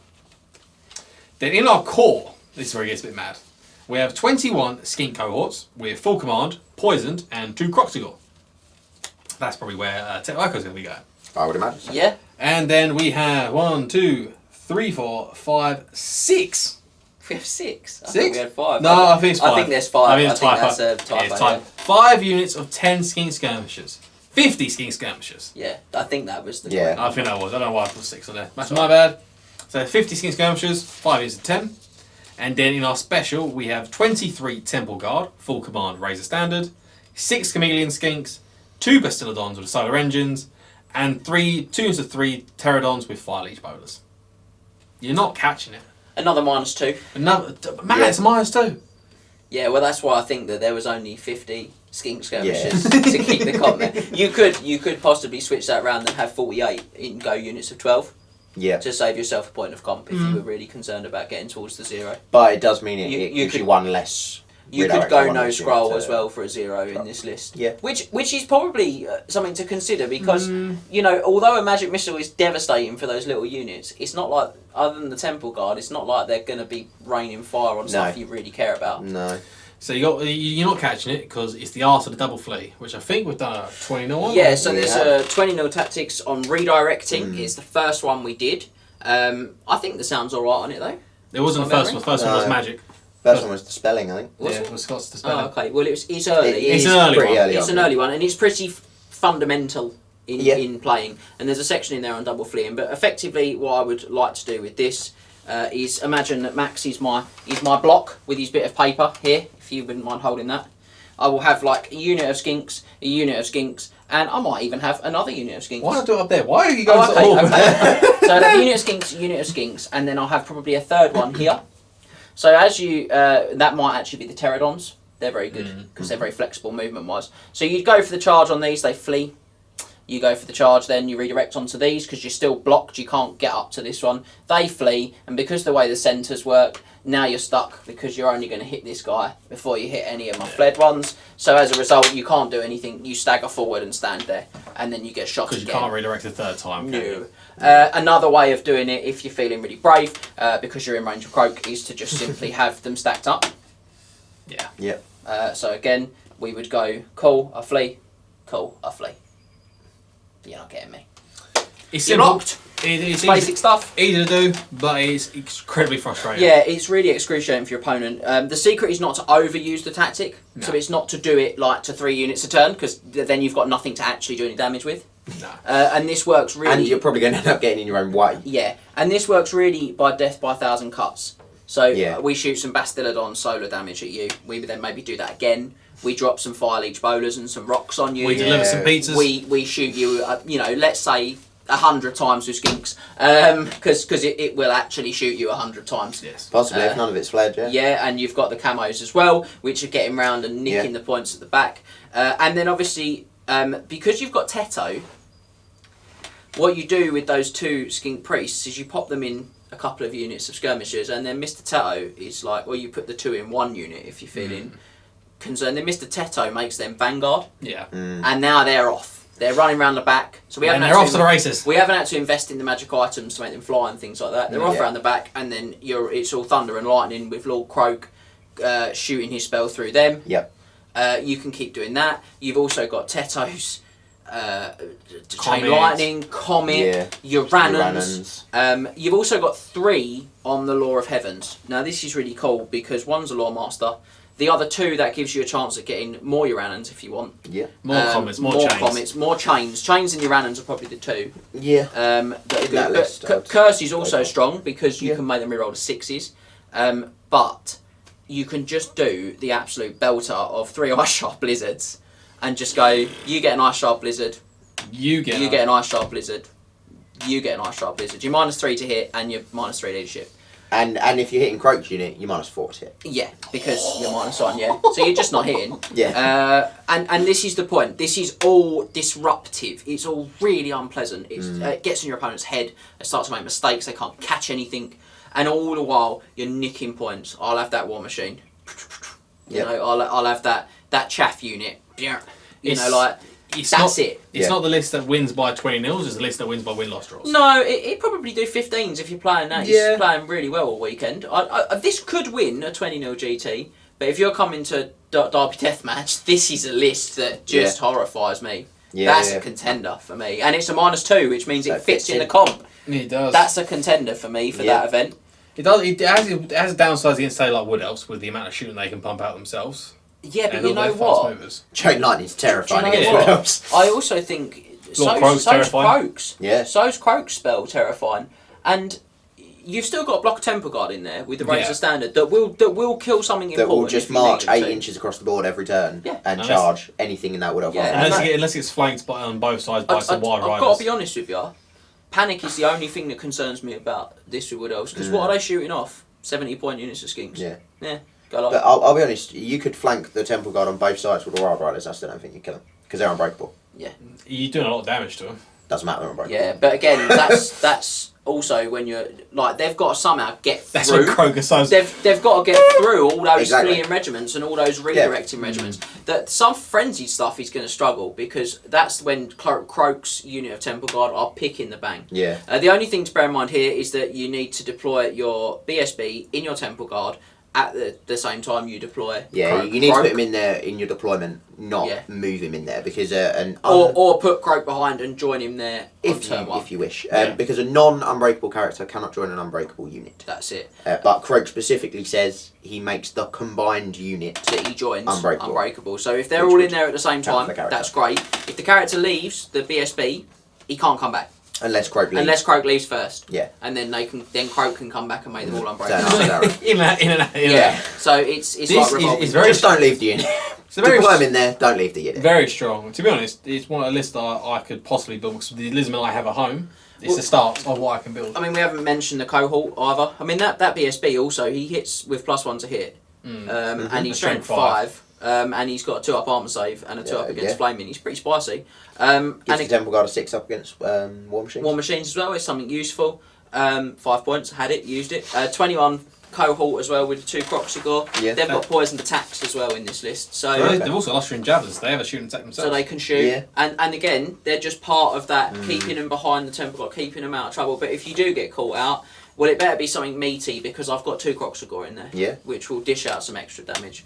And then that's when you start dropping all the Ice Shard Blizzards on the one target. So Finger guns. finger gun the Blizzards. I like that list. That is skill cap though.